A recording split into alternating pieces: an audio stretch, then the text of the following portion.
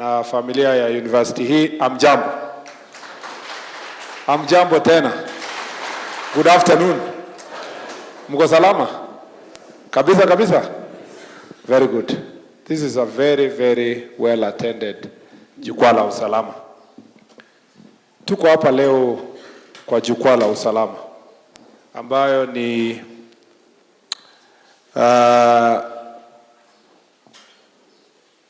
mkutano ambayo ni mbinu bora ambayo tulibuni kama wizara ya kuunganisha wale tunafanya kazi katika ofisi kuu na wale tunafanya kazi mashinani, ikiwa pamoja na viongozi wetu na wananchi. Nia yetu kwa Jukwaa La Usalama ni kusemezana jinsi ambavyo tunaweza boresha usalama na huduma kwa wananchi. Kama vile tunajua, wafanyikazi wa National Government Administrative Units, wao ni vile tunaweza kusema ni nguzo ya uongozi ya serikali kuu. Na kazi yao ni kuhakikisha kwamba kazi zote kwa wizara zote zinatendeka mashinani. Nimekuja hapa kuwashukuru kwa sababu kazi yenye mnafanya. Lakini pia kusema leo ndio ile siku ya kusemezana, kusikiliza mambo kutoka ground. Wajana ile ya siasa ya bandia. Hii ni sasa ground ile ya ukweli. Hii mkutano imeitishwa kulingana na ile policy ya Mheshimiwa Rais ya kusema kwamba kila kitu lazima ikue bottom up economic transformation. Kwa ndio better iweze fanya kazi, lazima kuwe na bottom up government consultation and administration. Lazima tusikize ni nini inahusikana na mambo ya governance kutoka chini. Leo sio siku kwa miaka mingi mawaziri walikuwa wanakuja mkutano, wanaita chiefs, assistant chiefs, police chiefs, alafu anafika mkutano, mtu anaomba, waziri peke yake anaitwa, anatoa matamshi kali, anaingia ndege, anajienda. In fact, in the past, because I have been in these meetings, waziri wa usalama akifika, anakuja, anaenda mkutano kidogo ya security, akifika mkutano kama yeye anasema, wewe OCS umefutwa kazi. Sijui nani, chief interdicted. Alafu anapanda ndege anasema kazi imeisha, anawekwa runingo, anaenda. Hatuwezi fanya kazi namna hiyo. Kwa mbinu yenye tumebuni, tunasikiliza kila mmoja.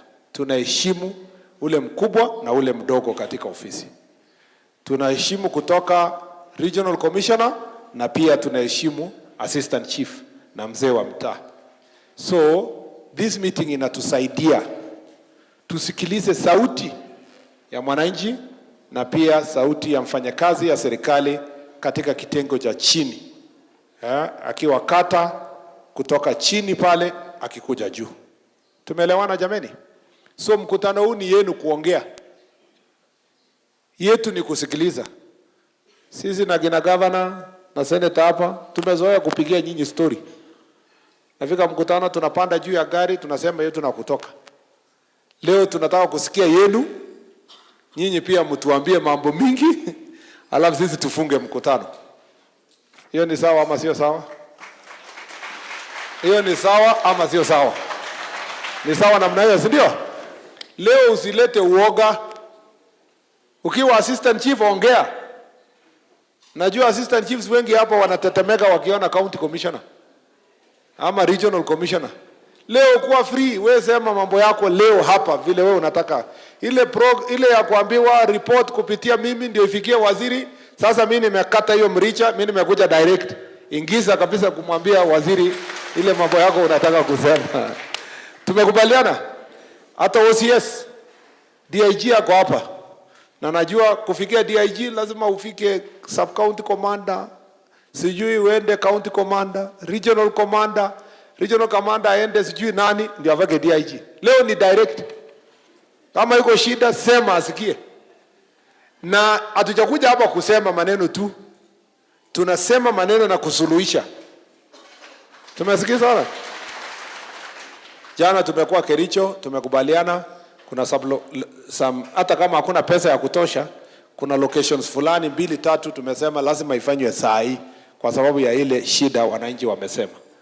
Tangu nianze jukwaa kutoka Mombasa, mlikuwa na shida mingi za welfare. Haswa ngao officers.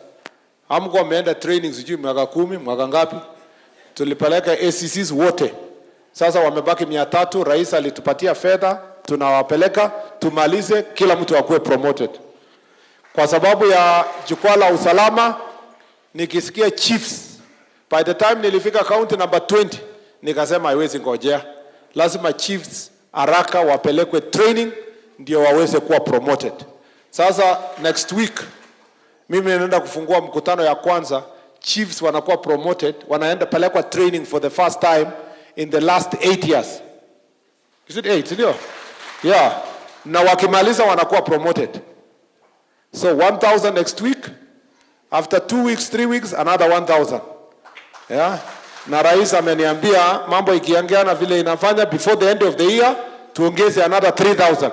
Mpaka tumalize chiefs na assistant chiefs, kila mtu aende training na apate ile inakufaa. Tumekubaliana? Mtu asonge juu.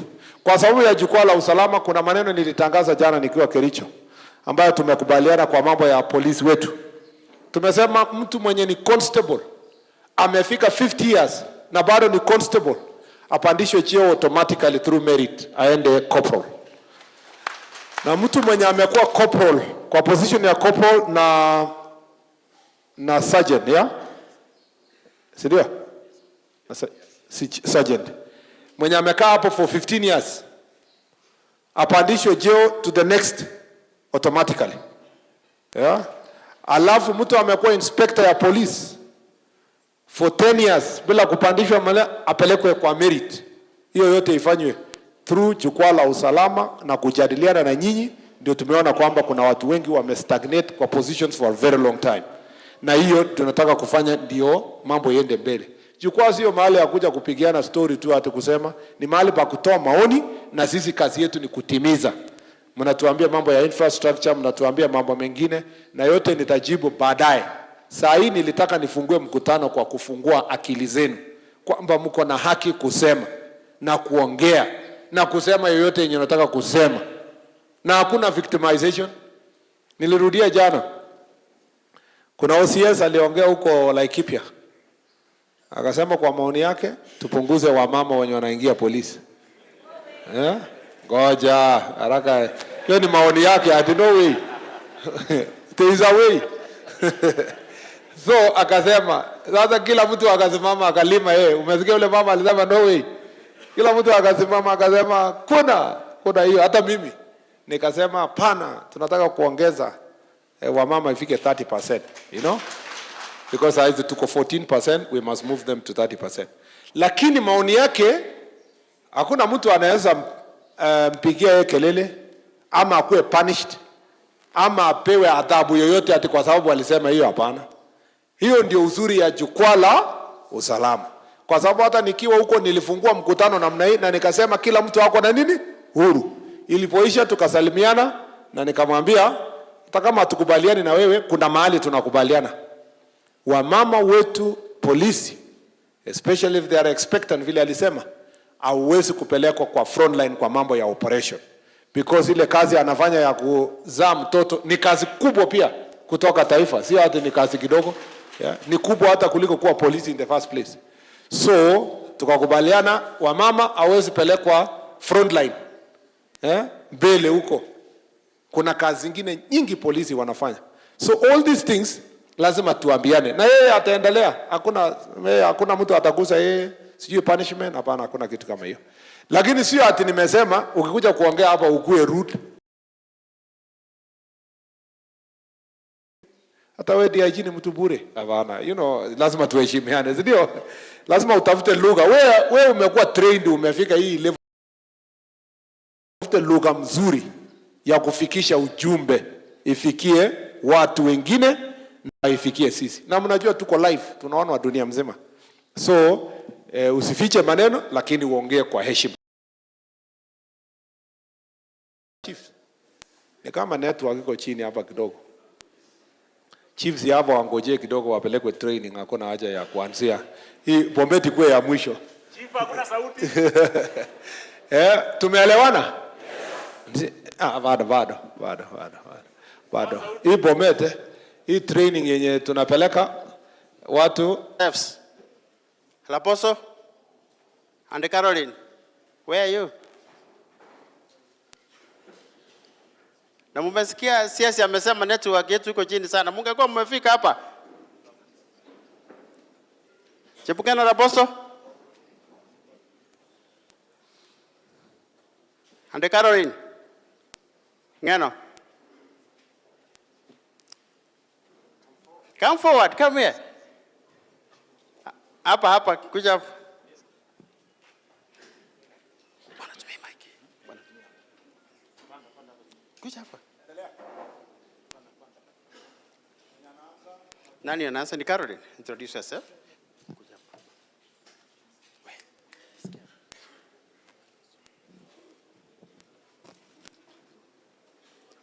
Our able Cabinet Secretary, Interior and National Administration, and all protocol of staff. Good afternoon. Good afternoon once again. I am called Faith Laboso from Assistant Chief Cheboya Sublocation, Shongrai Division representing Chebalungu Sub-County. Thank you very much for this opportunity that you have given unto me. First, I would like to welcome our able seers to our county, Bomet County. We are so honored by your visitation. So you are saying welcome very much. Any other time you feel like coming to Bomet, you welcome you. Welcome, sir. I have only 3 issues here that I need to address on behalf of the people of Bomet County. First is the issue of the building and constructions of chiefs and assistant chiefs offices. As you see our sir, you can see these beautiful chiefs and assistant chiefs. Most of them lack offices. They don't have offices. Some of them are using rental. Others are solving their cases under a tree. So you can imagine that. Even to a place of putting their files is a big challenge. So, Mheshimiwa, we are humbly requesting to consider that, the building of decent offices for these chiefs. Secondly is the casseted administrative units. In Bomet County, we have many casseted administrative units. We have sub-locations, we have locations, divisions, and so forth. But up to now, it has never been put into work. I think it was cassetted in 2017. Up to now, it is around 9 years, and they are not working. So, our sir, we are requesting that you put those administrative units into work, because most of them are very large.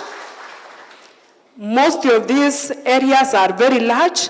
It is bringing a lot of workload to these chiefs. So it is our humble request that you put those administrative or casseted units into work. Another issue, which I think it is almost the last thing, is the issue of principals chiefs.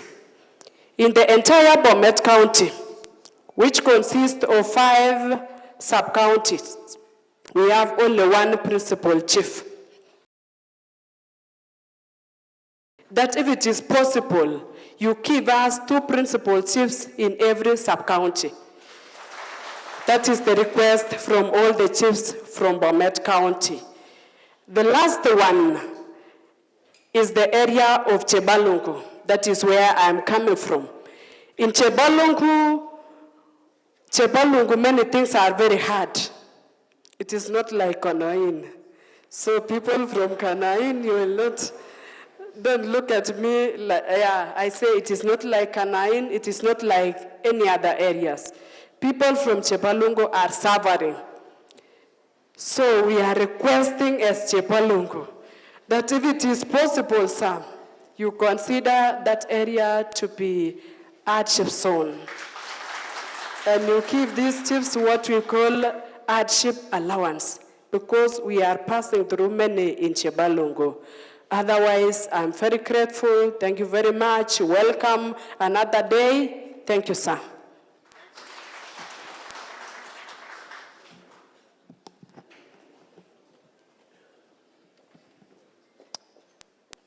Our CS for Ministry of Interior and National Administration, Honorable Onesimus Kipchumba Murkomen, and all the protocol observed.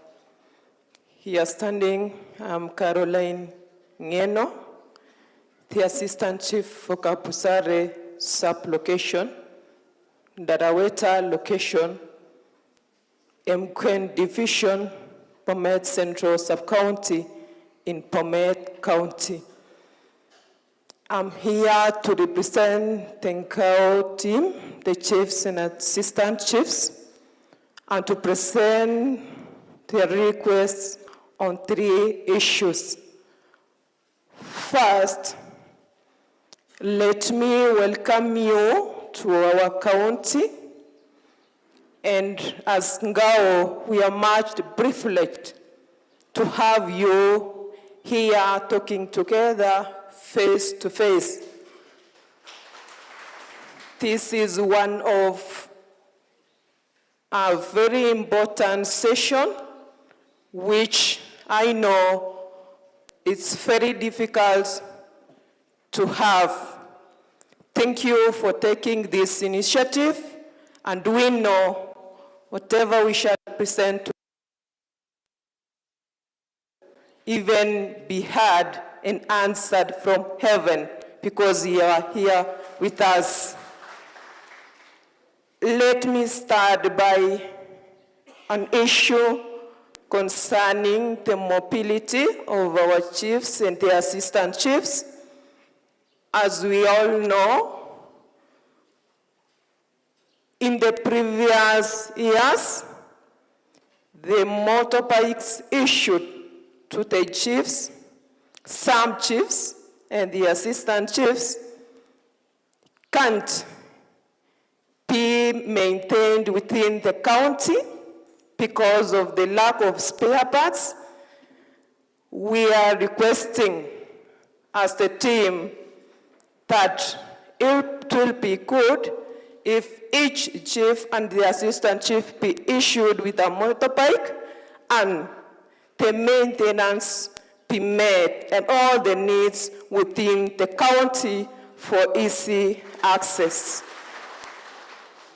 Secondly, let me also represent the chiefs and the assistant chiefs concerning the training that is necessary for all chiefs and the assistant chiefs, for them to acquire the expertise and the skills required in field work and in the security at large. Here in Bomet, as I know, maybe the last group who went for training was maybe early in 2019, meaning to date, we are serving just and training on the job, of which it won't enable us maybe to express or do the work diligently as required. So these chiefs here and the assistant chiefs have tried their best doing that work without the training. So we request that, not as you had started by opening the ground saying Bomet will be the last, we also wish to be considered to join the rest of the group and be trained. Lastly, let me touch on the attire of the chiefs and the assistant chiefs. As you know, we are always required maybe how many of the chiefs and assistant chiefs have been invited next week for the training next week from the Smameni? unless they have gone. How many from Bomet are in the group that is starting next week?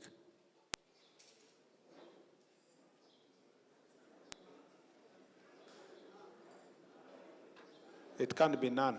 Every county had at least 8 to 10 people. Unless they have already gone. County Commissioner?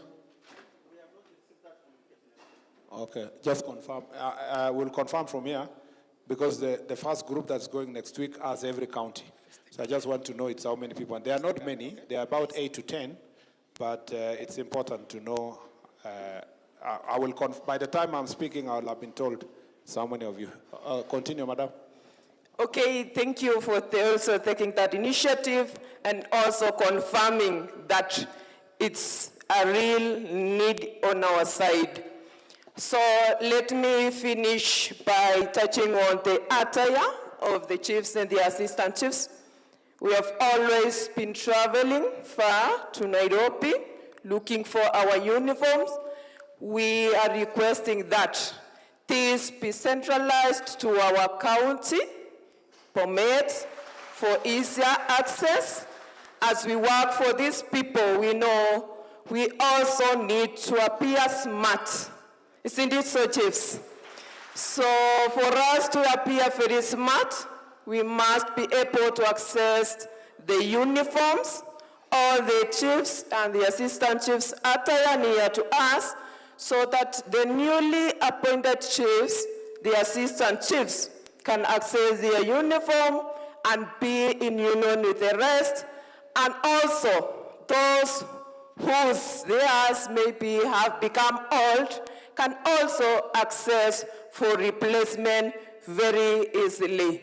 I know whatever we have presented today to you, our CS, we have confidence because of your leadership that we are able to receive and be happy and work together for the nation and for the betterment of tomorrow's people and for the betterment of our tomorrow's leadership. Thank you very much and welcome back again another day. Thank you. Thank you. Thank you so much. Sir, with your permission, I want to ask if there is an assistant chief who has an issue that has not assistant chief.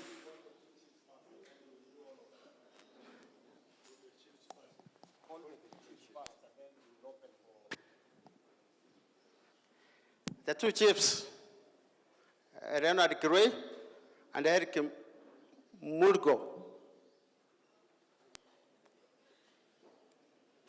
Eric, Leonard.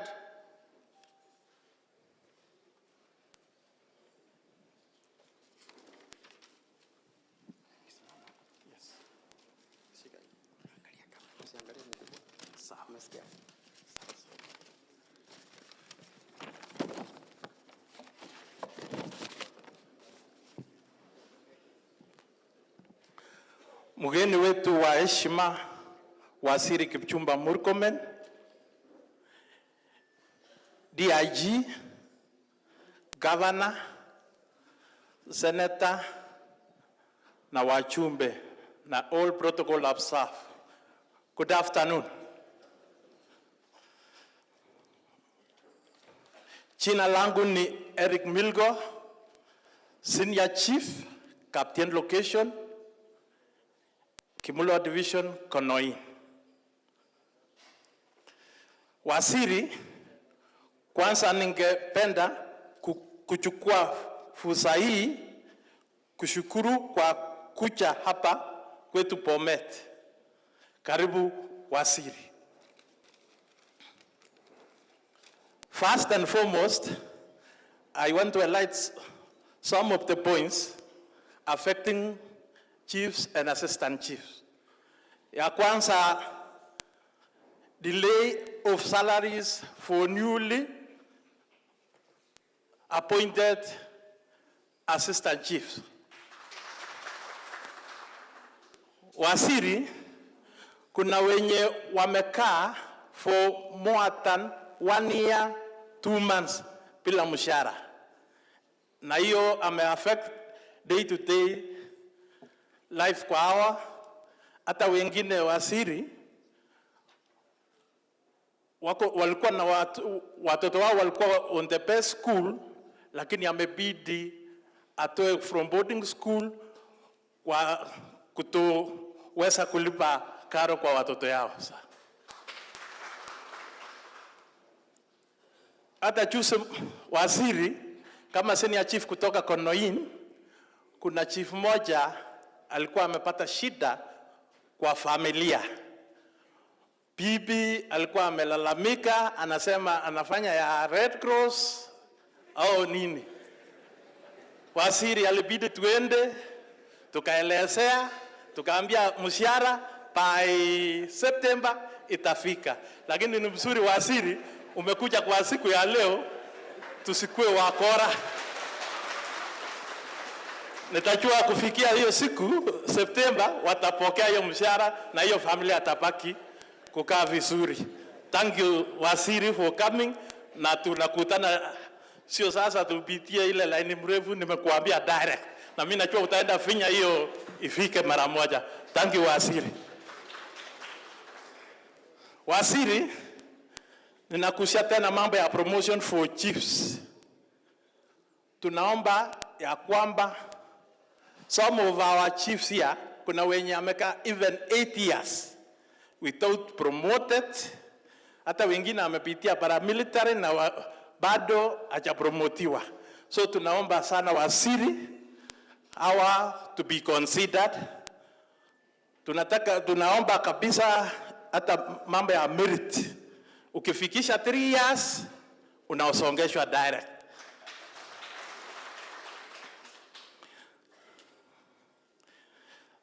Upande ngine ni mambo ya promotion tena ninakusia. Tunaona tumekaa karibu kila mtu. Utulete ile kusongeza kila mtu mmoja hivi. Hiyo mass promotion. We shall be grateful, sir. Nikusie one thing kuhusu chiefs those who are promoted from being assistant chief to become chief. At times umekaa kama assistant chief, umerise paka job group H. Sasa from there afakan inatokelea kwa area yako. So ukafanya interview, ukapata ukue chief. Na wakati unapata chief, umekaa kwa hiyo job group H for the last 4 years. Ukipewa kama chief sasa, unarudi tena kuhesabiliwa from hiyo H kama mwaka wa kwanza mpaka umalize 3, na ulikuwa na ile 4. Inakuwa ngapi yote? 8. Sasa hata kama if I am assistant chief, nimepewa nikuwe chief na nilikuwa kwa job group H, tunaomba to be motivated to be moved from that H ungeenda J. Itakuwa hata be motivated because hapo utakaa tu without. Ya kumalizia, most of the officers, our chiefs, wamesoma, wako na degrees. And we are requested, sir, the degree holders to be elevated to ACC. Na wale wako na diploma, hata hawa aongezewe kitu. That is what we are requesting, sir. Hata ukiniona hapa sir, hata nami nimesoma kabisa, lakini yangu mimi nataka tu uniweke ile ya principal, kwa sababu sitatabua niende ni waachia huko nikue ACC. Sitatabua kwenda piga ugali huko, utanipea tu nikue principal chief. Lakini hao wengine pea.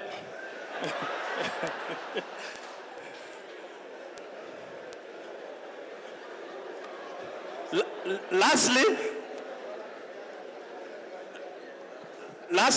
sir, kuhusu mambo ya kasi yetu ya illicit brews na mambo ya hiyo drug abuse hapa Bomet tunakuambia by 2027 at least tutakuwa tumefika mahali.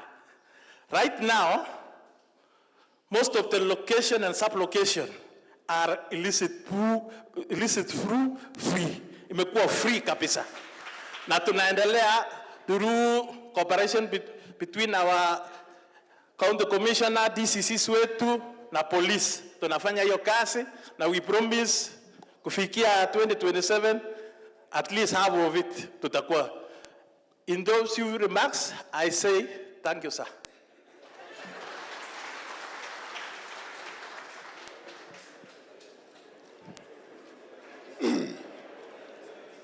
Asante sana.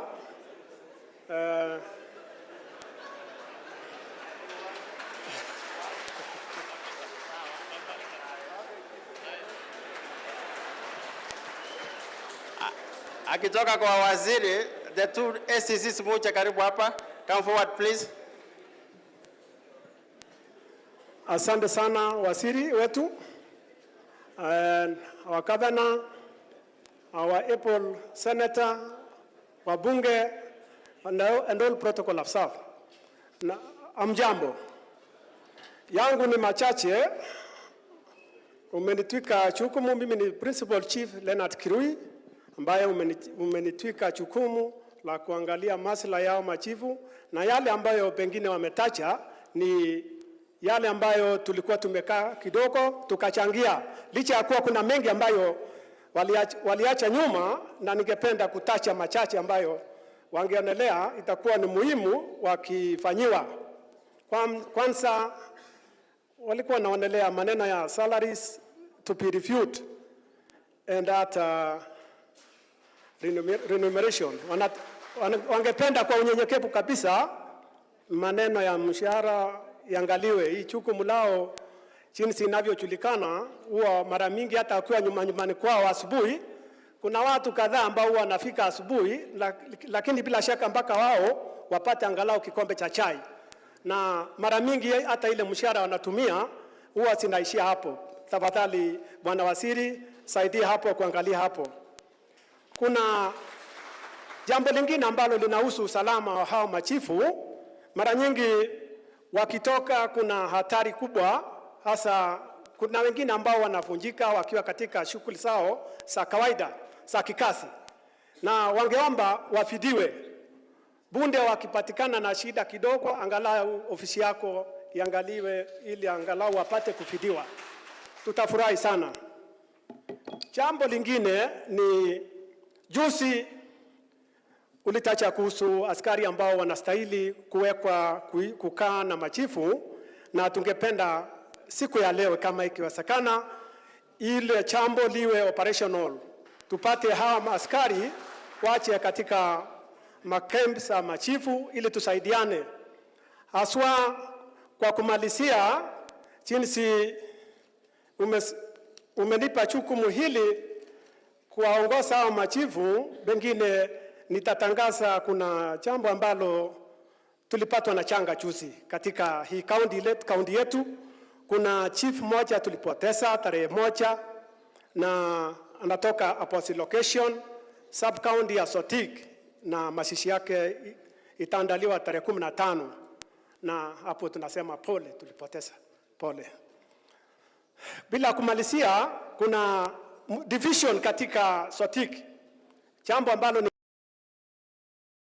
Mutarakwa division, pahali ambapo machifu kutoka upande wa Bomet Central wanahudumu katika upande wa Sotik sub county. We are in 2 different constituencies. Kuna machifu ambao wanahudumu katika Bomet Central, lakini administrative wise wako Sotik. Na hiyo division inaitwa Mutarakwa division. Tulikuwa tumekaa hata pamoja na wapunge tukapitisha kwamba Mutarakwa division iwe subdivided, iwe 2 divisions. Kuna moja itwe Mutarakwa division na nyingine itwe Kipsonoi. Nafikiri jambo hilo limefika kwa ofisi yako. Asante sana. Tutapenda sana usukume hilo.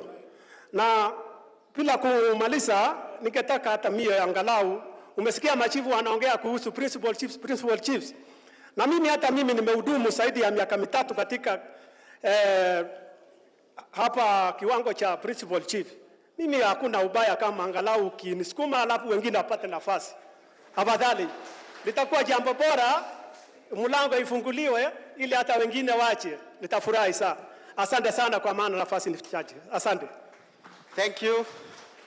OCS Cyrus Kitetu James Ocheng, come forward please to stand for the Assistant County Commissioners. Just hold on. Our ni ACC. Let them wait.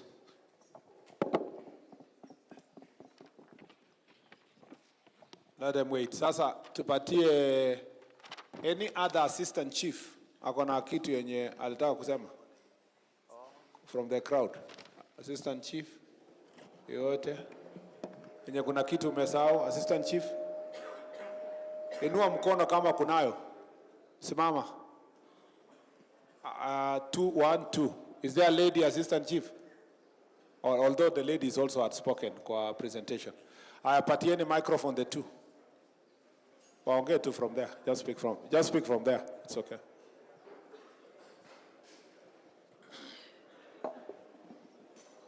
Thank you, sir. My name is Langat Kilpat. Let me take this time to maybe present something that has been forgotten by my colleagues. First, I come from JP sublocation, Kaptebemwet location, Kimula division, Kanoin sub-county, Bomet. One thing that has been forgotten, sir, is about the AIE that helps us on operation of our officers to be able to acquire the stationaries and also for mobility and also help in gathering meetings for our village elders and also things that gathers and matters office. Thank you, sir. Okay, waziri wetu wa usalama kwa majina ni Johnston Cheruiyot Terere. Mimi ni assistant chief wa Sipayan sublocation in Mkwen division, Bomet sub-county. Katika utekelezaji wa kazi yetu, ningependa kuomba ya kwamba kama itawezekana, kwa sababu tumepitia mafunzo mbalimbali, tungependa tuwe na service register kwa ofisi yetu kutoka kwa serikali. Ili wakati wateja wanapokuja kwa ofisi yetu, tuandike majina yao, mahitaji wenye wanahitaji na utekelezaji wa yale ambao wanataka. Na itakuwa huwa tunatengeneza the four choir book kuandikia, lakini tunataka ile register kutoka kwa serikali, ile service yetu iwe rahisi na tujue ni nini tumefanya na nini hatujafanya. Kwa sababu kwa upande wa polisi wako na occurrence book, machifu nao wawe na service register ili kutusaidia katika kazi yetu. La pili, village elders ni watu ambao wanatusaidia sana katika kazi zetu. Hao wazee kila wakati wajua wanaishi na wananchi na wakosi kutangamana na wananchi wakiwa na shida. Hao wazee wametusaidia bila mapato yote kwa muda mrefu. Tunaomba kupitia kwa ofisi yako hao wazee wapate kitu ili wanao wafurahi na kazi yetu iwe rahisi pia. Ni haya tu nimekuwa nayo. Niliachiliwa 2004 na nitarajia kama nitapandishwa pia nitakuwa na furaha ili nipate kutekeleza kazi yangu vizuri kwa sababu ile muda nimekaa iweze pia kuonekana kwa vitendo. Asante, Mungu awabariki. Very good. Chief mwenye anataka kuongeza moja, kuna mwingine? 2 and the last one 3. So huyo kuna mwenye ako karibu na box pale, hiyo nini? I love the last one. Thank you. Honorable sir. Mwenye amesimama huko nyuma, wewe ni chief? Okay, sawa. Uko kazi nyingine? Asante sana. Honorable sir, I am Joy Narono, Chief Singorwet location. Ningependa kuongezea ya kwamba sisi kama chiefs and assistant chiefs tunaomba ya kwamba tungekuwa na wakati ya kukua na retreat, maybe sometimes Kisumu, Mombasa, ili tuweze kutoka kwa various locations ambazo tukiongoza. Imagine a situation whereby unasaliwa Kabungut, unasoma Kabungut, unaolewa Kabungut ama unaoa Kabungut, alafu unakuwa kiongozi Bomet. So we are requesting that sometimes we should be taken for retreat. Thank you, sir.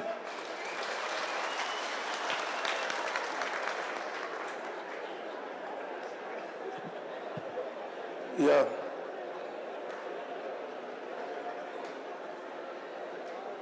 So, mine, yes, sir, mine is just about the time our policemen were given risk allowances. We had pointed out that point the other time. The chiefs also should be given strenuous allowances because they are taking a lot of time, even up to the weekends, working, even during the odd days, nights until town, but they are not being paid.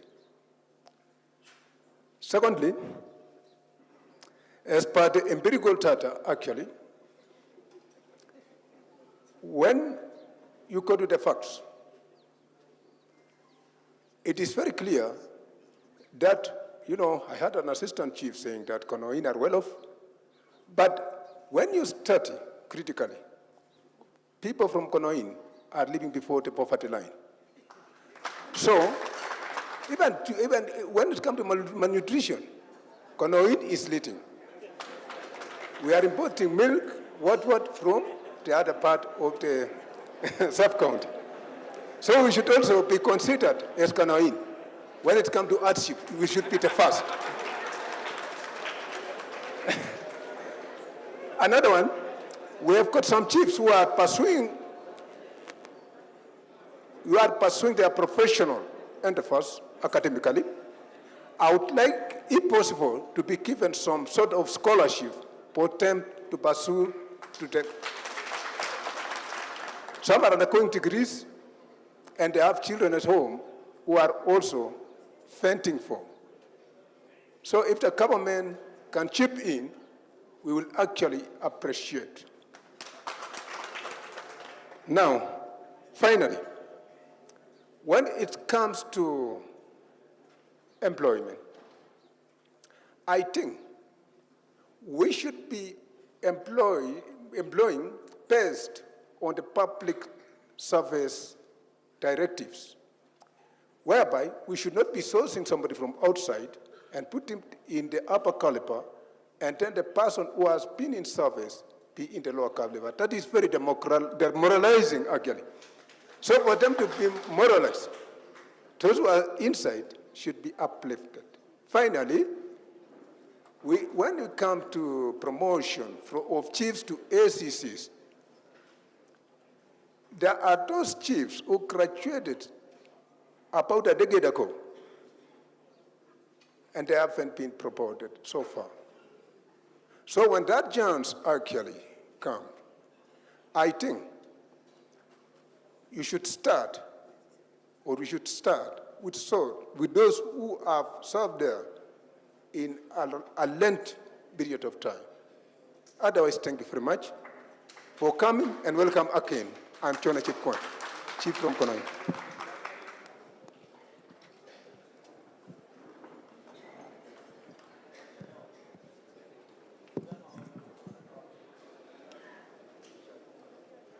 Good afternoon, sir. Mimi ni Lenny Kirui, Chief Chemake location from Sotik Sub-County, Sotik Division. Yangu, before niseme moja, ako tuta mwanya msigisa genge wasire. Kwa nikisema kwa amuni kwa sekutiti, ya mwa genge, ngutiti kumatima genge. One, nataka tukushukuru kwa yale mpangilio ambayo umeweka katika ofisi yetu. Ya kwanza ni kwamba when a chiefs retire or assistant chief or akikufa like the one tuko naye ambaye ametuacha, umeweka mpangilio ya kwamba uwezi ukalete mtu kutoka nje, you promote the officer who is serving. Hiyo tunataka tukushukuru. Ya pili, waziri, ni kwamba relationship ambaye iko kati yetu ngao team officers, county government officers na wananchi. Sisi ni national government and we have a very good relationship with all team. So tunataka tushukuru na mpangilio ambaye uko naye, we want to say thank you.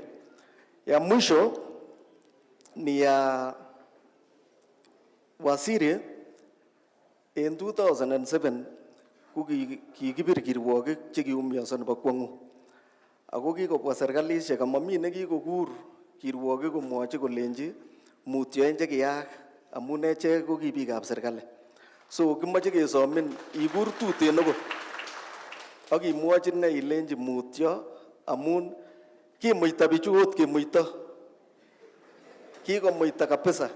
Kimoche kesom waziri asikobit ikur kirwogik amun mi chekikibelen korik, mi cheliponi loan akoi ra. Waziri, nilikuwa nasema hivi, in 2007 machiefs waliumia, na tunaomba kwa sababu all the other governments that have come, hakuna mwenye amefanya kikao kama wewe na ngao team. Tunataka tukushukuru na tunaomba ya kwamba hakuna chief ambaye alikuwa compensated. Kuna chief ambaye nyumba yake ilichomwa akakufa, mtoto yake akakufa kwa kufika nyumbani mwenye alikuwa university kuona what has happened. And tunataka tukuombe waziri, hii jukwaa la usalama ambao umeanzisha, tunataka tukushukuru. Hii ni kututia moyo na motisha kwa kufanya kazi kwa ground na kuhakikisha kwamba tunafanya kazi vizuri. So tunataka tukushukuru na tunaomba you call some representative ili wakuje mukae na hawa from our county, kwa sababu Bomet County was most affected. So tunaomba mkutano ikiwezekana ya machiefs wachache wa represent wengine wakueleze vile ilikuwa. Otherwise, as at now, tunashikilia serikali ipasavyo na turudi nyuma. So waziri, ningeomba tena mane mchingeji metu waziri. The county commissioner aliretire hapa. And we have a county commissioner ambaye ana hacked. Tunakuomba upee awe county commissioner vizuri, kwa sababu ya ile kazi ambayo anafanya. So mane mchingeji metu waziri. Torete kabisa mungigere kazi ni. Thank you very much. Thank you, Chief. I'll respond to the issues later. Lakini I wanted just to clarify something.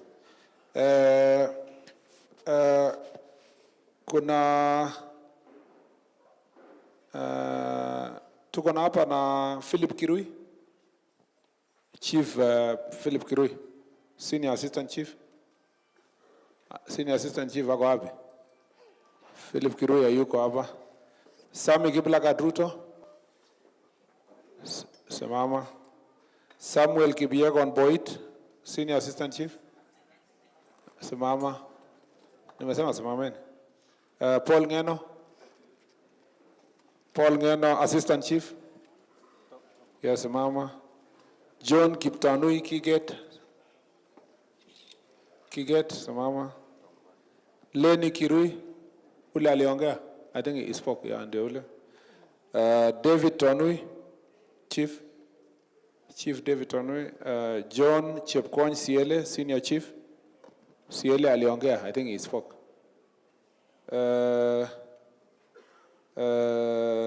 Julius Lagat, ndio huyo.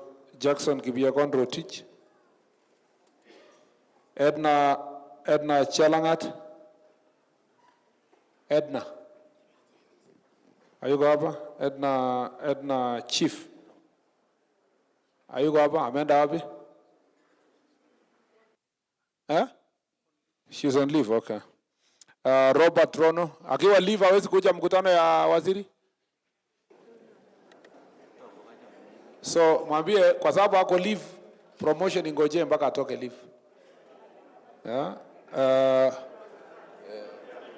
Robert Rono, Richard Rono,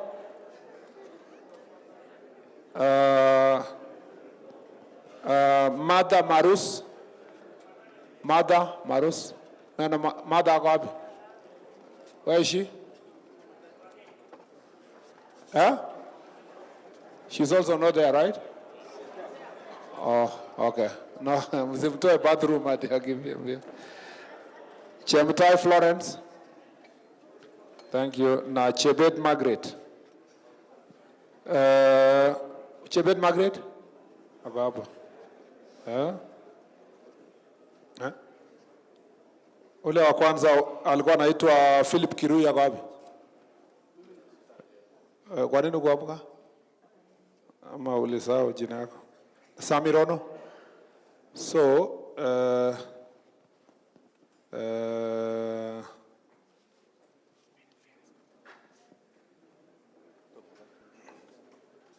you are supposed to be Nairobi.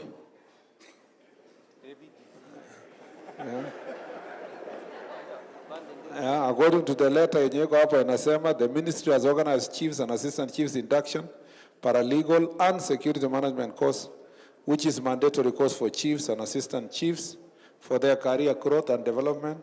The training will be conducted in 4 cohorts. The following have been nominated, which is yourselves, have been nominated to attend a training at the National Police College at Bakassi A campus. They are expected to report on Friday, 8 August by 4 p.m. So you have only about, yeah.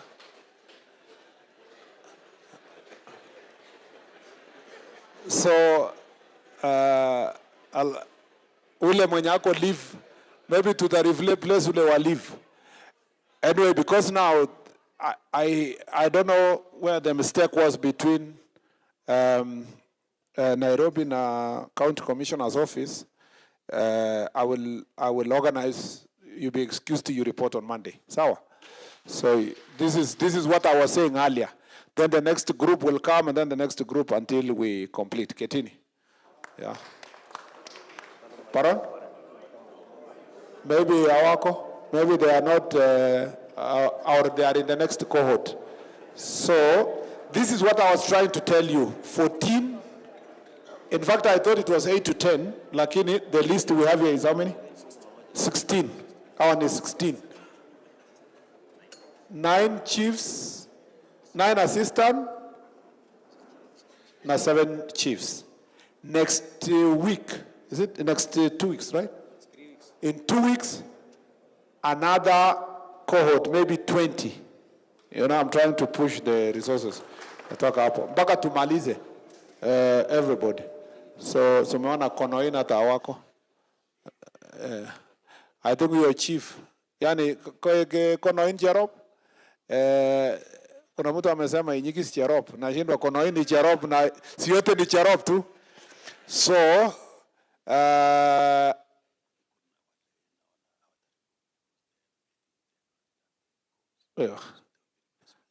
okay, so we'll take care of Konoin with the replacement next week. Kuna watu hawata report because waliitwa na they had already done the course. Wengine waliitwa na they are 59. Wanasema hakuna haja kuenda kupiga salute, anataka kuenda nyumbani.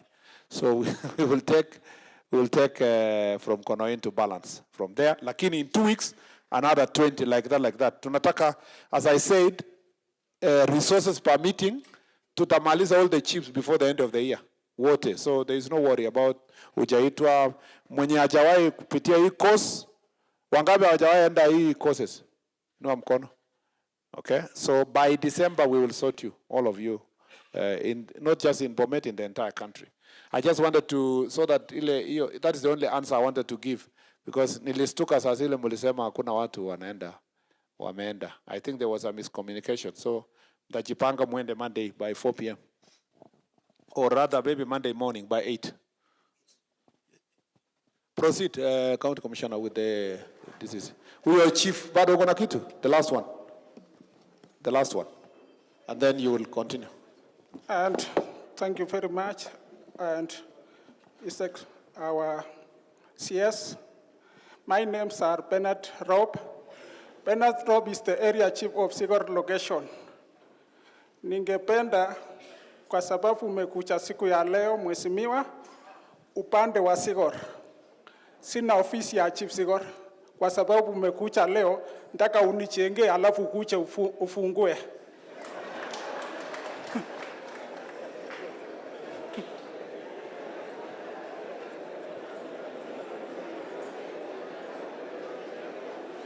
Sawa sawa. Ndio nasema hivyo. Asante sana. Nasema hivyo juu saa hii tunatumia ofisi yetu na watu wa cooperative society na ni ofisi moja.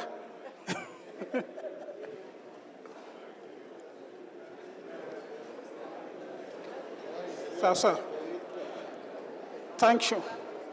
And tena and newly appointed assistant chiefs and especially assistant chiefs, kuna wenye hawana personal number. Sasa hata kuenda upande wa training hawataenda juu hawana personal numbers. So kindly consider that one. Thank you.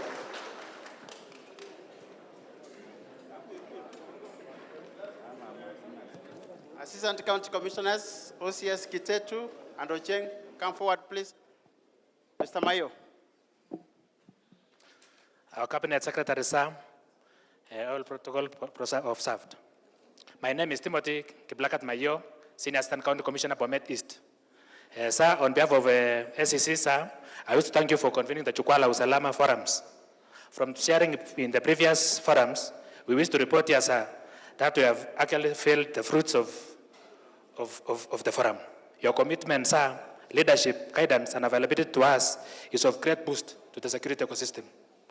As SEC, sir, we wish to assure you and the Republic that we are committed and determined to ensure that the country is cohesive and safe. We are focused and always ready to deliver the best service to the nation. Sir, allow me to highlight a few concerns affecting us here in Bomet County. Sir, one area of concern is decentralization of security-related agencies.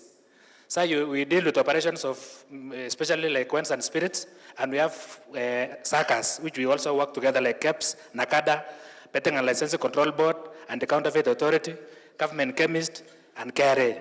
We request, sir, that these departments also be devolved to the county level so that they can be available to us to make sure our work is efficient and timely. Number two, sir, is on the uniform and the flag. In our offices, we fly the national flag. At times, it becomes a problem on where to collect. So we request, sir, maybe it can also be devolved to come with the uniforms to the county level. Number three, sir, is on training and capacity building. We commend the ministry for the recent promotions and training initiatives. However, several officers have yet to benefit from the mandatory trainings outlined in the scheme of service, like the senior management course and DPA for the remaining a few SECs. For those who missed prior sessions, we request that you fast track so that all the required in the scheme of service are done. Number four, sir, is on infrastructure development. We wish to sincerely thank the ministry for the construction of modern offices in Kabletundo and Mutarakwa divisions in Bomet, in Konoin sub-county. And Sotik, yes, sir, sorry, Sotik. So we request, however, many administrative offices still are in pathetic condition, and we request that you assist us, like the county headquarters, you saw, sir, is in a poor state. We also commend the CDF has constructed a number of offices, but the greatest challenge is provision of furniture and office equipment. We request the officer to assist in the equipment and furniture. Number five, sir, mobility and accommodation challenges. Most of our officers in the field, especially the SECs, have no transport at all. Very few have maybe, and if they have a old vehicle. So we request, sir, for the provision of reliable means of transport, and decent housing to improve the welfare and operational efficiency of the officers in the field. Number 6, sir, operationalization of the gazetted administrative units. Somebody has said, but for highlight, in Bomet County, sir, we have very fast areas of administrative units. We request that maybe a few of the ones you've mentioned be operationalized so that we can have service closer to the community. Thank you, sir. May I allow my colleague to proceed with the remaining part of our presentation? Thank you, sir.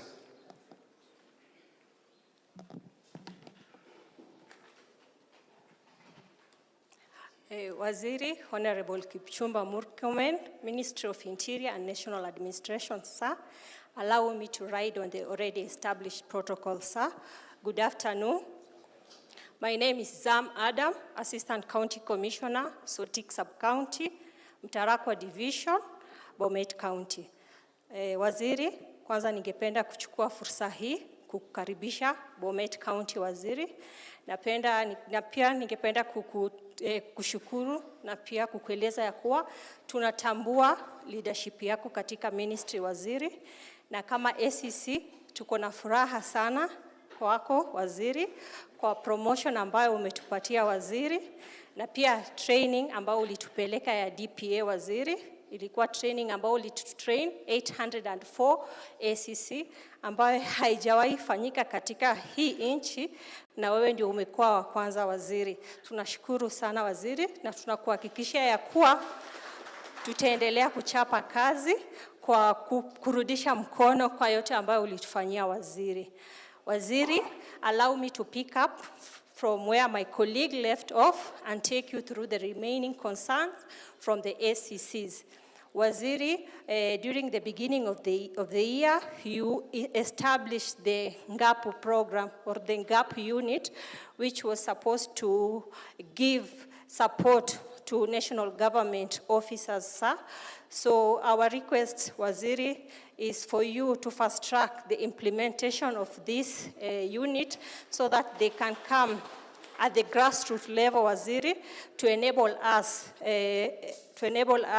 first to continue delivering services to wananchi, sir. Number two, we also request for the extension of sub-county Wi-Fi to the divisional units, sir.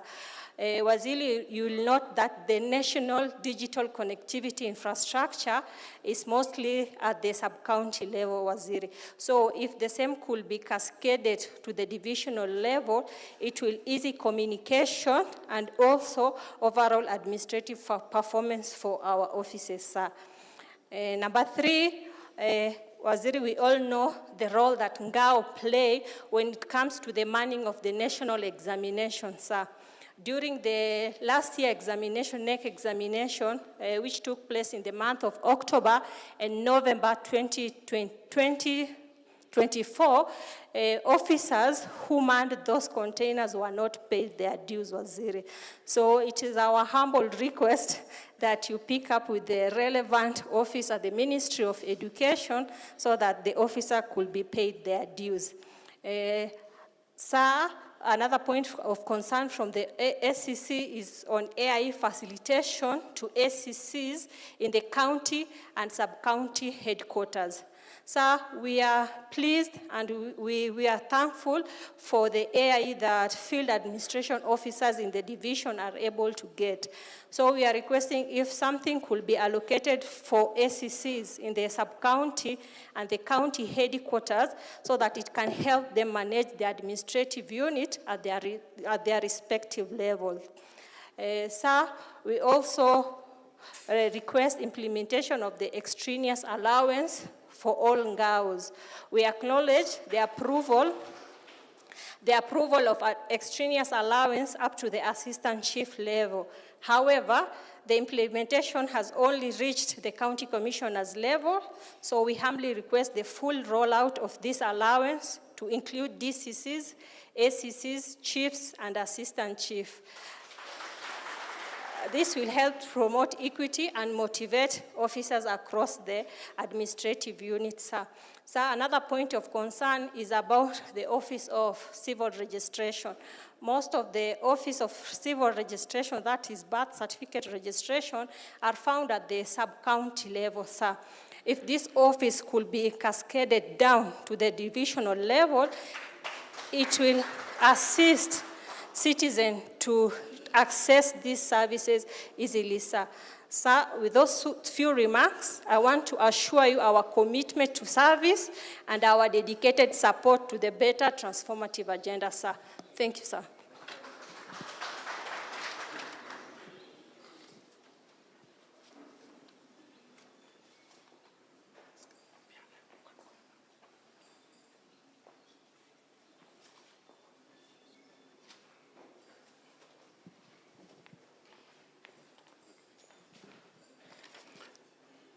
Sir, we are done with Assistant County Commissioners unless you have an issue with them.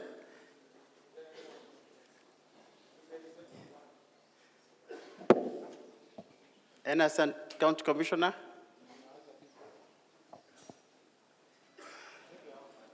I think they're okay. We want to move to OCS.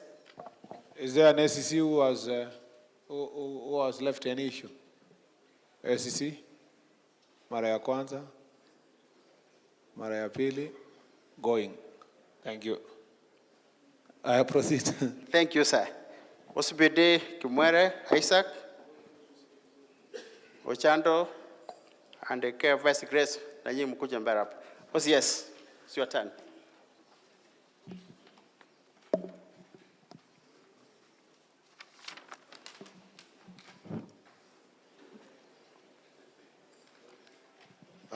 The Cabinet Secretary, Minister of Interior, National Administration, Honorable Kipchumba Murkomen, sir, the Governor of Bomet,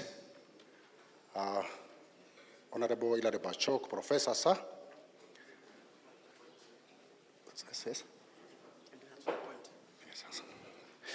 All other protocols observed, senior government officials present, ladies and gentlemen, good afternoon. Good afternoon, sir. As OCSS Bomet County, we have condensed our issues into a memoranda. That has a number of issues. And I will go straight to addressing the first part of it. And my colleague, Chief Inspector Ocheng, the OCS Molot, will address the rest. I am Chief Inspector Cyrus Kitetu, the OCS Bomet Central. So this is a memorandum by OCS Bomet County to the Cabinet Secretary, Minister of Interior and the National Administration, the own Onesimus Kipchumba Murkomen, during the Jukwaa La Usalama tour of Bomet County on 8th August 2025. Welcome to Bomet, sir. The Kenya Police Service station commanders within Bomet County highly appreciate the government's effort in addressing issues concerning the security of our nation at large. Most issues addressed in this memoranda cover police stations, police posts, patrol bases within the county. They are cross-cutting in nature, some specific and others general. The following are some of the issues identified for address, sir. So these issues, as I said, they are cross-crossing, and you may have heard about them in other forums elsewhere, but they impact differently depending on localities, sir. I start with the transport, sir. Station commanders appreciate the effort the government is putting in place in addressing this challenge. However, there are very few vehicles, and most stations completely lack vehicles. There are 23 police stations within this county, sir, and there are 17 police posts and patrol bases established across the county, with only 10 motor vehicles to serve those police stations and the police posts. 3 of them are government vehicles, and 7 of them are leased. As a measure to ensure that service has been rendered, commanders are forced to share vehicles with other stations. For example, Bomet Police Station has 1 vehicle, and Bomet Police Station shares that vehicle with 4 other stations. These stations, sir, are far apart. they are not near each other. In addition to that, sir, that vehicle, that is my vehicle here, is the same vehicle that is used by the traffic department with all the accidents that happen here. This route is very busy. The same vehicle, sir, is the vehicle that is used by the prison department. The prison department here have no vehicle. That is the vehicle they use to take their prisoners to court and back to the remand. The same vehicle they use to take these prisoners to hospital in Longisa, which is 20 kilometers away from here. We also take prisoners for medication to Longisa. Traffic department takes their victims to Longisa, which is very far away. That is one vehicle against such, sir. Mulot Police Station and Lugumek have similar issues. Their vehicles serve the entire sub-counties.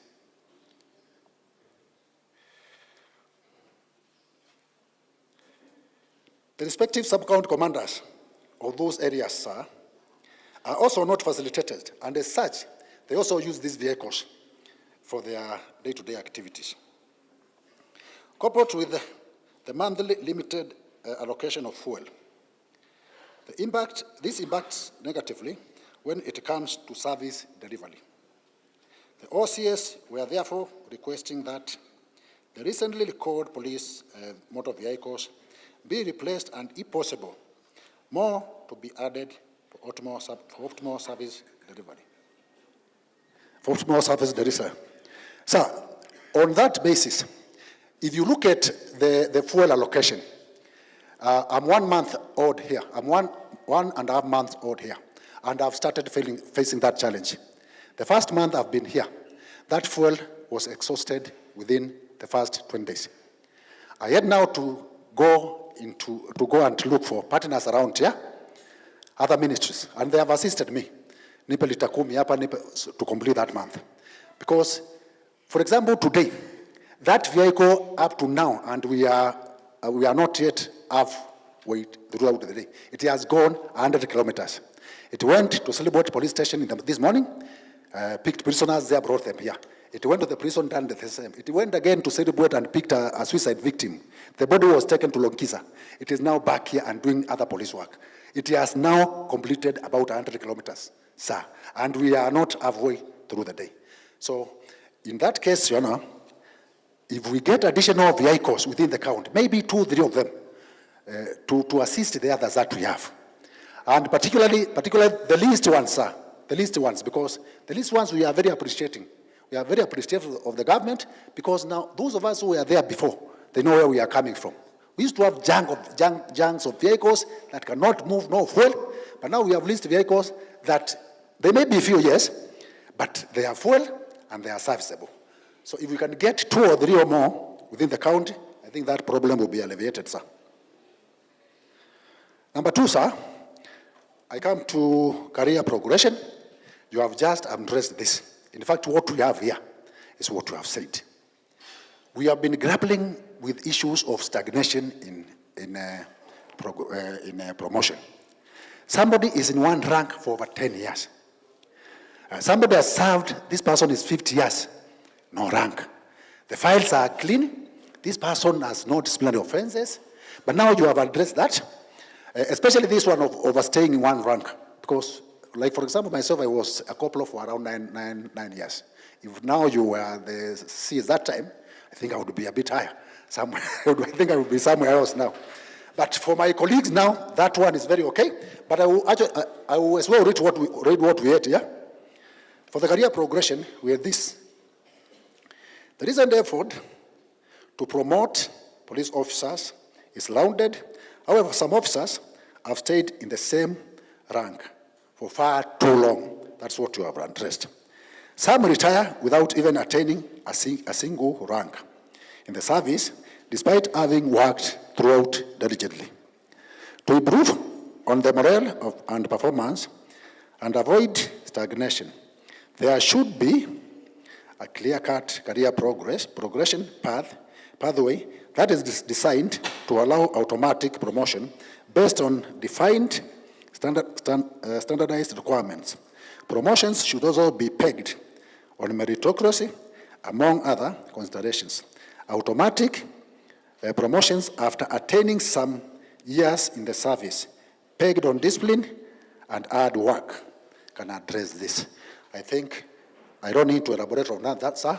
We are through with what you have said, and we appreciate, really, we seriously appreciate on that.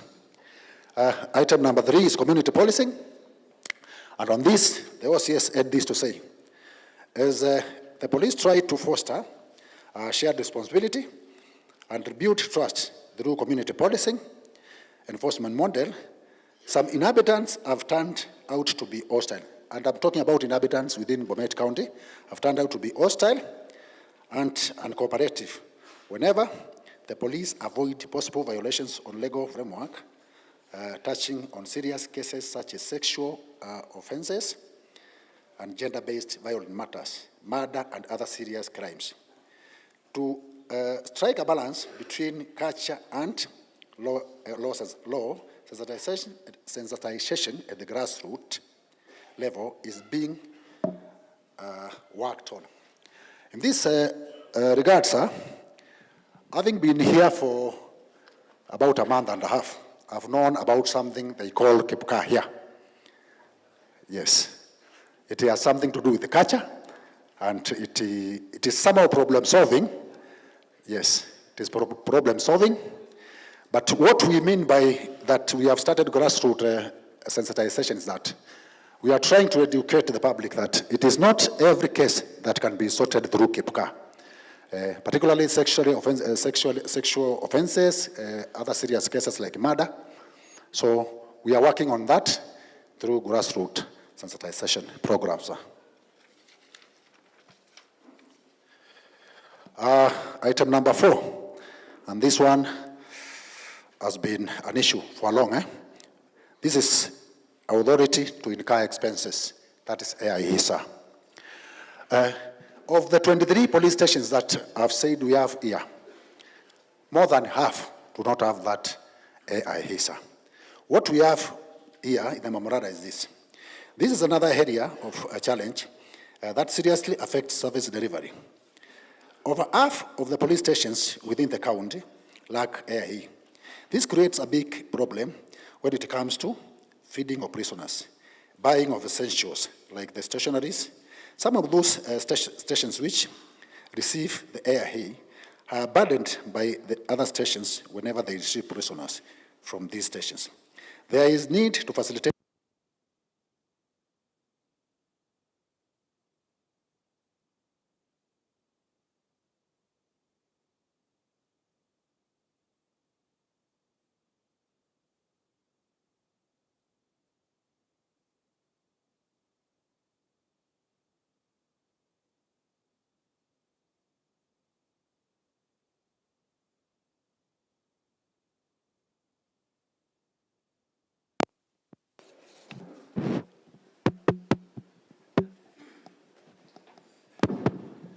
Thank you, sir. Prisoners from around 5 stations, sir, are brought to my station because those stations do not have AIEs, so the prisoners cannot access meals when they are there. Like I heard you say recently during another Jukwaa La Usalama program somewhere, most of the stations that we have today are colonial. This one is a very good example. It's very colonial. It has 2 cells. And these cells are not spacious. So you find prisoners have been brought there, and having only 2 cells, I have to overcrowd these people. In as much as I would want to be humane, they have to be overcrowded. And the reason why they have been brought here is just because of feeding. They cannot get food anywhere. So in this one, sir, if these other stations can get AIEs, I think this problem will be sorted in a way. Kitting is another area where we have problems, sir. Officers do not have uniforms. They have resorted into buying uniforms, which is also okay, because we cannot just say nothing is being done. But if we get uniforms, sir, this will actually assist a lot. For the police stations infrastructure, that you know, sir, most of them are very old, and they don't have adequate facilities, especially the cells. So if you look into that, sir, we will be very appreciative. That Jaja, sir, I would, with your permission, hand over to my colleague to finalize, sir. Thank you, sir.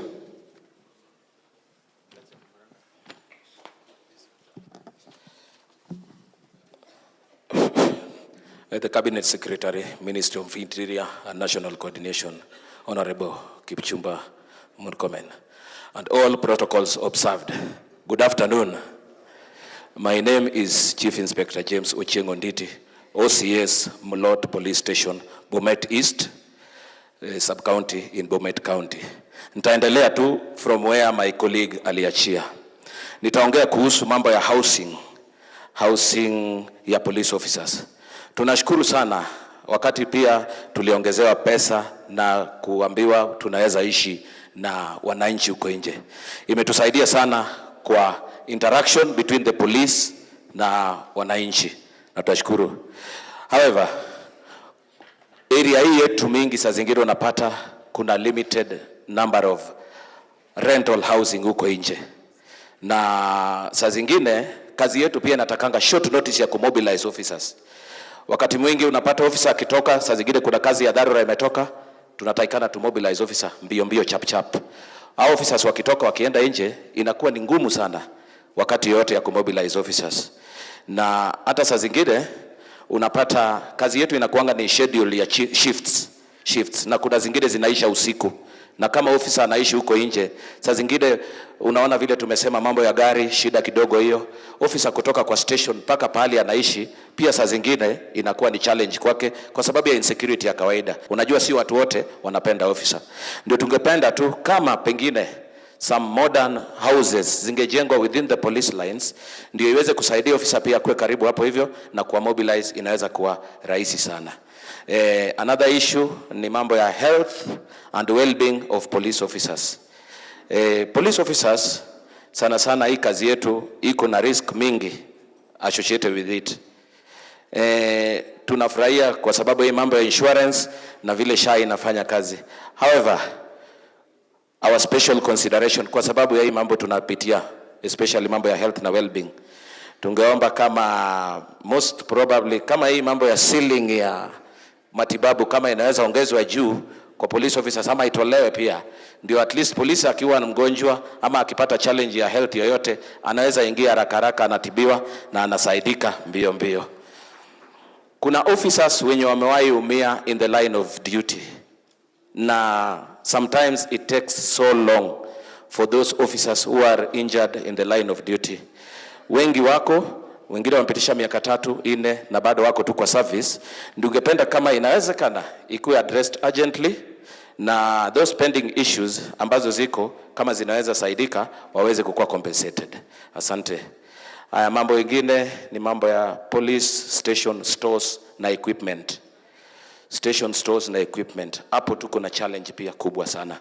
Unapata mambo ya stationaries za kawaida, hizo registers, whatever, OBs, nini, kitu kama hiyo. Computers, hii vitu ya printers, hiyo mambo kama wifi. Because nowadays, any police station, patrol base, uko ndani yote, inahitaji hiyo. Hatuwezi bahatisha. Kitambo tulikuwa natumia typewriter, saa zingine unapata information unatakikana haraka uweze kurudi. Tunashukuru serikali kwa ile mikakati imeweka yote, lakini kama hizi vitu ingeweza kupewa pia priority tungeshukuru sana. Kuna issue ya continuous and on job trainings. Especially apart from hizo colleges kubwa, we have regional training centers. Kama zingeweza kuwa rejuvenated na ziwe zinafanya ile kazi inatakikana, yani officers wakwetu continuously wanaingizwa, wanaenda, wanapata hizo skill na knowledges na kukua current na vitu yenye vinatendeka. Kama regional training colleges ingekuwa inaendelea, ingekuwa mzuri sana, because officers wangekuwa wanaenda wanatoka, wengine wanaenda vile sasa chiefs na hao assistant chiefs wanaenda, officers ikuwe regularly wanaenda kwa vitu mingi, ingekuwa mzuri sana pia kukeep officers updated. Mambo mengine ni mambo ya staffing na deployment. Tulikuwa tunashukuru sana vile serikali juzi imeannounce kwamba after 3 years itaweza kufanya recruitment very soon. Tunashukuru sana. Kitu ile tulikuwa tunaomba kama hiyo recruitment ingekuwa very regular na short notice pia, ndio iweze kucover wale officers wanaenda retirement na wenye wanaaga na pengine wenye wana resign ama kwa njia yote nyingine, ndio kusikue na hiyo shortage ya officers. Na pia unapata mheshimiwa kwamba tuko na stations zingine ambazo hata post ama patrol bases ziko very severely, iko na severe shortage ya officers. Unapata ingine iko na watu wawili watatu kitu kama hiyo waine, na iko ndani huko hivyo. Tulikuwa tunaomba kama pengine kama kuna area ambayo iko relatively well staffed, kama inaweza, lakini hiyo najua ni wakubwa wangu pia, waweze kusaidia upande ya mashinani tuweze kupata officers, na pia iboost hiyo kidogo. Na officers wenye wame overstay in one area kindly, kuna officers wame overstay in one area. Hizi area zetu saa zingine unapata mtu wako na miaka 5, 6 kitu kama hiyo, tunatuma signal, lakini hiyo yote najua itakuwa addressed baada ya mkutano. Kuna another issue ambayo saizi imekuwa challenge kubwa kwa officers, ambayo ni mental health awareness. Mental health ya officers.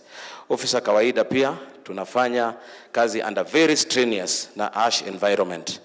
Na tunashukuru sana ile effort yenye government imeweka kuhusu mambo ya chaplaincy, rehabilitation, hizo zote tunashukuru sana. Hii vitu kama ingeweza sisitizwa na iongezwe zaidi, isikuwe tu ni ile pengine kidogo, saa zingine hata inakuja at the station levels, kama wanaweza identify officers wenye wanapata hizo ma challenges kila wakati, ikuwe tu ni kama part and parcel routine ya officers ku identify issue ya mental issues ya officers, ingekuwa mzuri sana. Finally, mimi ningependa tu kusisitiza ile mambo yenye assistant chief alisema, na OCSs na officers pia wamekubali. Area kama Chepalungu, kama officers wanaweza kuangaliwa mambo ya ikuwe tu hiyo hardship allowance hiyo, kwa sababu kidogo wanabambara upande hiyo, wangeshukuru sana. Otherwise nimeshukuru sana, Mungu awabariki, tunajicommit kufanya hii kazi kila wakati. Thank you very much. Thank you, Bwana OCS. Sir, we are done with the OCS. Yes, that's what I want to.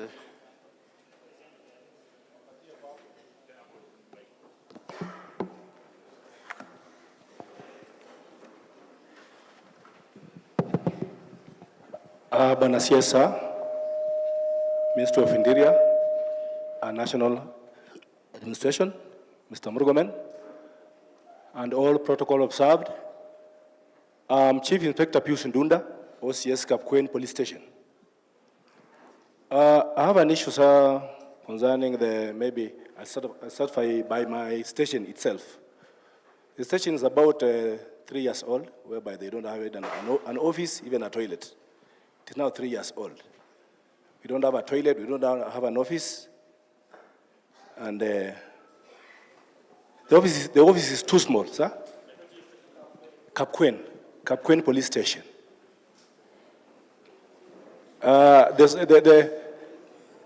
The market itself is so big, very big. On Tuesday we have a very big market at the Kapkwen, and it's on the highway. So sometimes I have a challenge whereby the OCS Bomet has talked about the AIE and the feeding of prisoners. Even if you are given an AIE and you don't have a cell, there is no way you'll put the prisoners, there is nothing you'll do. The first thing, they build the cells, the offices, then you are allocated the AIE so that you can feed the prisoners. Another issue is about transfers. For example, in the Rift Valley region, you find an officer is transferred from Turkana or Wamba to Bomet. Before we are being paid transfer allowance. Nowadays you are being told you are being deployed, you are not paid transfer allowance.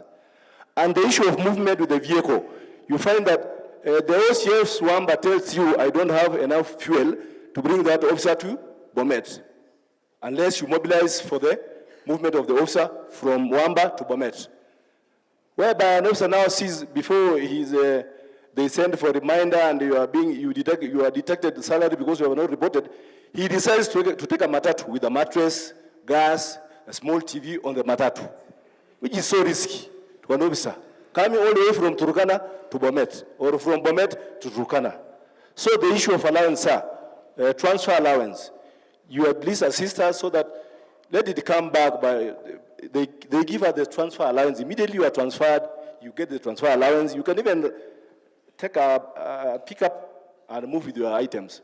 But now if you are told to move from Bomet to Turkana without anything, with the salary, you cannot move, sir.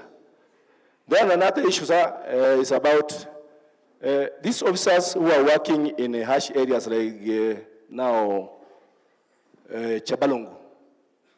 At least if you can make sure in every county we have an ambulance, police ambulance. These officers sometimes they get problems, they are bitten by snakes, movement to hospitals or even to good hospitals, it becomes a problem. So at least we make sure, at least in every county, we have an ambulance which can, for easy movement of these officers who are in emergency situations, sir. Thank you very much, sir.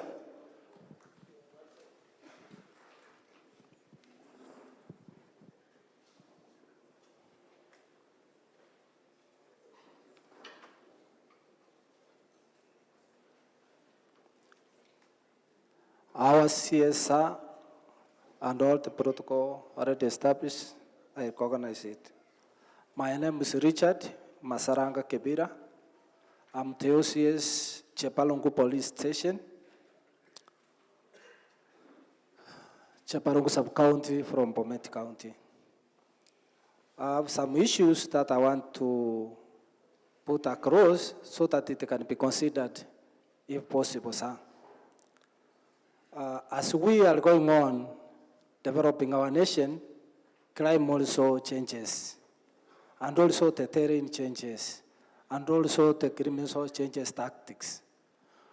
I am requesting, if it can be considered at the police station level, to be introduced motorcycles for patrols. Because motorcycles doesn't need any experience so much to do patrols, because a motorcycle can access any road at any time, and you can respond to a scene as quickly as possible than when you share a vehicle. As I said, I come from Chepalungu Police Station.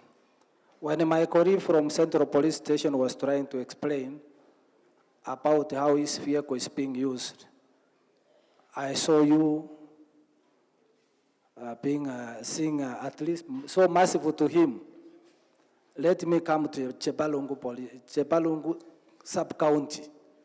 We have only one vehicle, 6 police stations, 4 police posts, and 1 patrol base, and a no PD. We are sharing one vehicle. All the stations, posts, patrol base, and the SPD, we are sharing only one vehicle. And each station is more than 20 kilometers from another. It is very difficult for us to bring even prisoners, mostly on Mondays, to court. The driver has to start bringing prisoners past midnight so that he can go at least 2 trips to bring prisoners. Most of the police stations within Bomet County, they are hosted. Some are even rented. And even one, I think there is one which is being paid house rent as a police station. So we are requesting at least to have an allocated land for police so that we can have structures for police which are modernized, where we can have modern cells for males, females, juveniles, and other vulnerable cases. Right away now, most of the stations, like my station, and other station, I modified a toilet to become a cell. That's how we operate. That's why most of the time we bring some dangerous criminals to Bomet for him because he's the only station which has at least a cell which has security. If I have a serious crime, I cannot keep an assault person or a murder case in my station. I have to bring him to Bomet because of such issues. So I request that all stations at least to be modernized, so we have modern equipments, modern cells, and everything, sir. I am talking about ladies. My police station was started in 2020. I'm the first OCS there. I've been there since 2021 up to now. Distribution of lady officers. I can say that, not that we don't have enough lady officers. Lady officers are crowded in other areas. We need these ladies to be distributed equally to stations. We are not saying that ladies not to be recruited, but also if they are recruited, also to be posted uniformly in the Republic. Some other stations, we don't have ladies so that they can handle gender-based cases. So we request that those ladies who are centered at the biggest towns, they distributed to other stations. Another one is, which is facing Bomet as a county. Please, sir, our DIGs here, is the problem of replacement after deployment. When the transfers come, we are pushed to release those who have been transferred. After we have released, we don't receive replacement. We don't know where they go. We normally send reminders, but they have never reported. Like my station now, I have more than 6 months, I don't have a deputy. He was transferred to my station, I don't know where he went.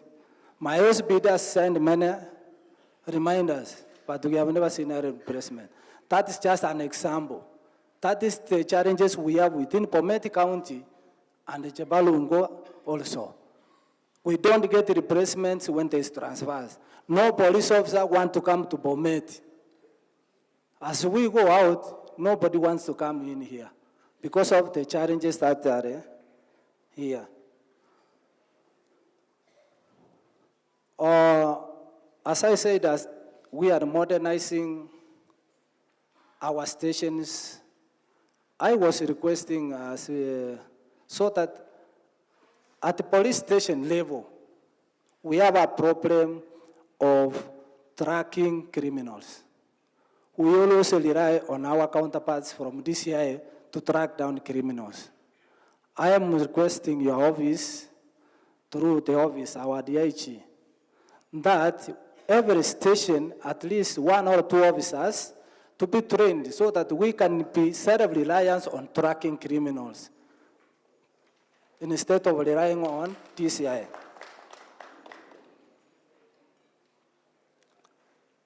I think for now, other things have been addressed by my officer.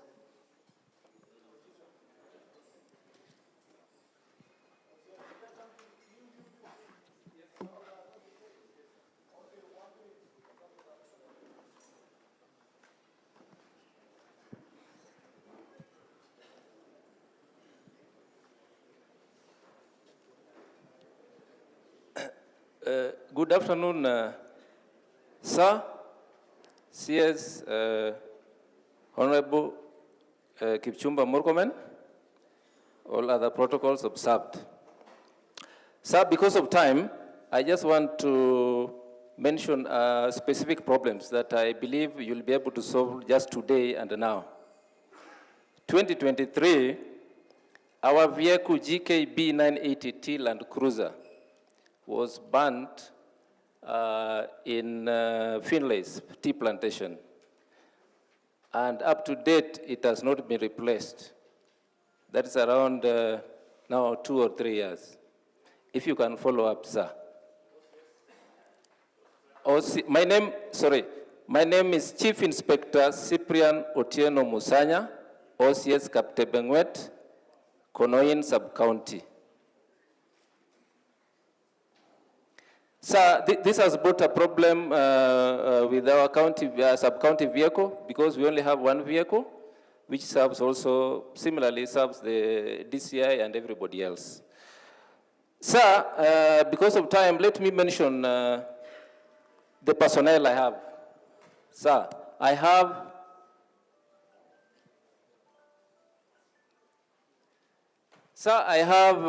we are total 7 officers at the police station. I just wanted to create a picture for you so that there can be a help, including the OCS. My deputy is Sergeant, who is also is recovering from an injury which he received from IED. I don't have any other NCO. I have 4 police officers.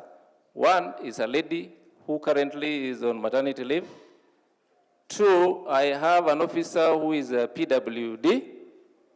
One eye is not seeing, he's also having issues with the lung. 1 officer, the remaining 3, one of them is alcoholic, and we cannot deploy him.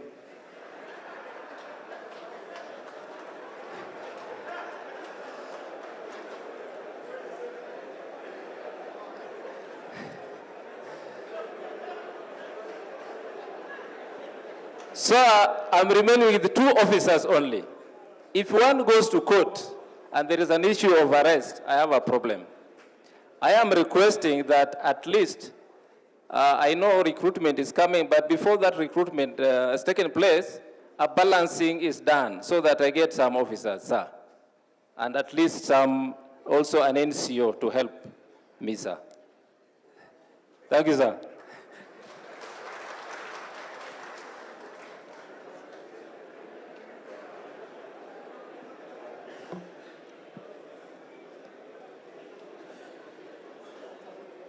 Thank you, sir. It's okay. Sir, we are moving to those in charge of sub-counties. Oh, there is one. The last one. Thank you, Cabinet Secretary for Interior and Coordination of Government. All protocols observed. I'm Chief Inspector Benok Samunga, OCS Sotik Police Station, sir. Welcome. Thank you for this forum. I will talk about 3 issues. One of them is technology. Another one is the challenge of mental issues, and then upgrading of Chebole Police Station. The challenges facing law enforcement agencies are multifaceted, from resource inadequacies to political pressures and also social pressures. We also have the issue of technology. Technology can actually be embraced to assist police officers to deal with crime. We know that the technology is evolving rapidly. We also need to embrace technology to assist us so that we are able to fight crime effectively and efficiently at the station level. I'll talk about the drone technology. You'll find that drone technology can actually be deployed to do surveillance, to assist in criminal investigations, to assist in crime scene management, and also the drone technology can actually assist police officers because it can actually provide a vantage point for officers to respond quickly to emergencies, to collect critical data, and also it can also actually enhance their situational awareness and the overall situational operational capability. Another issue is the issue of training. You realize that we used to have criminal investigation courses for officers, but it has been some time now, those courses have actually not been offered. So we request that officers to be taken in large numbers for criminal investigation courses so that we can actually, it can actually enhance their service delivery. Another issue is on the issue of mental. We are having police officers who are mental patients. and it becomes very difficult to manage them. We'll actually request your office whether a policy can be formulated to assist on how to manage them. And then another one is the issue of periodic review for mental issues.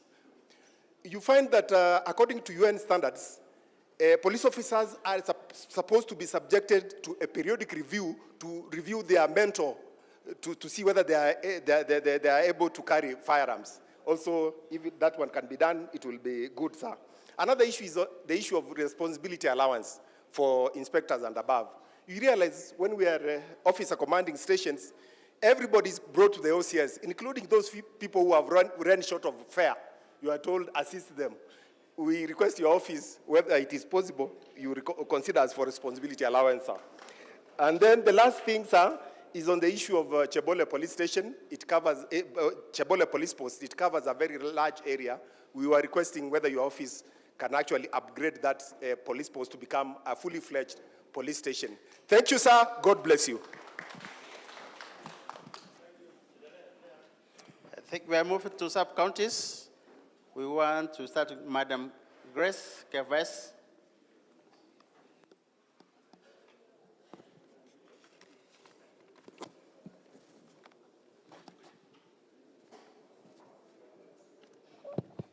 I suspect the OCSs and the ACCs have said a lot. So at the sub-county level, don't repeat what they have said. Just farm it up and then we... Yes, KFS, especially Chabalungu Forest. What's happening there? Yes, sir. Buenos CS, Honorable Kipchumba Murkomen, all protocol observed. My name is SP Grace Afandi, County Commander of Forest, Bomet County.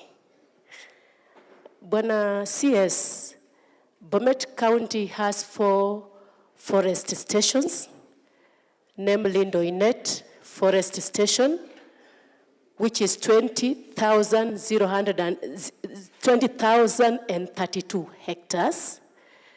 Maramara Forest Station, 16,700 hectares. Itare Forest Station, 16,700 hectares. Then we have Chapalungu Forest Station that has indigenous forest station, indigenous trees and plantation. Therefore, it has 4,516.18 hectares of indigenous and 354.82 hectares of plantation. And this one, Bwana CS, it gives us a total of 58,303 hectares. And in Bomet County, I have 66 rangers. And this gives us a ratio of 1 to 800 hectares, meaning that one ranger is manning 800 hectares. In reality, it is not supposed to be so. It is supposed to be a ratio of 1 to 400 hectares.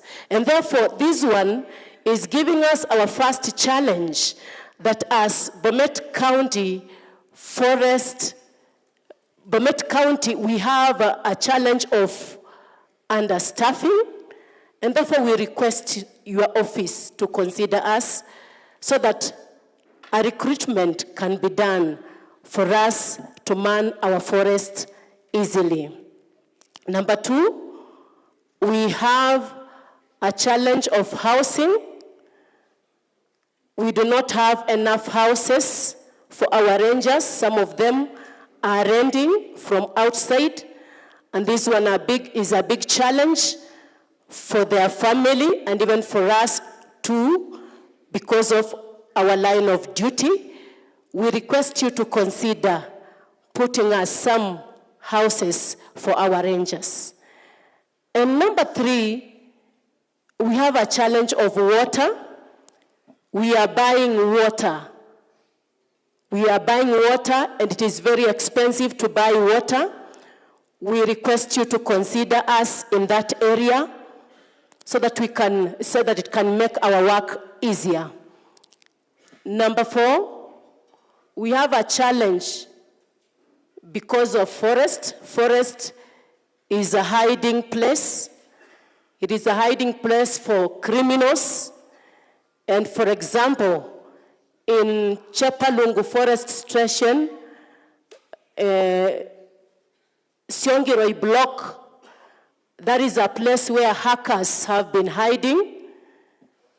Illicit brew, we have seen it in Kapchumbe Block, in the same station. And even in Itare Forest Station, illicit brew has been done from the same place.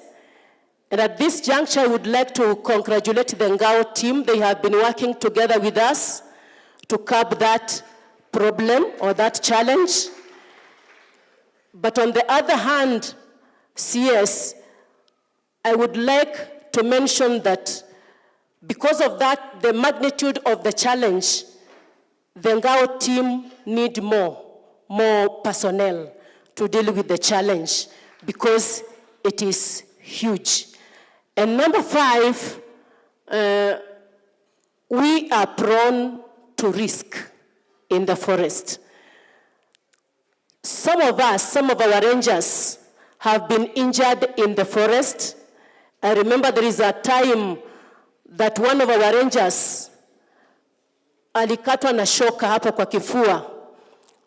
Na in Chepalungu, I have one ranger who cannot hear because he was injured on the head and it affected the ear. So we are facing a lot of challenges in the forest and we are lacking risk allowance.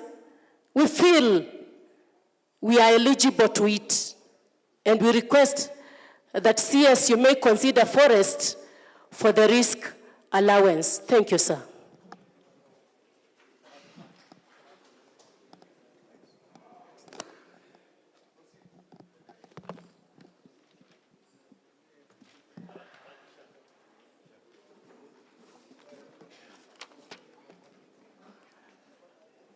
Our CS, the Minister of Interior and the National Administration, all protocols observed.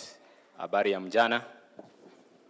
Nashukuru sana kwa fursa hii because it is a very rare opportunity to sit together down with the CS to articulate some of the challenges we face as police officers. And as an appreciation to our CS because he has taken his time to come and visit us and listen to us this afternoon, and he will go to other places, and he has been to other places. I want that we appreciate him in a very special way, so that when he goes back, he will remember Bomet County, and he will remember what we requested him. So wakati nitakapoongea, nitaendelea kuongea tukiendelea kumappreciate. And the way we will appreciate him ni through a chorus. Sababu mheshimiwa hupenda kusikiza nyimbo za kwaya na anapenda kusikiza nyimbo za SDA. Hata yeye mwenyewe alisema. So ndiye akumbuke siku zote zile shida ziko naye, tunamtengenezea kitu inakaa kama kwaya. So hii kwaya, hii chorus ndio tutaimba tu. Na hii chorus amuimbi, ni mimi ninaongea, inakaa kama chorus, lakini nyinyi mnapiga makofi tu. Hiyo chorus inaitwa because of that. So mkisikia ninapoongea nikisema because of that. So nikisema because of that mnapiga makofi mara moja pa. Our CS administratively, my name is Mr. Ogiso Chando, TAP Commander Sotik. Administratively, Bomet County has 5 sub-counties, that is Bomet Central, Bomet East, Sotik, Konoini, and Chepalungu.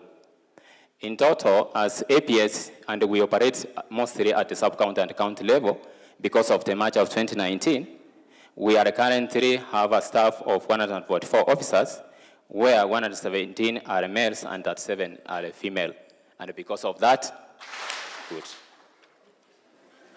Now, in terms of logistics, we want to say that we have 7 leased vehicles and 4 government of Kenya vehicles. So because we operate at the sub-county level, we can say that we are better off in terms of logistics and mobility. And because of that, in terms of crime and the trends and interventions, the most prevalent crime in the county is cattle theft. And this actually has been managed especially at the border areas. And we are working very hard because we have anti-stock theft officers there who work with us to solve the issue. And we know at the end of it, almost we have capped it at 90%. The 10% remaining, by the end of the year, we will no more have cattle theft in that area. And because of that, now we man several critical installations, including county government and financial institutions, health facilities, IPC, governor's office, and the power transmission infrastructure. But you see, our number is very small. And we want that when we recruit, we have more officers to be able to man those installations. And because of that, and in terms of sporting activities, this is the county that has police officers who have a football club that was started in the year 2014. And up to now, it's running very well. And recently, we know our CS came and he saw our officers and the field where they are playing. And we ask through our DIG that he continues to support us so that we continue to work with the local community, because the club is composed of the officers and the community, so that we could continue to work together as brothers and sisters in this country. And because of that, now the key achievements that we have made in this county, if I can narrate, 0 security incidents in key guarded institutions where we guard, reduced livestock theft due to the border patrol and intelligence efforts, especially by our AS2 officers situated at the Sotiki-Borabu border, effective peacekeeping during public events and rallies, strong interagency cooperation, especially in critical infrastructure and effecting of government directives, successful promotion of APS Bomet FC to KPL. APS Bomet FC has stood out as a visionary tool for community policing, social cohesion, and youth empowerment. And because of that, some of the challenges that we can articulate, because most of these challenges have been exhaustively articulated elsewhere in the areas that our CS together with our DIG has visited. Now, we wouldn't want to dwell on that too much. Inadequate and dilapidated housing for our officers, slow progress in processing land ownership documents for camps, especially Bomet Central and Konoin, inconsistent water supply from Bomasiko, that is Bomet Water and the Sewerage Company, and inconsistent, and most AP camps are situated on land not formally owned by the service and Angaos. And then another one is shortage of officers relating to county demands. Now, the last one is we request for capacity building, especially for our senior officers. And tunaomba kwamba our CS, unapata kwamba mtu umefikia kiwango kama mimi ama hii wasee wako hapa amekuwa county commander, lakini ukimuuliza tunataka akitembea tu, hata akienda hiyo nchi wanasema inaitwa hii Singapore, aweze kutueleza ni nini ameona huko, alafu alete tubadilishe hapa. Tupate hiyo privilege au wakubwa wetu waende kama istaweza nafasi hazitatosha kwenda kwa sub county level, regional commanders, county commanders waende nje overseas, waende mbali kidogo, waende na ndege alafu tena warudi, alafu waterese ile kitu wameona. Sababu zamani ilikuwa walikuwa wanaenda nje, siku hizi sioni wakienda. Hata my county police commander nafikiria jana, avandi si ungetaka uende? Ungetaka uende ngambo? So, hiyo tu ndio niko naye, and we appreciate what you've done for us, and we continue to pray for you.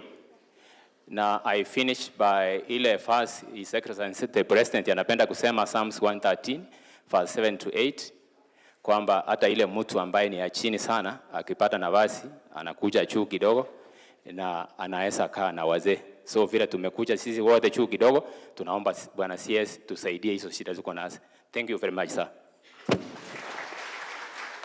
Thank you so much. Ameongea vizuri. Because of that,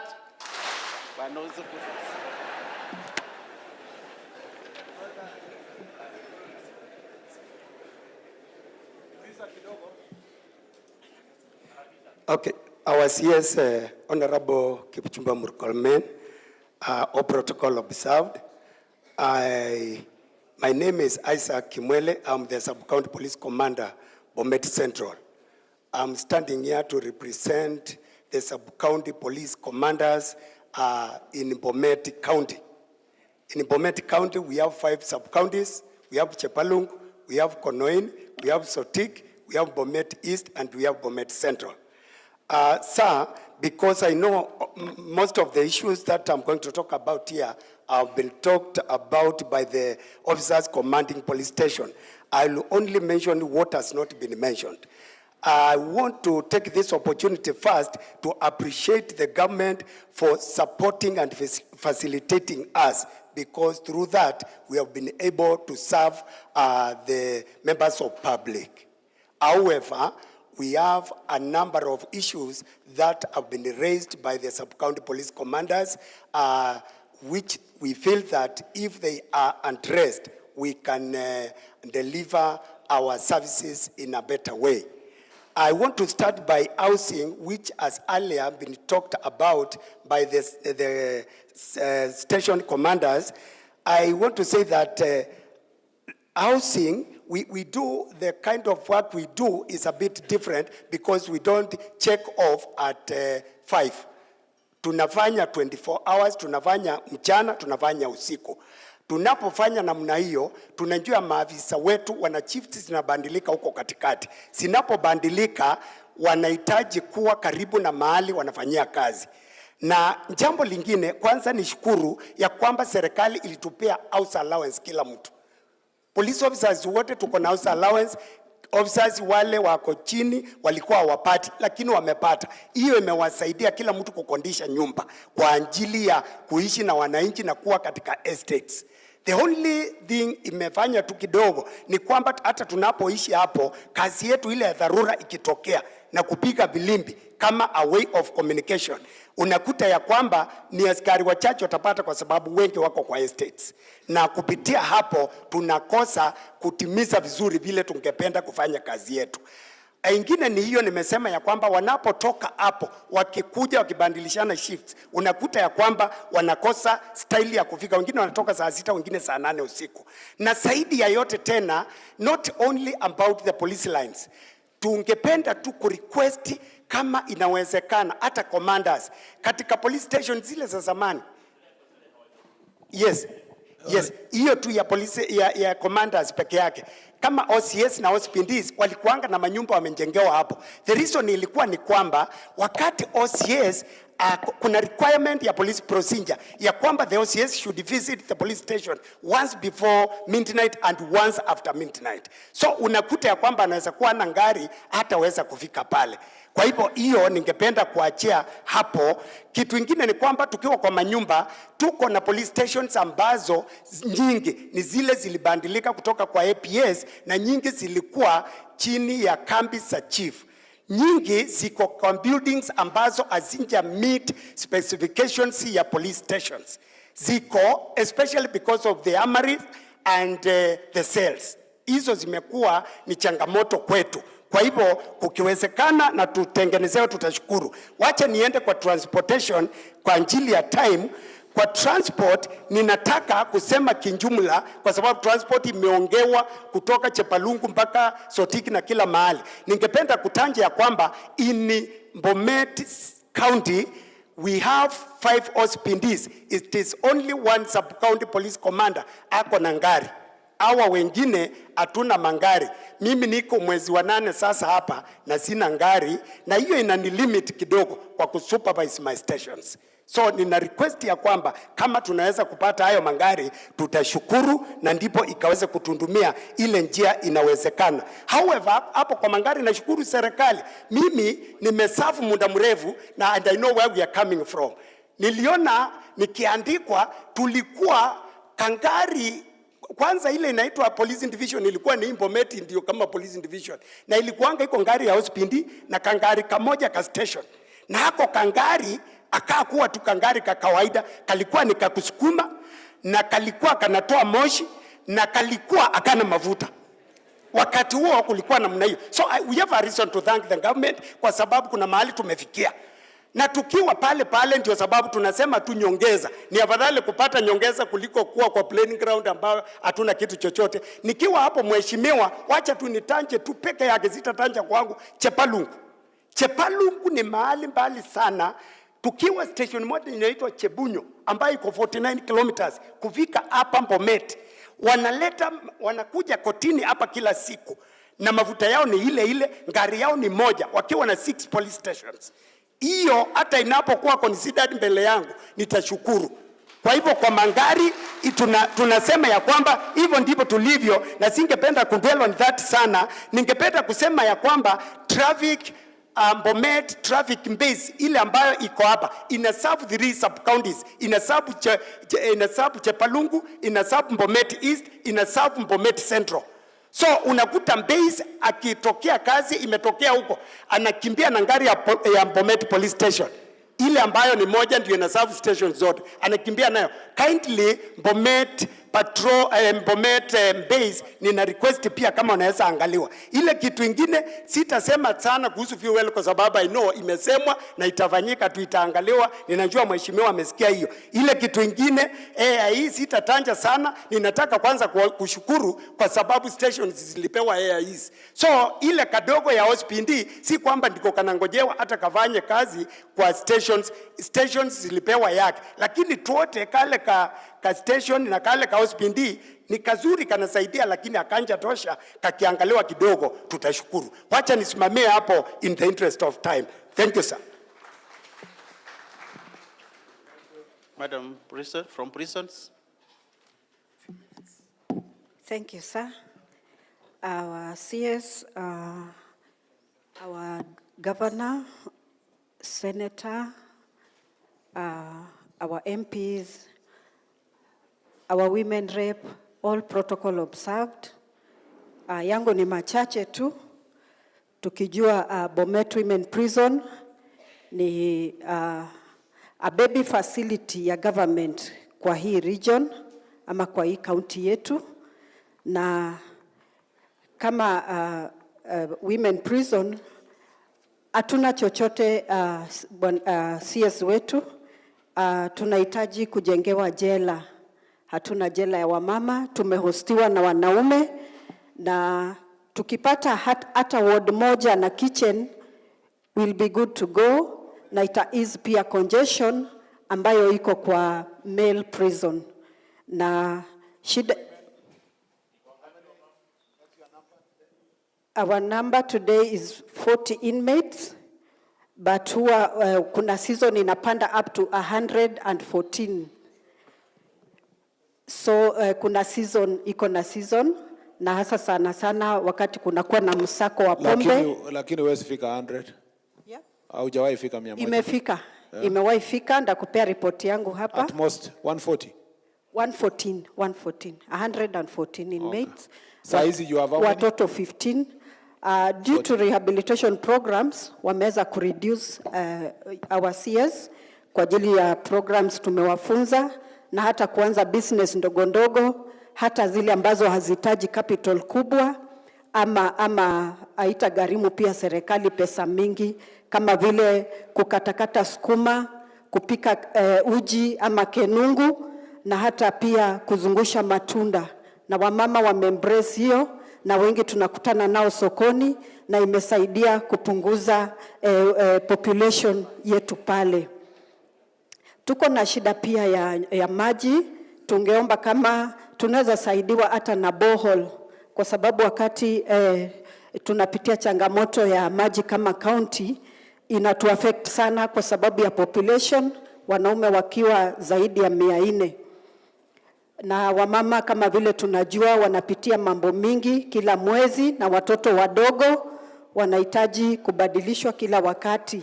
Tunaitumia maji kwa wingi, na tunashukuru pia gavana wetu aliweza tusaidia na mashini chache ya kushona na pia za salon, pamoja pia na women rep wetu aliweza kutusaidia na tangi ya maji ya 5,000 liters, but bado ni kidogo, haisaidii kabisa.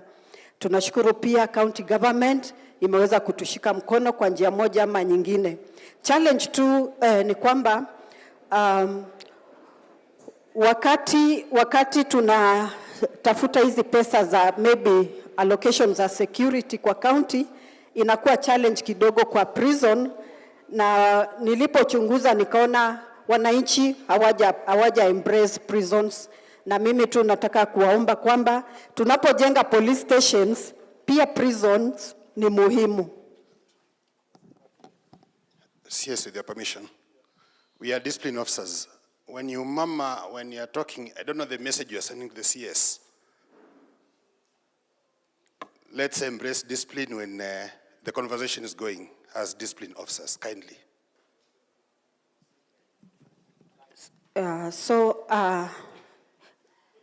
Sitachukua muda mrefu. Kwa hivyo tunaomba pia gari, tuko na shida ya gari. Ukijua wamama saa ingine wanajifungua, na kile ndugu zetu wajazungumzia ni mambo, hata tunatumia gari zao. Tunawaomba gari zao, APs na police, tunatumia pia gari zao. Kwa hivyo tunaomba kuangaliwa sana upande hiyo wa magari. Kwa hivyo mimi naomba tu wananchi wa Bomet tukubali tujengewe jela. Tunapoenda kwa wabunge kuwaomba msaada ya security fund, msiwanyime kuwachagua tena kwa sababu wamejenga jela. Jela ilikuwa tangu wakati wa Biblia na hatutaweza kuiepuka. Kwa hivyo wananchi wa Bomet, ningependa tu kuwaomba mtupatie support, na Mungu awabariki. Asante ma'am. Asante. So we are almost winding up from there. I want to request my colleague, this is C. Moguta, to come forward.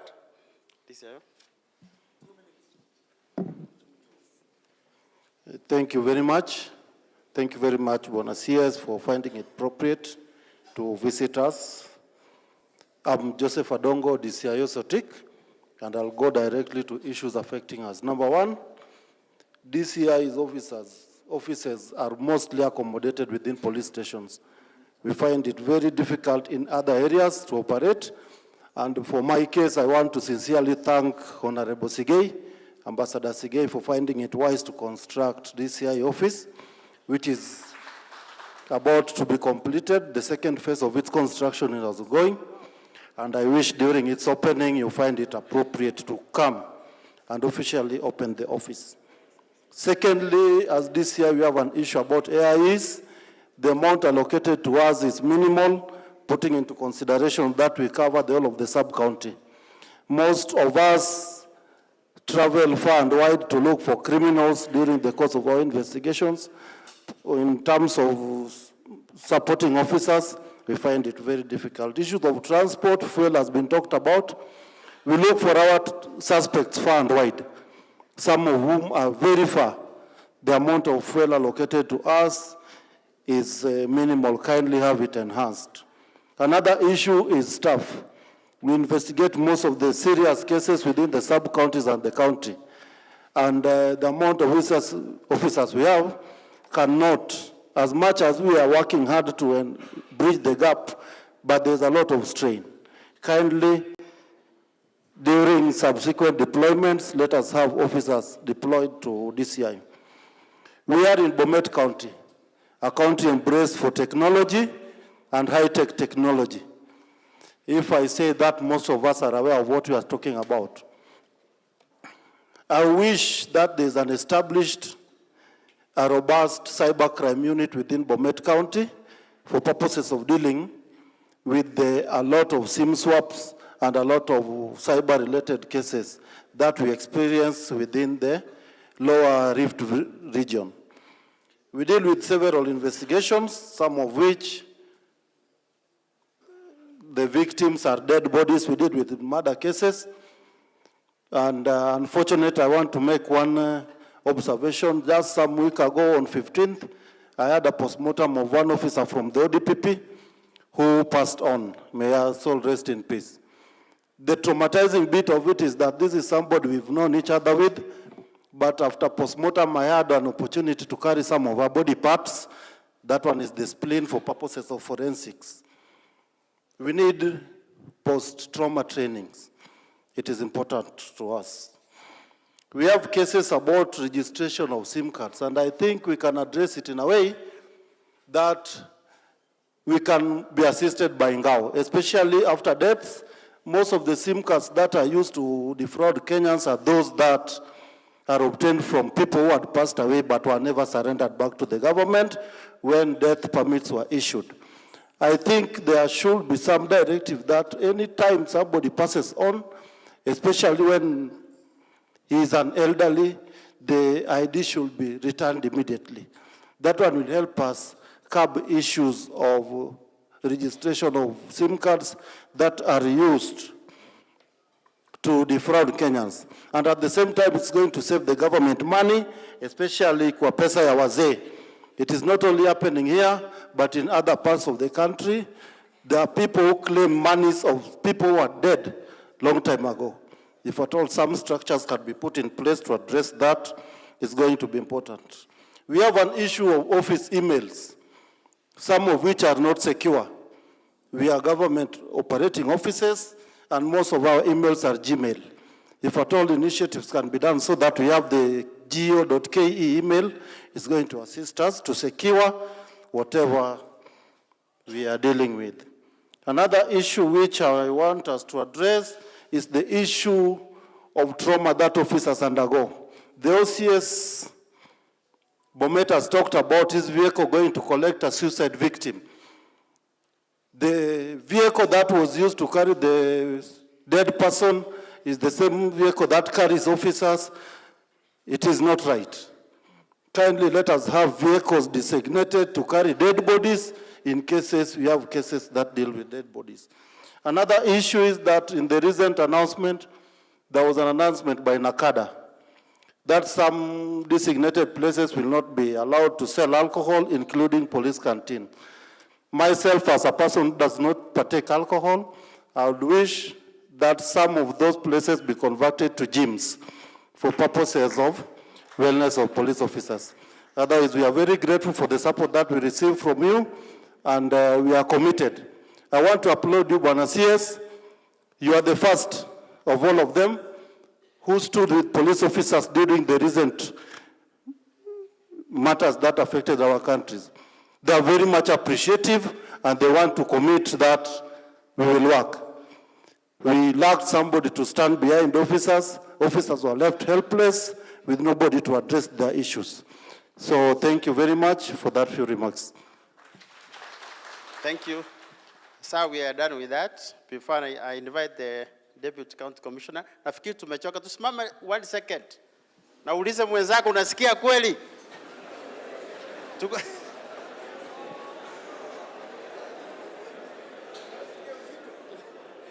Thank you.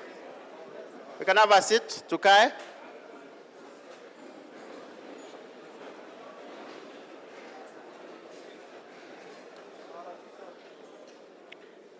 The DCC, on behalf of the DCCs. Thank you, Bwana County Commissioner. Sir Waziri, my name is Leonard Mgute, Deputy County Commissioner Sotik.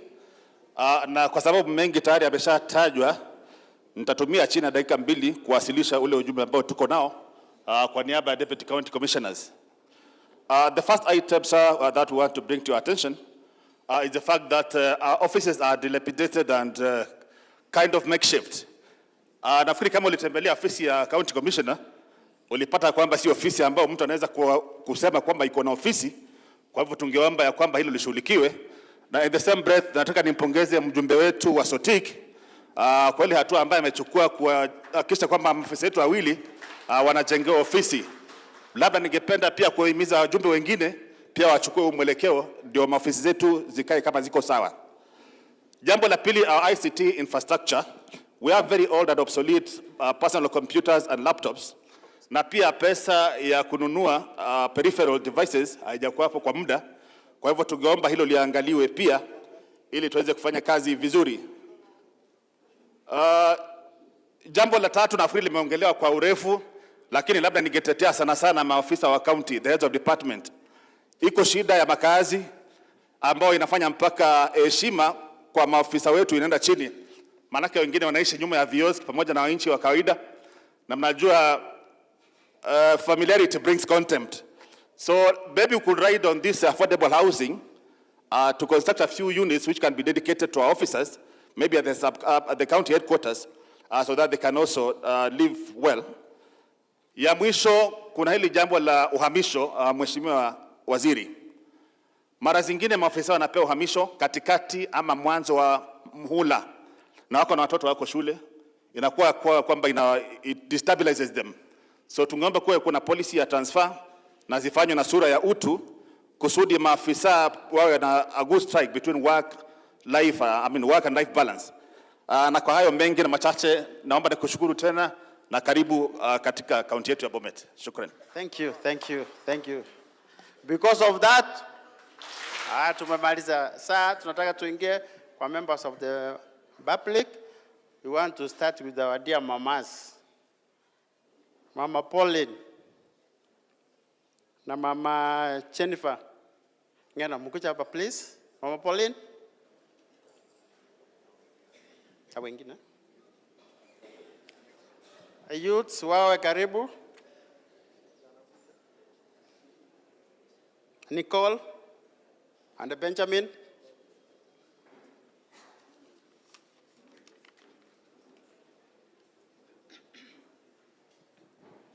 Okay. Our guest of honor of today, Kipchumba Murkomen, na our governor, MCAs, and all other people here. Hamjambo. Mune. Wacha nichukue nafasi kwanza nirudishe shukrani kwa Mwenyezi Mungu. Sababu nimealikwa pia nije nione leo Kipchumba Murkomen. Na mimi nataka kusema asante kwa county commissioner mwenye nitaomba leo awe county commissioner hapa. Sababu ya kazi ambayo tumefanya pamoja. So ninasimama hapa, ninaitwa Pauline Mibei, Community Policing, Bomet East, na ninasimamia pia HRED, which is human rights ya kila mtu. Mkiniona ninasimama hapa, nasimamia kila mtu ambaye hata kama ni mlemavu, hata kama ni widow, hata kama ni widower, I am here to stand with them.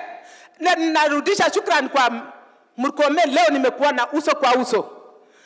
Tunasema pongezi kwa Jukwaa ya Usalama. Sababu mimi nilikuwa nasimama tangu Moi akue, Kibaki akue, unaona sasa mimi ni mother-in-law. Nimefanya kazi kabisa kutoka mpaka tukamaliza maneno ya pombe, tukamaliza anti-FGM, hiyo kitu ingawaje ilianza juzi, ninaomba kabisa katika jina la Yesu. Huyu ndio atakuja kutusaidia. Mnamjua, mpigie makofi kwanza. Sababu tunataka sasa atusaidie awe county commissioner wetu. Bomet tunaomba pia tupate DCC mwenye atasaidiana na huyu. And I am ready. We are working together with chiefs and assistant chiefs. Just look at me. We are working together. Ndio tutamaliza hiyo maneno ya pombe. Pombe yenye inatusumbua kule mashinani. Leo nitachukua namba yako. Wakicheza nitakupigia hello. I am ready. Hiyo ukeketaji, kukeketa wasichana, hatutakubali. Nikikuletea pombe, county commander, nikileta pombe, usiseme Pauline lete 1500 urudi. I will say hello to our county commissioner. Let me tell you. So, nataka kusema asante kwa assistant chiefs penye tumeshikana mikono bega kwa bega, ndio tutamaliza hiyo ukeketaji, maneno ya pombe, tusimamie tena wamama tuone gender equality. tusione tu wanaume wanapatiwa kazi, wanawake wanawachwa. Pia wanawake wainuliwe juu, sababu mnaona hiyo, tuko na NGO mwenye anatoka Canada mwenye alikuja kutufunza. So ninasema leo tena asante kwa Murkomen. Wacha tu nifupishe hivyo na nitakusalimu. Asante sana. Wakati tunaenda salimia rais wetu hapa Bomet, mimi nataka kusema asante kwa Barchok. Hakuna siku wanasema ati one time, sisi tunasema two times. Hakuna siku tena Barchok, mimi nataka kusema asante sababu village elders, village managers alipata kitu kidogo kidogo kutoka Barchok. So pigia makofi. So wacha tu nifupishe hivyo. Mimi nasema tu utusaidie kwa maneno ya wakati huu, vita, hatutaki gender violence. Mimi naendaga nyumba kwa nyumba. Murkomen, just see me. Hata sumuni, mimi nasemaga tu allo, sometimes wana reverse. Ukiona something kwa hao village managers uniongeze, sababu nasimamia community Bomet East. Otherwise, thank you very much. Mbarikiwe sana. Thank you, mother. Tutaongea. Our county commissioner. Mama Jennifer.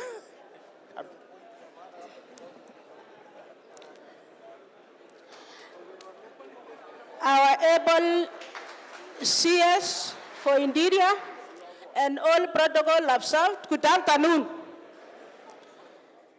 Mimi ni Jennifer Ngeny from Jebalungu Sub-County, Shongiroi location, Shongiroi sub-location.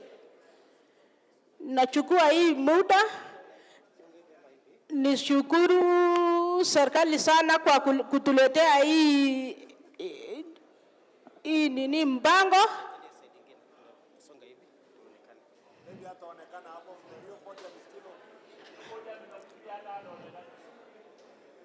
I want to thank the government for bringing for us this mpango ya Jukwaa La Usalama. Tunasema asante sababu tumekutana na CS wetu one on one, ndio tujadiliane kuhusu maneno ya security and the government policies. So my bails, nimeona karibu kila kitu imetajwa, lakini kitu moja inatuudhi sana kwa hii kaunti wetu ni maneno ya femicide. Hii maneno ya wamama kuuawa all the time, wasichana. Tunataka tulete mpango ya kujaribu kutoa hii kitu ili wamama wasiuawe tena kama wanyama. Maneno ingine ni maneno ya bangi. Hatuwezi sema hakuna Bomet, iko, na tunataka tuondoe hiyo maneno iende kwa Bomet ili tubaki na vijana wenye maana. So we are requesting the government watusaidie, the security personnel watusaidie sana, waondoe hiyo maneno ya bangi na maneno ya cyber crime. Bomet is not an exceptional. Tuko na hiyo, tumesikia maneno ya Jebalungu Forest inasaidia ikue mahali ya kujificha na kufanya hiyo tendo ya kuscam watu. So we are asking the personnel ya security wajaribu hiyo, tusaidiane na communities tuondoe hiyo maneno. So I was also requesting for the strengthening of the nyumba kumi. Wakati nyumba kumi ilikuwa strong, kazi mzuri ilikuwa inafanyika kwa communities. So we are asking the government to strengthen the nyumba kumi initiative and maybe to empower them. Alafu wakiwa wamepata capacity building, watachua mahali watakanyaka na mahali wasikanyaka.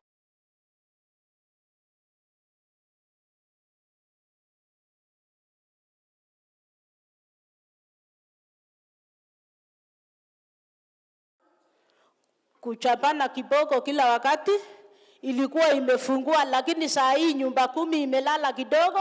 Sasa hiyo mambo mbaya imeamuka. So I'm grateful. Tunakutuma ubereke salama yetu ya Bomet kwa able president. Ambia tuko kangari na tuko nyuma yake. Thank you so much. Thank you, thank you.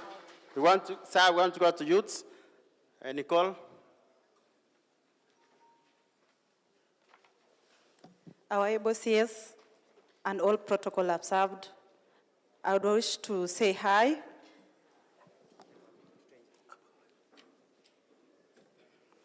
First and foremost, I would want to congratulate our youths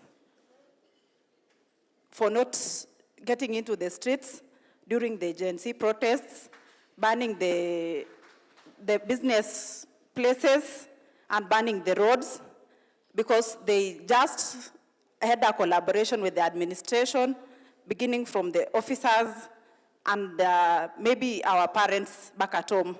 I think we got some good moral in Bomet.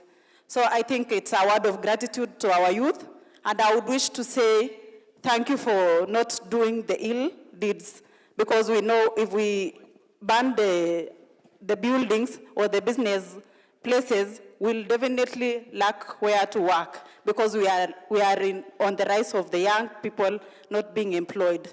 So I wish to say a word of thank you to our able president for having this technical working group on the Jukwaa La Usalama and having the initiative across the country, and Bomet being one of them. We are so grateful. And again, I would wish to say this.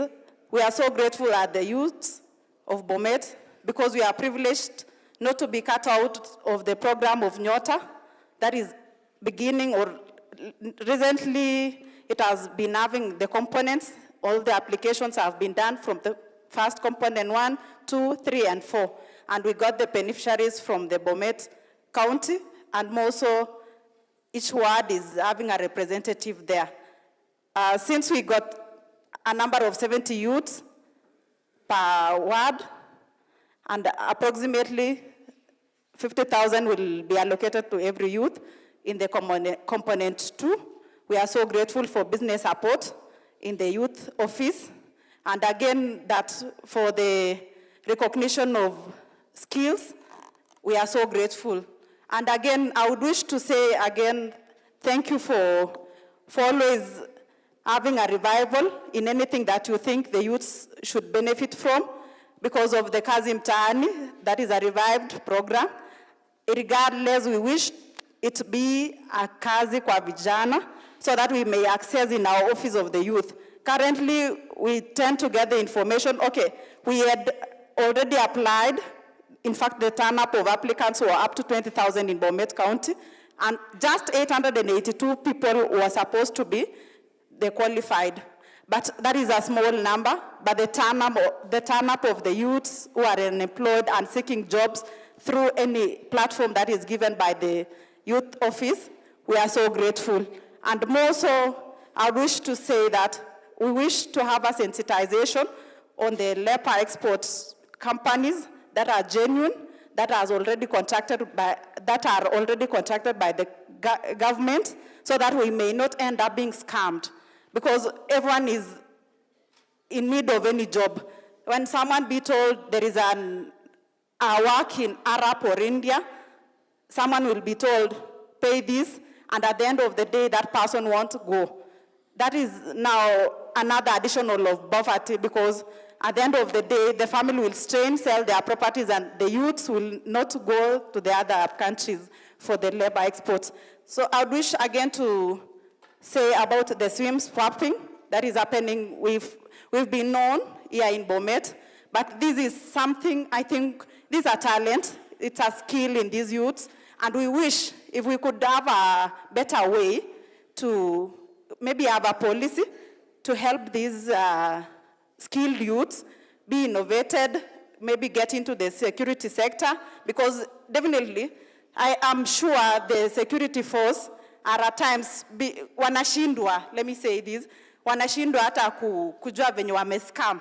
But actually, the same youths are aware of how they did the apps until they scammed the other person in the outside country. But we are praying that may you get to hear us and have a policy or a code that will help us take these youths to some other departments, maybe in security sector, and use their skills to chase or to gap some other insecurity issues. And again, I would want to thank you as I thank the Bomet youth for embracing the registration of SHA. I think whenever the young people are ill or they got issues on health issues, they have been paying their SHA regardless of being jobless. I propose again that we have civic education in schools or educational levels to help us let the young kids from their youngest time of education have knowledge or embrace the men in uniform so that they may not have a bad idea of them, so that it will help us when they grow up, because this is another generation that is getting up. Because, okay, as the Gen Z, we never had the civic education on the same, but now we just hope for the youngest generation, let them have the civic education, be taught, and they impress the men in uniform.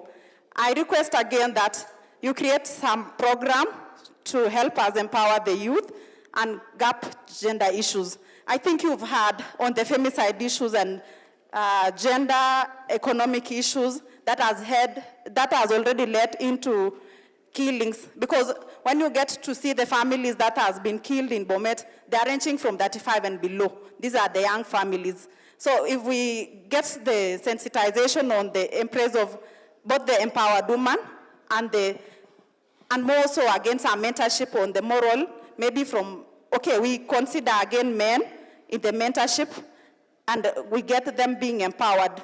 And I think the last one, I would wish to say that regardless of the good things we've achieved in the Department of Youth, I would wish to say that there are some challenges, maybe some slow implementation of the programs until, like for Nyota program, however, we are almost having the fruits, but the program began January, or the application of component 1 began January. But we are still waiting for the fruits or the actual results, maybe before the end of the year. I would wish to leave my remarks at that point, but I would wish to still say thank you for our youths for not turning into the streets. Thank you. Thank you. Thank you, Chamtai. Thank you so much. The foreign elders come forward. Joseph Kones and Deputy Rotich. Benjamin. Thank you. And Your Excellency, CS Kipchumba Murkomen, Excellency, our Governor will protocol observe. Mine is few. One, I want to request, I humbly request the CS to launch this Jukwaa La Usalama to be the real department so that it can reach the people inside the local areas up to what level. Two, I want to congratulate chiefs because this Bomet is one of the peaceful county in Kenya. Mostly just because of our chiefs. Chiefs are doing a good work and we must congratulate them. Let me humbly congratulate also leaders of Bomet for assisting this chief to assess the best officers. Now we have the best office in Bomet East, courtesy of our area member of parliament, Richard Yegon, who have assisted them to have the best office. Our member of parliament is shot pathologist in action, Your Excellency. And finally, and we are ready to work to support your initiative of Jukwaa La Usalama. We will support it very strongly to the ground. Otherwise, thank you very much.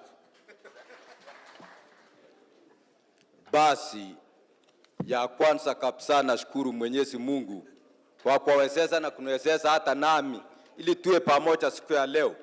Waziri Murkomen, Governor wetu wa Bomet, Senator and the 5 MPs from different constituencies. I don't forget Professor Mutai, the VC of this university. I will present my points, Waziri, in point forms. Waziri, ulipoamua kutuita, ulisimamia katika andiko yenye iko Isaia 1:18. Waziri inasema njoo tuchaliane obwange ngalal. Agila girwogi kokon Murkomen obwange ngalal. Ondo kwanya temet obwange ngalal. I think that's where we stand, Waziri. Point number 1, when we talk of this issue of Jukwaa La Usalama, point number 1, cross-border joint medical camps, bring together neighborhood counties, Waziri. We should start that, assume Sotik and Nyamira, we should have the medical camp, which will involve the Nyamira and Sotik. And the medics from Nyamira and maybe Bomet. That one is one. Number 2, county sports, bringing together all the youth from neighboring counties. When I mean the sports, Waziri, it can be football, it can be cross-country. Then all of them will meet together and watatoa kitu naitwa ukabila. Number 3, in the county farmers field day, from neighborhood counties, assuming Sotik or here in Narok, we have the farmer from Narok and Bomet. We have the field day once in Narok and once in Bomet. The same in the other side. Number 4, maraming or tamaking roads in cross-border to facilitate faster insecurity. We have some areas, Waziri, assuming Sotik, we have the borderline. And it's so nice to wake a maram and wake a lamb. It's upon the government now. The 4th one, encourage cross-border in the marriages. This one will help a lot. Nilisikia police officer akisema tulete wamama wale wanakuja stations. Mimi na encourage tulete wale achaolewa ndio vijana wetu hawa. Then tuanze kukula mshahara wao sasa ile tunangojea yetu. Then number 6, establishment of common cross-border schools. When you talk this side of Chebilat towards Kamugunji, Kelegele, Waziri, tuko na mashule lichomwa 2007, and this time we should have the, let's say, the excellent schools, whereby watoto akisi na baadaye watakaa kwa hiyo shule. Watatoa ndio siku ya Parents Day tunaongea Kiswahili na Kiingereza, pana lugha moja. Then when we come to number 7, in the county religious activities, all the pastors from all the corners should come to pick up ile crusade kubwa. Number 8, establishment of police post. It can be police post. What I'm saying, Waziri, kama serikali itajenga ile nyumba kubwa ya police, hata tulete containers, especially the hotspot areas. Tulete containers, pigwe rangi na yaandikwe police station. Na msigaiwe tena ikuwe kama ile chama alifungua polisi yake kwa nyumba ya matope. Number 9, establish in the ethic elders committees. What I mean, being spearheaded by the commissioners. The commissioners ya account yetu kama ya Bomet na Nyamira na tuwe na wazee ya kutoka Kisii na kutoka Pande. If it's in this other side, it's the same. Then ya mwisho, introducing cross-border peace caravan, spearheaded for artisans. What I mean, Waziri, saa zingine tuweke ngoma na ile lori kubwa. Na tuwe waimbaji kama akina Choice, hata akina Mbarambara. Yote tuweke, ili tuweke kazi iende mbele. Waziri, yangu tu nimekuambia hiyo mzemo na I will hand over this writing, Waziri, because I put it in point forms. Mungu awalinde, tusalamie watu wote na tuombee nchi yetu, tuombee president anapopambana na hii kazi, tuombee maaskari yetu, tuombee machifu, tuombee hata watoto wanapokuwa shule, mnasikia mambo ni mengi. Alafu karibu kusema amen, muombee big 5. Thank you. Sir, you must wait. Big 5. Let's say hapa napa. Let ni upande. Wanasia sio kuna kibarua utatafutia sisi wasichana huko na kibarua kubwa sana. Now, religious leaders, Reverend na Osman, wale walituambia mkuja hapa. Come forward please. Mse Honest. Tasimama hivi 2 minutes. Yes sir. Waziri CS Murkomen na governor wetu and all protocol observed. I want to take this opportunity to thank God for bringing us together here. Leo nataka tu ni kushukuru serikali ya Mheshimiwa William Ruto sababu washaletea sisi mkutano kama hiki ambaye hakuna siku nyingine. Enyewe tunaomba kama hii imeandikwa ya kwamba Jukwaa La Usalama County Tour, Tungependelea sasa kama hii tuendelee kutoka hapa usalama, jukwaa la usalama mashinani, mpaka mashinani level. So that tusije tukamalizia hapo tu. Yeah, otherwise I have a few things to add on that. The government, ngoja nisungumze maneno ya success stories. Establishment ya huduma centers ndio tusaidia. Creation of administrative units for better governance, and enhance registration of persons at local levels. A last mile connectivity program ensuring wide access to electricity. Stocking of fertilizers at ward level, improving access to farmers. Upgraded road infrastructure, enhancing mobility and trade. However, Mheshimiwa, nafikiri ulikuja ukalaunch barabara kutoka Silibwet Merigi kwenda Kiambu, na all of a sudden hii kitu ikasimama sana. Ni vizuri kama tungeomba wewe kama ungepitia leo uone imefika wapi, uone ya kwamba kiwango gani imeendelea. In fact, the last 5 days, Mheshimiwa, hiyo kazi imeendelea sana sana. The last 5 days, sijui kama sababu umekuja ama sababu ilikuwa, lakini nimeona Mheshimiwa wetu Bomet East alikuwa juu ya hizo magari pale. So hatujui kama sababu ulikuwa nakuja ama sasa kazi imeenda. So hiyo ndio kitu ambayo tunashukuru sana. Another thing is youth labor exploitation initiatives. Opening opportunities. Tuko na opportunities ya watu wanaenda nje, na tunasikia kwamba vijana wanaenda nje, sijui kama Bomet wako kiasi gani. Tunataka kushukuru serikali sababu wametuletea seedlings ya kahawa. Hii ni tumeambiwa kahawa ni gold ama kahawa ni dollar. Na tunashukuru serikali washaletea sisi hata nazo avocado seedlings.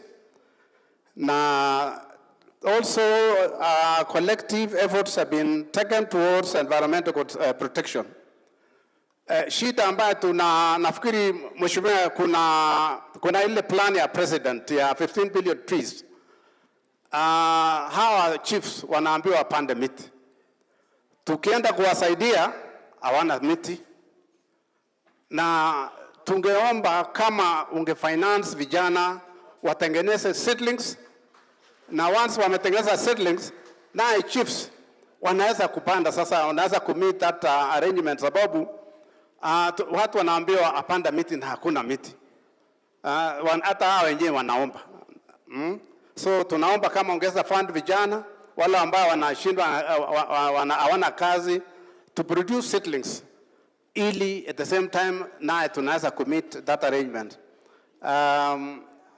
Tungeomba tena kujaziwa ile nafasi ya assistant chiefs ambaye sasa ishawekwa lakini nachukua muda sana. Mainstream youth in local development. Mainstreaming youth. Chiefs supposed to be mobilizing youth and seedlings to be purchased for them. Na hiyo ndio kitu ambayo tumeona kama naomba kama ungeweza saidia. So challenges ambayo tuko naye wa area and security ndio insufficient security personnel resulting in overworked officers. Nafikiri hao wenyewe wamezungumza, tumeona. Lack of adequate vehicles. Kama kuna shida ambayo tumeona mashinani, police wanafuata wale walifu na wakishika wanakuja na mguu. Na tunaona kwamba kama naweza kuhatarisha maisha yao sababu wanashika walifu na hakuna magari. Area yetu ya Chamaner, Kiambu na Merigi hakuna gari. Tunaomba kama ungeweza saidiwa na hiyo gari. Alafu other challenges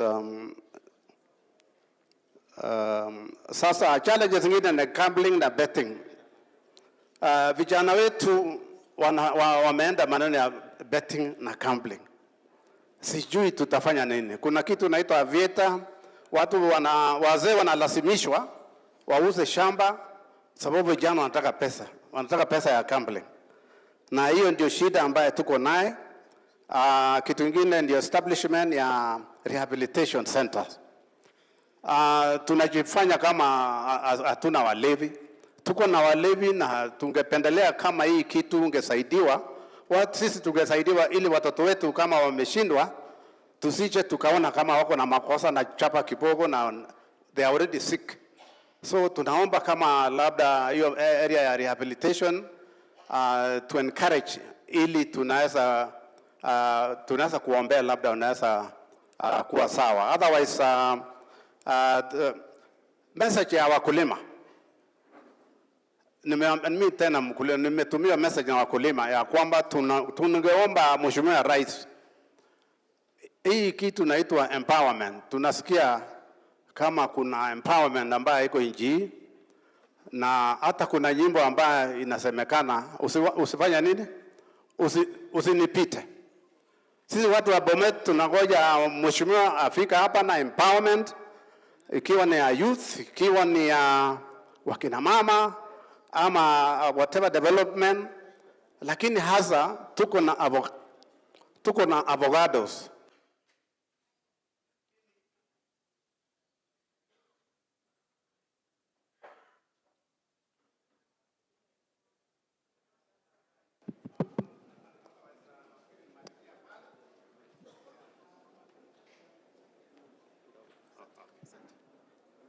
Okay, asanteni sana, basi Mungu awabariki. Thank you very much.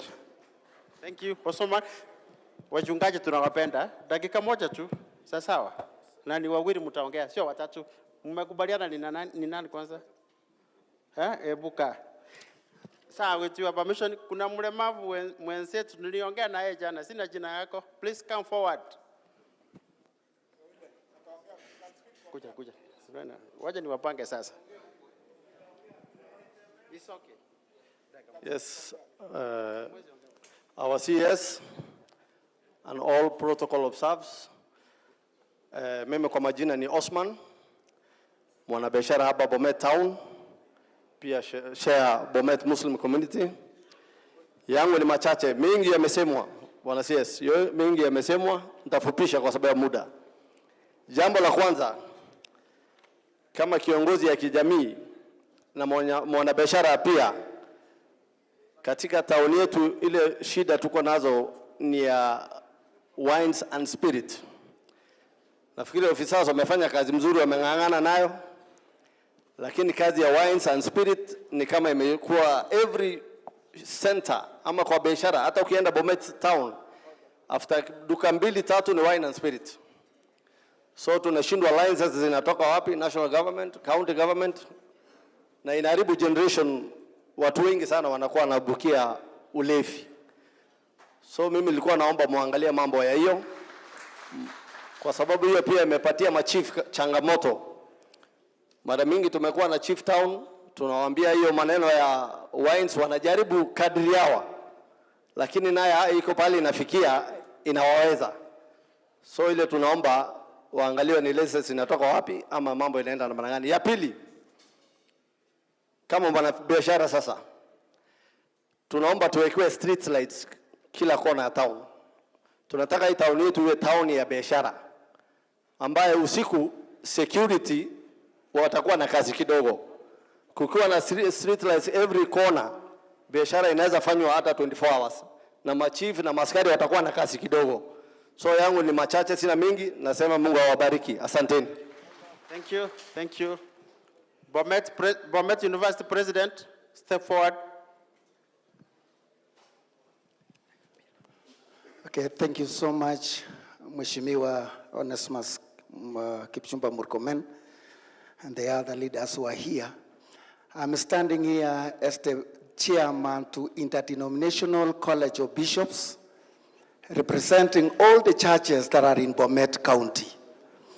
So we have some few issues that I want to put across, Mheshimiwa.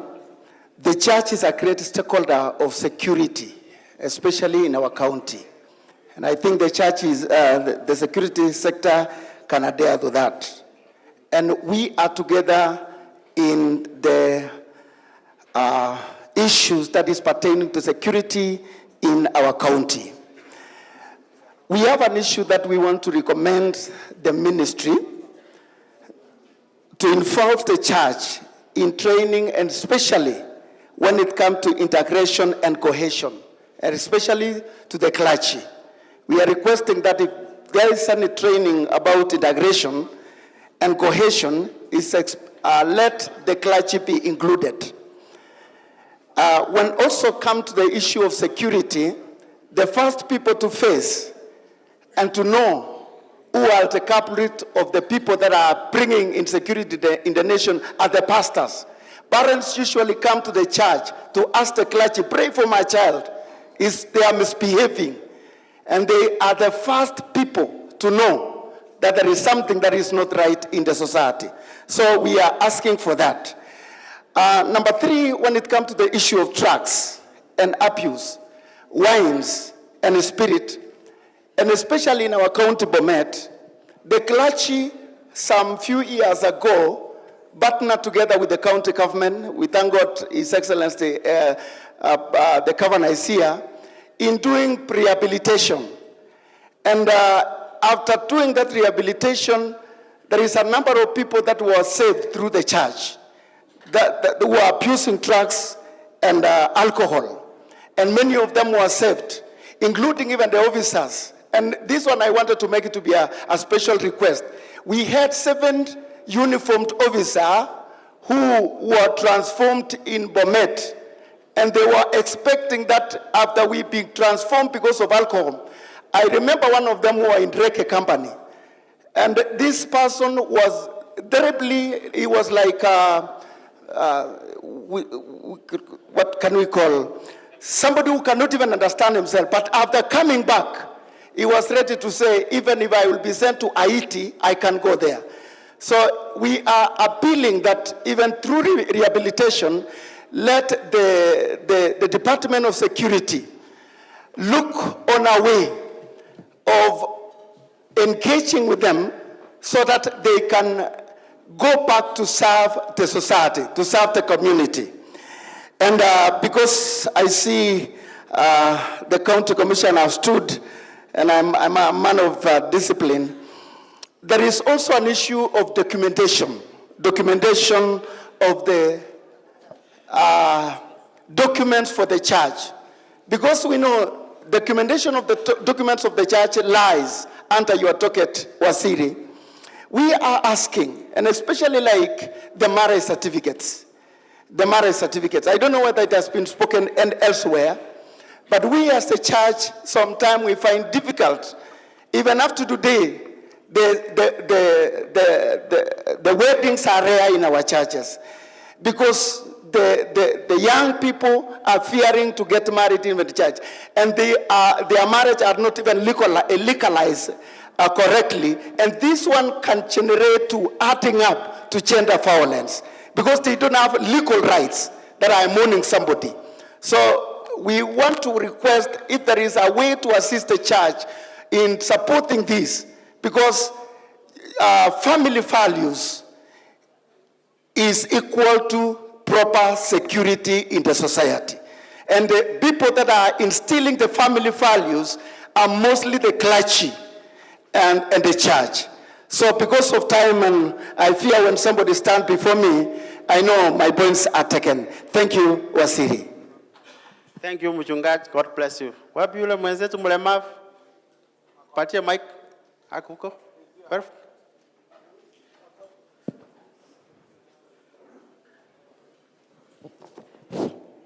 Okay, CS.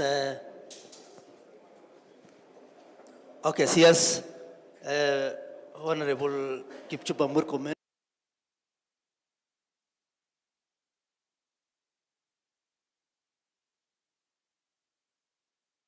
I'll talk on behalf of special group people, where I have some 3 or 2 issues concerning the special group. I'll start up with the security issues. We have normally we have severe special group. Normally, this severe normally are left at home by their parents when they are going for their works. So we have some cases where when they are at home, there are some matter, not the boys, where they come and file them. So in fact, I really appreciate the security team for assisting, for acting immediately so that they arrest the same person. We wanted also to talk about the security employment. CSR, probably we are not eligible to employ it in terms of security. But we have tried our level best to educate our children through all other means, probably through the bursary means. So we also wish and request, if possible, if we can give us a slot, especially in county level, when they are recruiting security, they can also be given a slot for especially parents having children with disability, so that they can also enjoy and participate in terms of security. We also, because I have seen, we have shown a quite number of letters here. You know, most of our members, they have never been taken to the school because parents think that it is a curse. It's ungodly. So they hide them in their rural areas. So I request, if possible, we can request chiefs, Wasewa Kichichi, so that they can even sensitize them, so that they can make them educate, so that in future, there will be people who can be relied upon. So I think that one can be also, we can also consider in terms of giving bursaries, because normally these are the people from the start. They were disabled, they have never done any investment, so they have a problem. So in case of giving out the bursaries, we also request that you consider especially these people so that they can also get and educate their children, so that they can also acquire and get the same opportunity. In terms of issuance of IT, we find them so hard for them to get IT cards. So I don't know, if possible, we keep the priority also, and so that they can participate in all other events, even when they are registering themselves. So I don't know how best we can handle this one, because most of them, they don't have IT cards. They are just at home. When the registration starts about this, they don't have anything to register themselves. In terms of tax exemption certificate, we have find it so hard. We have find it, this one is so hard. Because to get a tax exemption certificate, you have to travel from here to Nakuru. You have to travel to Nairobi. So to travel, somebody who is hard to travel is so hard. Because normally, we are acquiring this one probably in Nairobi, in Nakuru. So to travel from Transmara to Nakuru is a challenge. So we request this one, if this one can be decentralized so that we can acquire this one in county level. If this happens, we'll really appreciate. So otherwise, we appreciate the president. Recently, we saw he's ascending the policy on mainstream on people living with disability. So he assigned that policy and that information concerning the person living with disability. So we request so that we can adhere that, and we also request all other departments to afford or to adapt or adhere to 5% recruitment level, so that in every employment we get at least 5% representation in all departments. Otherwise, I really appreciate and thank you, and may God bless you. Thank you. Back to Bomet. Thank you so much. We want to go to students. Teacher President. One.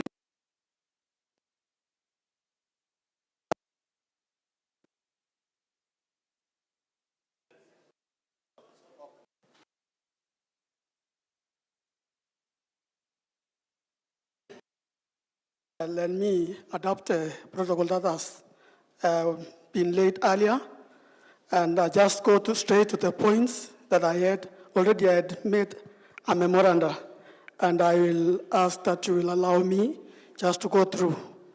Our subject is security in the. Don't repeat what I've said. Okay. It's about insecurity in South Technical Institute. We want to have at least 20 police officers be deployed to Merigi. Another issue is that we need a vehicle in Merigi police station. Also surveillance, street lights, CCTVs from Kecheya to Merigi. Also, we are facing challenges since we have been attacked. Even last night we were attacked. One of our students and one of our staff was butchered, and now we are staying. Ahen is also better than us because Ahen knows where he lives and where he lays eggs. Since he memorizes all the time as he walks, he normally says, God, God, God, because he memorized. And also, when you close the door, he reminds you that you want to lay eggs inside the house. So he tells you, God, all me. So we are now, we don't know. There in South, we don't know how he stay.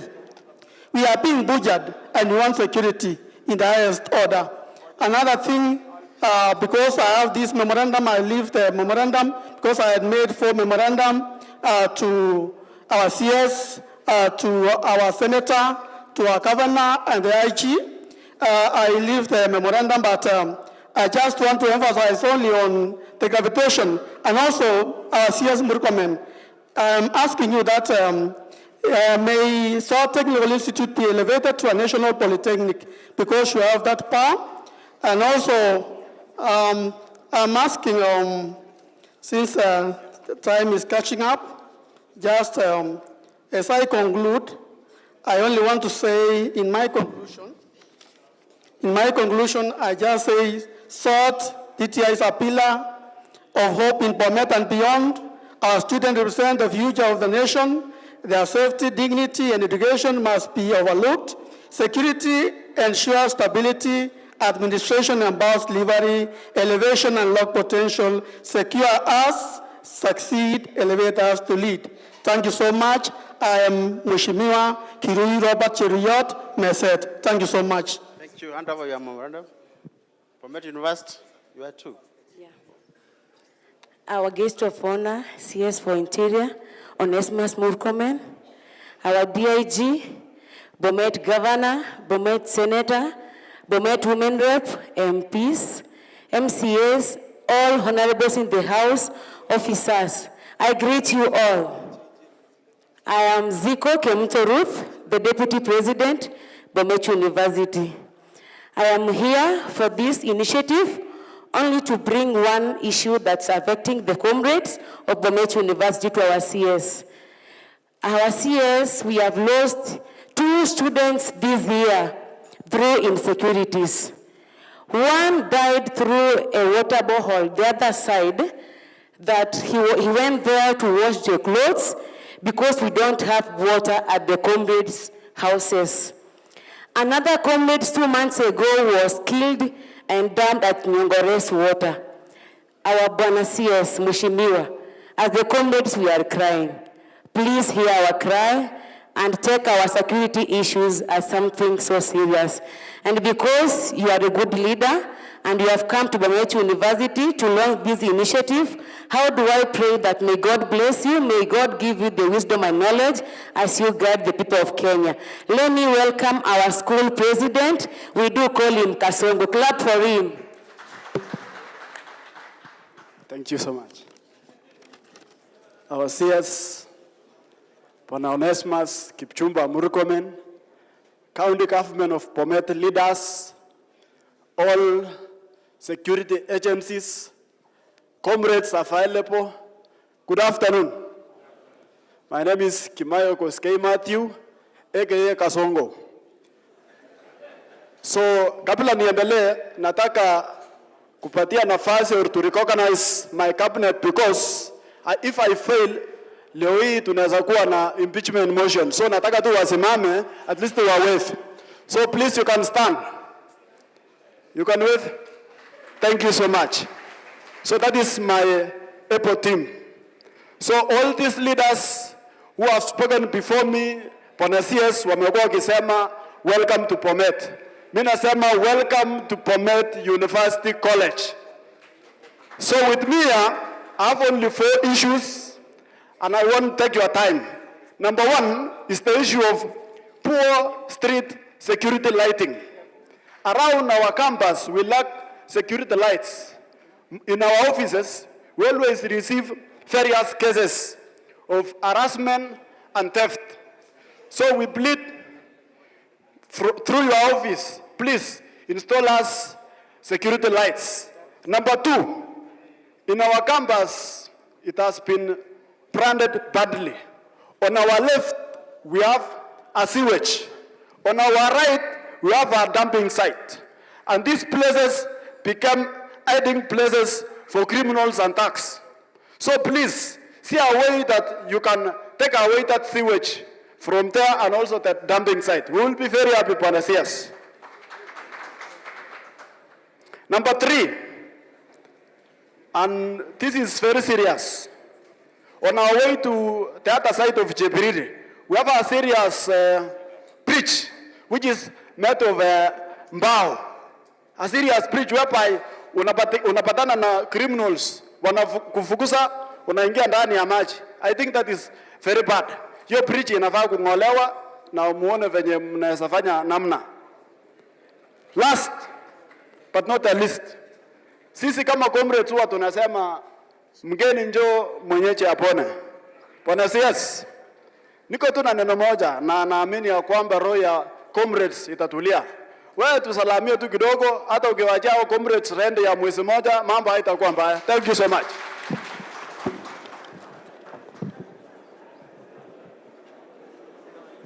Thank you, Mr. President. Wanatubeba boda. Dakika moja tu.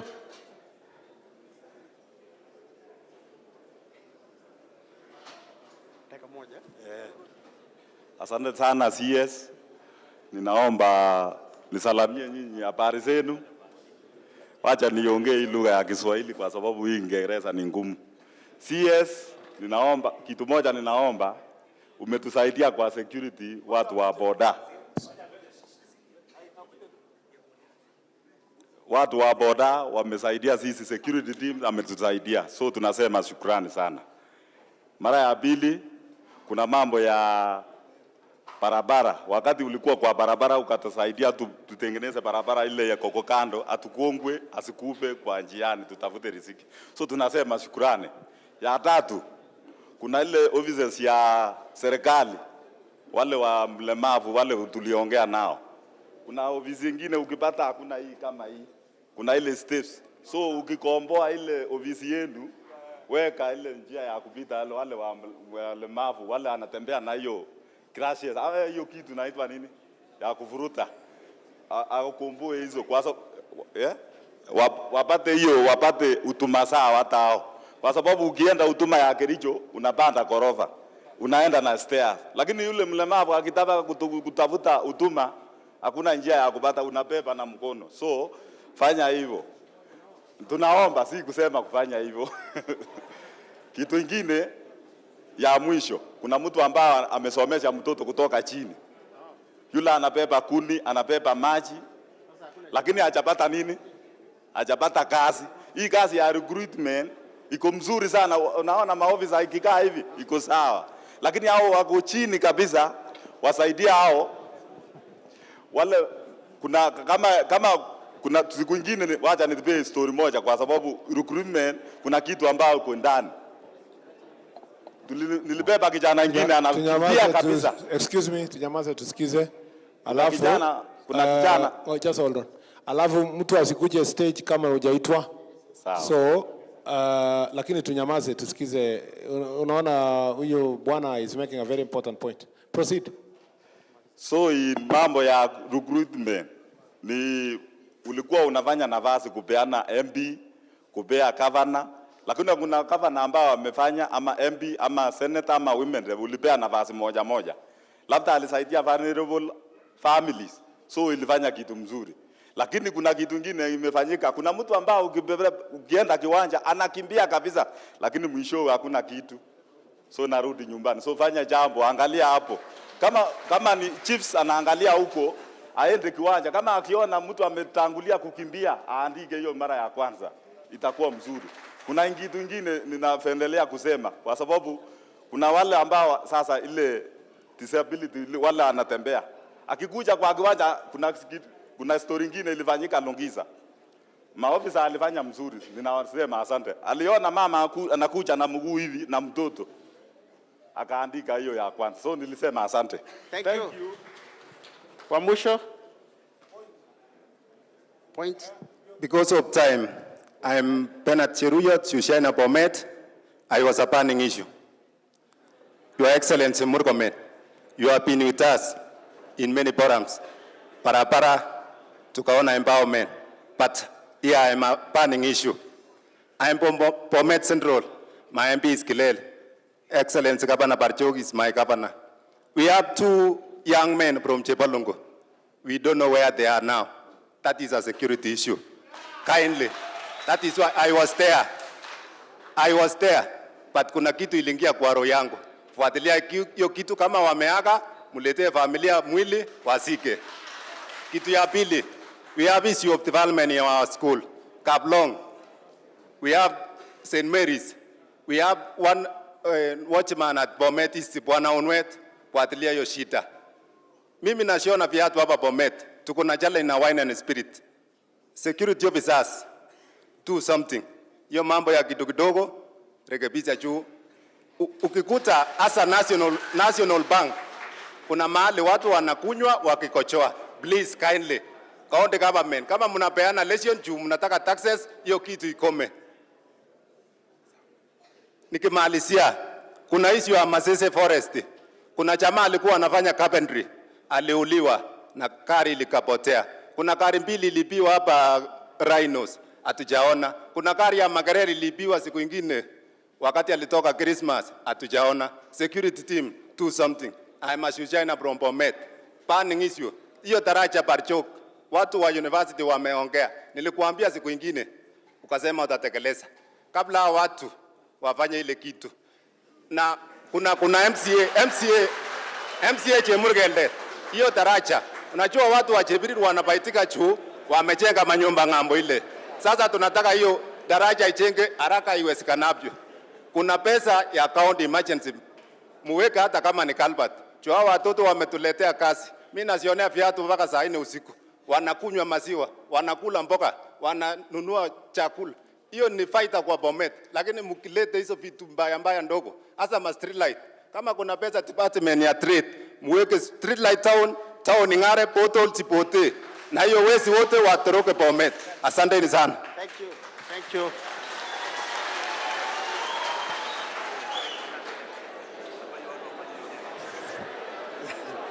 Finally, sir, teachers rep, please, 2 minutes. Thank you. Thank you so much for this opportunity.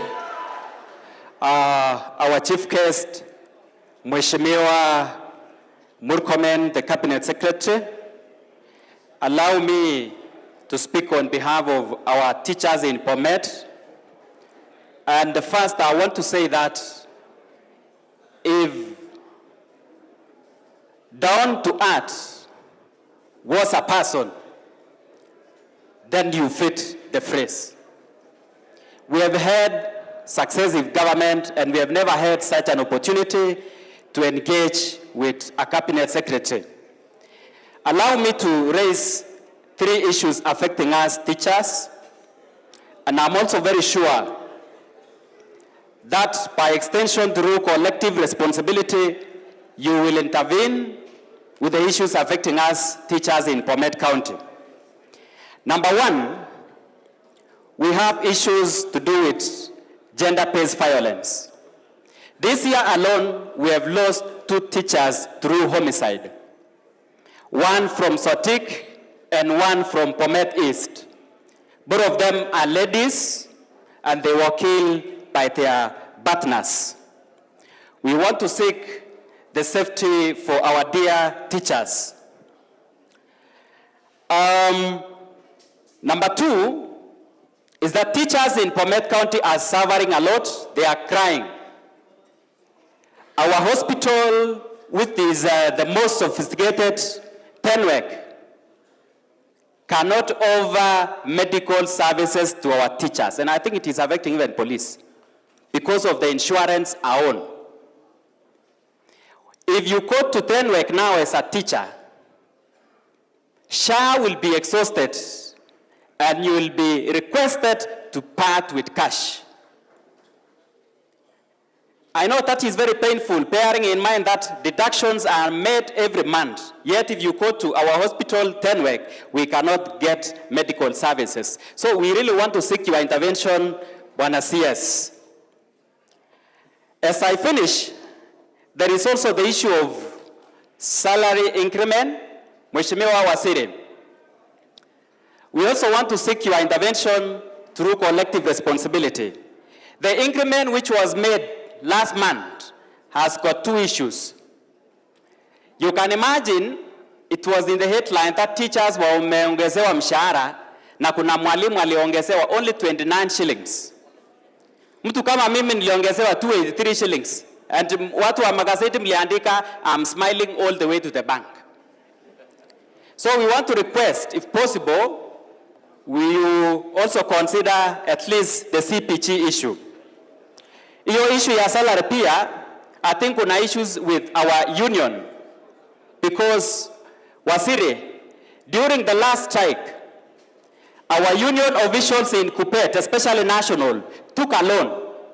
There's a late that they took a loan. And when the increment was made, wakakata to pay themselves. So we also want to seek the intervention of the government. As I finish, I'm also an advocate for the boy child. We want to say that we want to request the government to strike a balance when it comes to issues affecting us as men. Because you see, the boy child is neglected.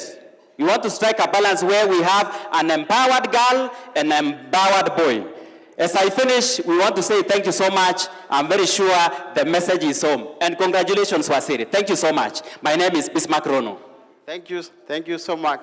Saa kufikia hapo, nataka nikurudishie program, utuelekesha mahali tunaenda. Karibu saa.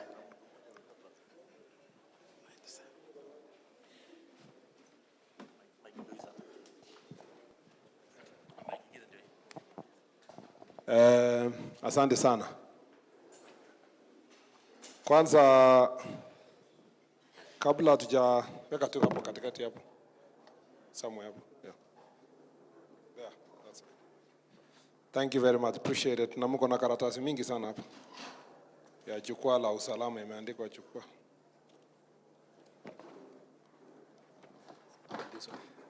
Thank you.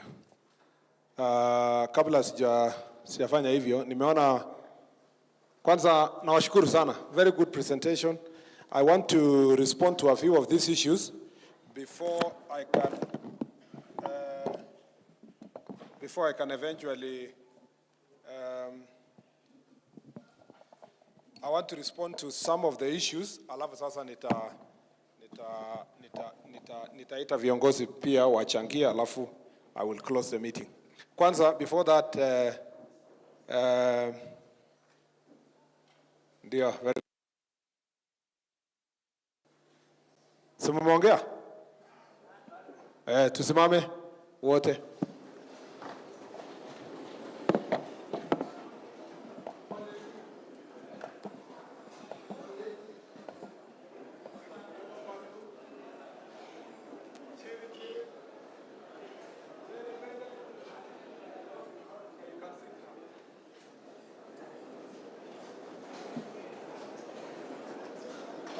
First of all, let me say, kwamba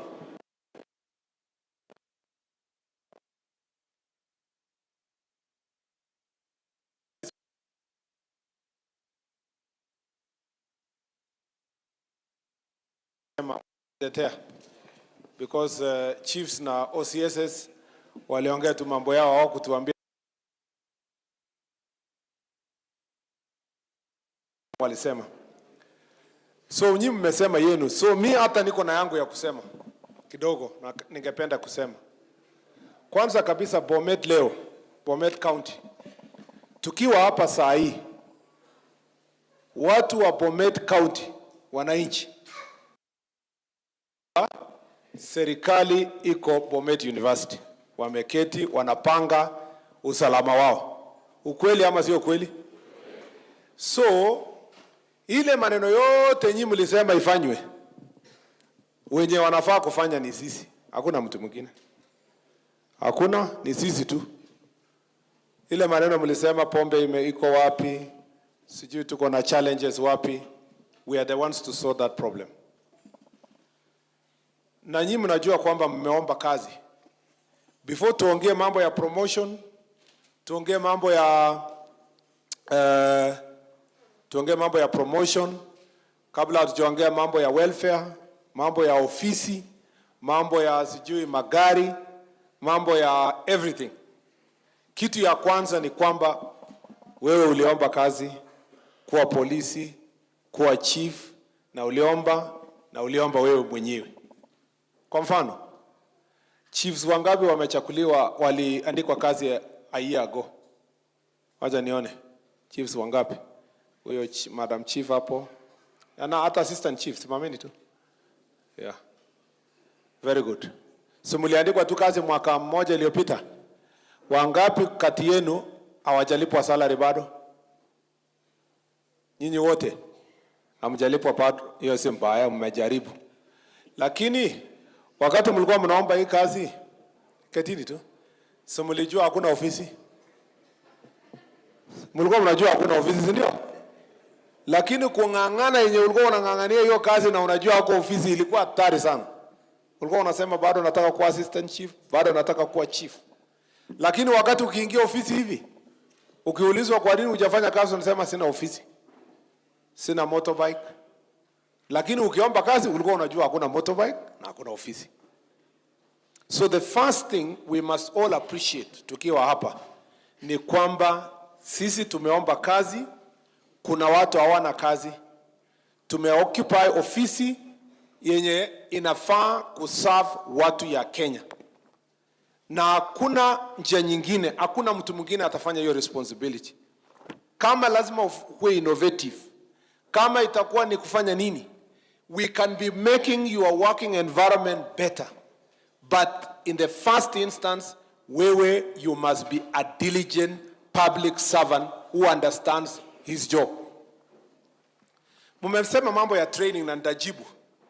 Lakini even before you are trained, you must, as a person, seek knowledge. Seek to empower yourself. Seek to understand the job you are doing. Na upende kazi yako. Leo hatukupata nafasi, kuna OCS moja uko Kericho. Yeah? Kila mmoja mwenye alisimama alikuwa anasema, mheshimiwa, ukipata nafasi kufanya promotion, promote huyo OCS. Whether ni mwananchi, whether ni chief, whether ni elected leaders. Because if you do a good job sells itself. A good job distinguishes you. A good job will earn you blessings. Blessings can come as promotion, but other blessings can come goodwill ya watu. Uko na watoto shule hivi, watu wanaona vile unafanya, mheshimiwa akipita hivi anaambiwa andikia kazi huyo mtoto ya huyo chief. Anapelekwa huyo mtoto ya huyo chief because the community recognizes the work you have done. So it must start by us being diligent public servants, taking seriously the job we were given, having the heart to serve. If you don't have the heart to serve, ndio unapatikana na hii mambo ingine yote hii yenye tunaambiwa. That's why unapata chief anaenda barasa, anaongelesha wananchi, anaulizwa na hii mambo ya SHA, anasema mimi nataka niwaambie sisi ma chiefs tuliitwa juzi na county commissioner na amesema tu register SHA. Unaambiwa faida yake nini? Sema hata mimi sijui, lakini wamesema. Na mimi sitaki, unajua hii ni mambo yao na mimi sitaki kupoteza kazi yangu. Hebu registreni. So unajua watu wakitoka hiyo baraza wanasema hii shao lazima ni baya sana. Hata chief anapinga, ni ile tu anaogopa county commission. So you must appreciate the job you are doing first of all. As an OCS, as everybody else. I like one, tulikuwa which county where, I think like Kipi ama wapi. The sub-county commander alisimama akasema, au ilikuwa Kajiado. Alisimama akasema, waziri, hii kazi tunachapa. Na hii kazi hakuna shida. We don't have problems. Hii kazi tunachapa kabisa, lakini waziri, tutatimiza hii kazi. Lakini hatuna gari, but tutafanya. You understand the attitude? Ana gari, shida yake ni gari, lakini the first attitude ako nayo ni kusema hii kazi tutafanya whether there is a car or no car. Tutafanya whether there is fuel, no fuel.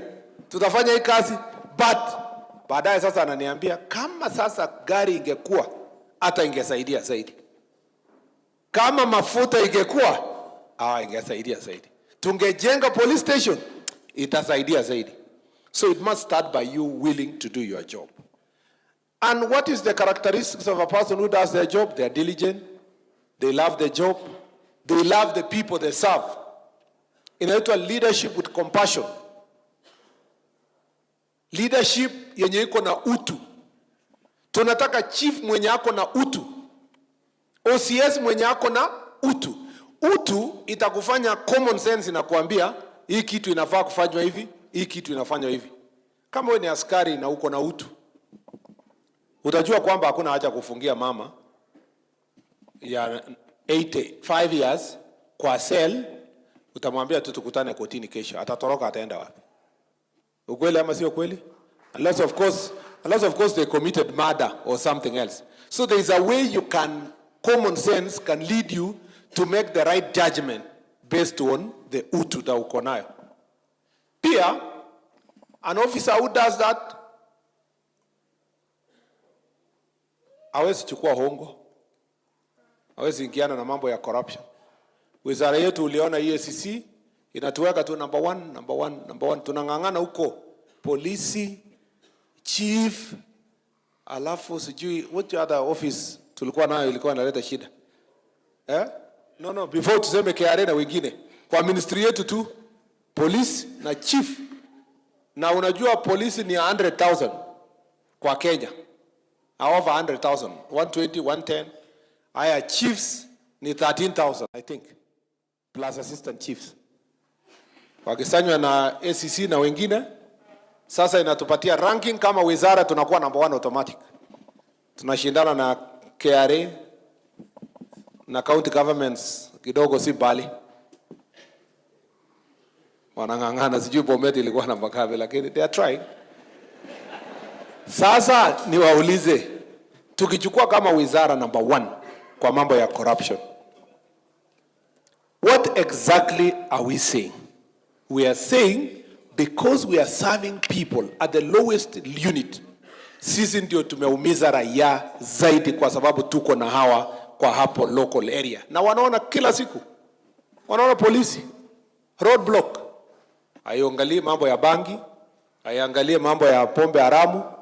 Roadblock inabeba, hata hiyo roadblock hawaangalii makaa yenye inabebwa kwa ubaya, hawaangalii silaha. Bora tu gari imefika na conductor amefinyiwa yake, gari iende. Ingine ikuje, iende. So we have to deal with corruption. We have to deal with bribes kwa barabara. And we have to face it. Hakuna haja kuja hapa kudefend. Useme wizara yangu ni unfairly, it's not scientific. It is scientific. We are the ones who are taking bribes. We just need to leave that business. Tuachane nayo. Na unaona mtu anakwama kwa traffic. Hakuna mtu ngumu kwa Kenya kutransfer kuliko traffic officer. Impossible. Ukitransfer traffic officer, MCA atakupigia, mbunge akupigie, governor yake akupigie, senator yake akupigie. Unapata message anasema, waziri, ungeniwacha tu nikae traffic kidogo, kuna watoto nasomesha. Nauliza, wewe ukisongesha wewe somesha hii watoto? Na mtu ya traffic pia number 2 ataki promotion. Ati amekuwa mtu mkubwa head office, atakwambia wacha promotion ikae nitaretire nikiwa kwa hii rank kwa barabara. Because anajua akikuwa promotion atatoka kwa roadblock. So guys, we have to face corruption in our country head on, and we must deal with it head on. And we must be very much ashamed as individuals to be the ones speaking bribery. Kuna chiefs wengine ndio aandikie mtu tu karatasi, anasema lete ya wino. Hao watu ya bodaboda wameumia na polisi.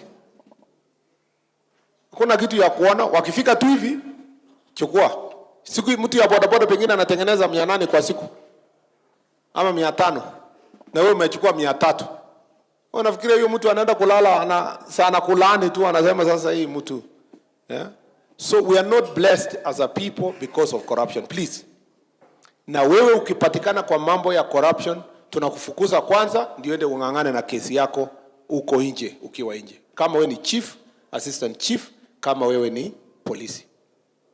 Let's take disciplinary actions seriously as OCSs against police officers who are committing corruption. Na usingoje IG at DIG. DIG atakujaje kujua polisi mwenye under OCS? Thank you DIG. How? Atakujaje?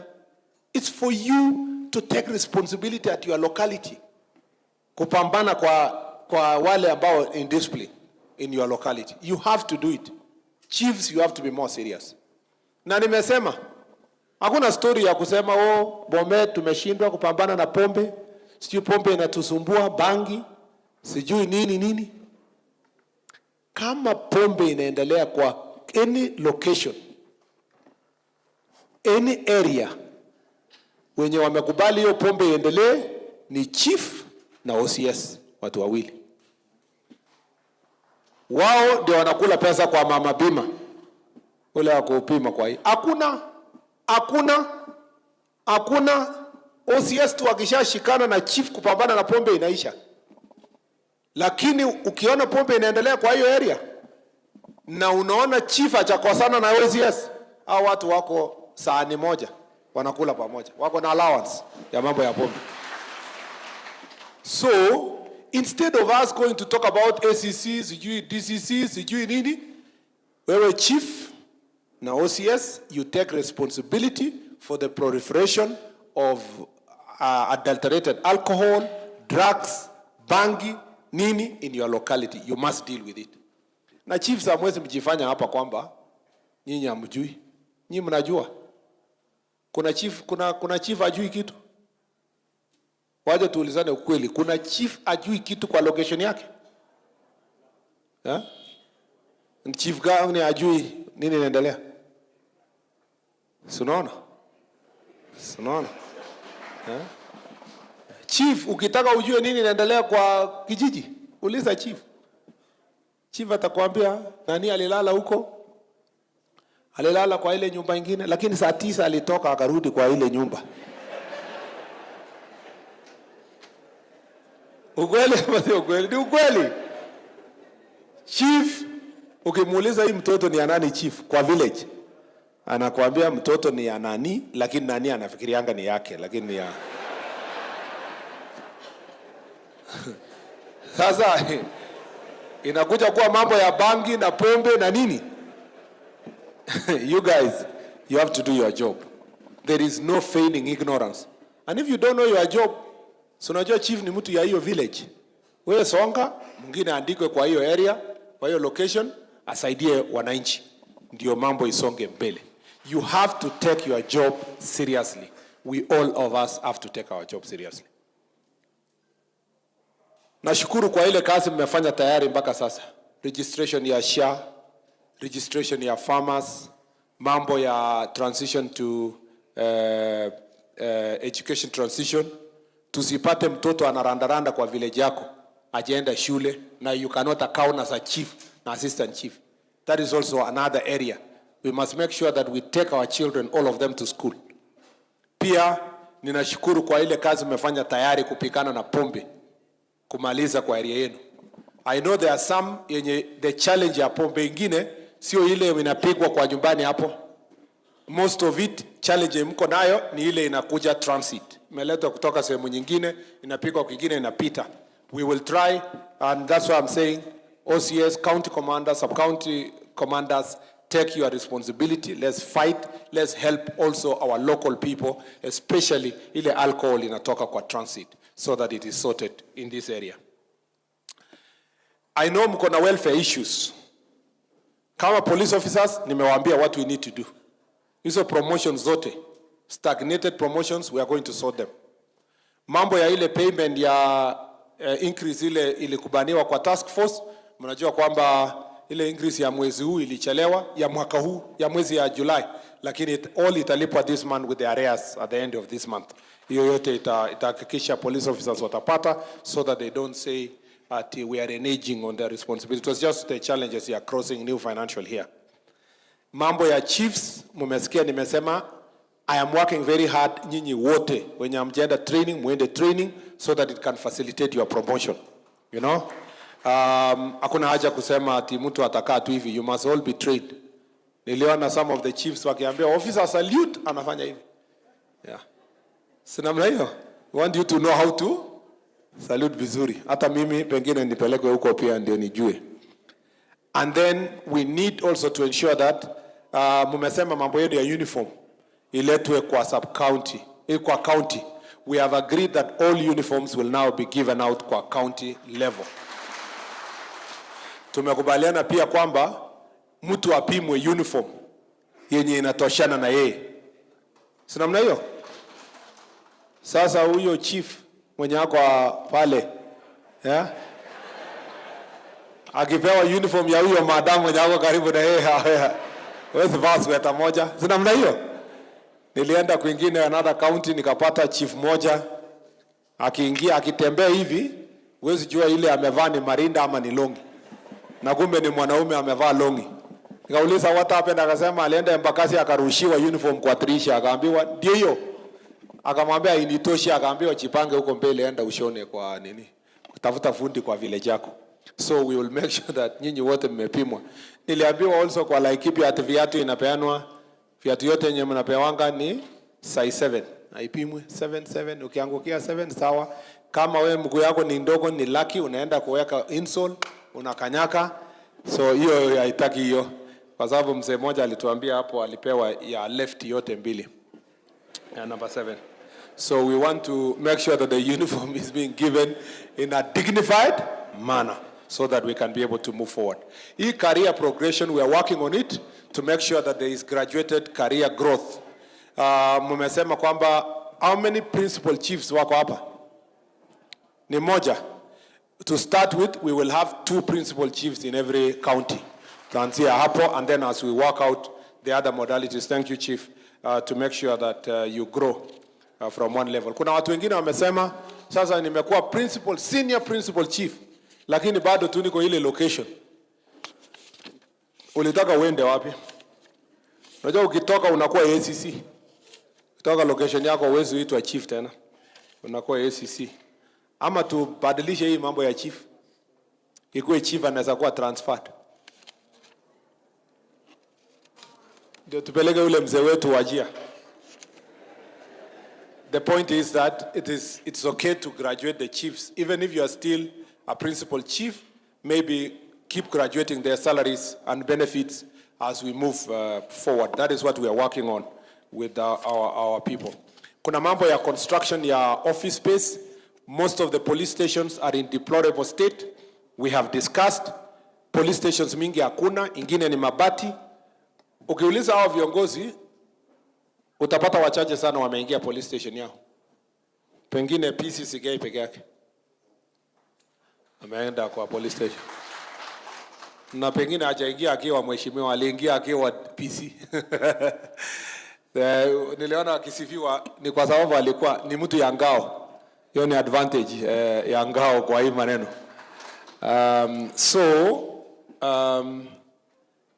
most of us hatujawahi ingia police station yetu. I don't think even governor. Umeenda police station yako? Umeenda cell? Cell ya, umeona cell iko aje? Oh, you are lucky. Mimi sikuwa nimeenda yangu, you know? Na nilikuwa waziri. Kaenda kanisa huko 2 weeks ago. Kwa next ward tu. Nikaenda the main police station. Kufika huko, nikapata police station ilijengwa in 1968. Na iko na room mbili peke yake. One room ni ofisi ya OCS, the other room ni ofisi ya chief. Cell ni chuma imefungiwa karibu na mguu ya chief hapo. So mkora akishikwa anaenda kufungiwa kwa hapo. Wakati chief ana sign mambo yake, huyu anapiga kelele kwa hapa. I was very embarrassed because I'm the cabinet secretary for interior, you know, and I had not visited the next police station in my county. So in the same way, sisi wote wenye tuko hapa, we have a responsibility to see how to make our police stations better. And the same, hata niliongea na IG. IG akaniambia hata usitangaze yangu sana, iko shida mingi. So we have neglected police stations. Ukienda Sondu hapa, police station ya 1932 kwa Sondu hapa Kericho. Baada ya Kericho na Kisumu. Haijawahi jengwa police station, lakini kuna Kengen generating power next to Sondu, project ya 15 billion kwenda mbele. Wakati ilikuwa inajengwa the whole time mpaka ikaisha, hakuna mtu alifikiria police station inahitaji kitu kidogo tu ya kujenga, maybe 5 million or 10 million. So we have agreed that going forward, we must start building all the police stations in the Republic that are in bad shape. We must make sure that we deal with those police stations. So give us a short time to shafanya design. We just want to see the budget yenye tuko nayo, then we improve. OCS wenye wako hapa, muliambiwa na National Police Service mtume picha ya police station yako? Mulituma? Yeah, so it's being analyzed. Niletewe mimi, niangalie. So that also nikipresent kwa cabinet, watu waone police stations yenye inatoka kwao. I will challenge all the cabinet secretaries, kila mtu angalie police station yenye inatoka kwake, so that we pass a resolution, tafute resources, we build police stations in the country. In the meantime, we want also the support of the CDF. Please, mutusaidie. Let's partner together to build good police stations with very good cells. Uko ndani. Cell ya men, cell ya female, cell ya young girls, young boys, na transgender, na nini wote, cell mzuri. Na mtu usijifanye kwamba nini. The day you retire, my friend, you will realize utakuwa embarrassed. Utaenda your village, upate the police station ni mbaya, na umeretire. Na hakuna mtu hata anaweza kukusaidia hapo. Ukora ikitokea wewe ndio unavamiwa kwa sababu uko na pesa kidogo, uko na pension. So you have to really work hard together, sisi na nyinyi, to make sure that the police stations in our home are constructed. Mambo ya mobility, we are in the certain stage of procurement kwa mambo ya magari. Tupatie tu kidogo tupambane nayo tuone. We understand hiyo description yote ya shida ya magari, please bear with us, lakini share what you have. Hakuna kitu ya KPS na sijui ingine ni APS. All magari yenye iko around, ana hakuna ya DCI na county commander na OCS. You just share for the time being mpaka tupate magari nyingine, which I believe before the end of this year we should have extra cars. If we can procure 2,000 and we share, ngao wapate kidogo, polisi wapate kidogo, mingi kidogo, tupatie prisons kidogo, we can be able to make progress even as we empower. Here chiefs, we are still working on to see tutapata wapi motorbikes ya kupatia all our chiefs. I understand ile ya 2017, 2018, ilikuwa 20 what? 2011. Kuna watu wa 2011, kuna watu wa 2017. We need to find out how to help you. Nimeambiwa zimekwisha. ACCs poleni. Mesikia tukipata gari tutalete at least hata mbili kwa county. Sorry, ama moja kwa sub county, you share as the ACCs kwa hiyo sub county. Because Madam ACC mwingine Trans Nzoia huko aliniambia juzi alibebwa na motorbike. Akikaribia tu mkutano hivi, ule mtu ya bodaboda akaingia kwa matope. So akaenda akisimama kwa mkutano, mama wakampatia lesson ndio aendelee na mkutano. Sijui sisi mwingine huko Ukambani aliniambia alikuwa anaenda na motorbike akaanguka karibu na center, Ati wananchi wakasema serikali imeanguka because crown ilianguka. So we have to find a respectable mode of transport for you, and I understand.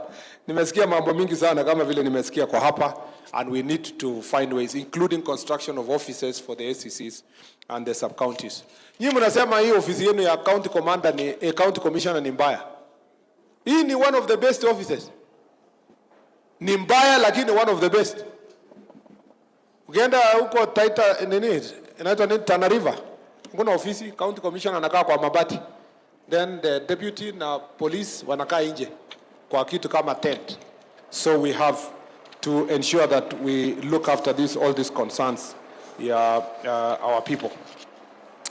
Let me quickly run through the questions mume-raise mbio sana. Hardship allowance tutaangalia. Shida ya Chepalungu constituency, by the way, kubwa. Why munalia hardship zaidi? Si sana kwamba it is an hardship area.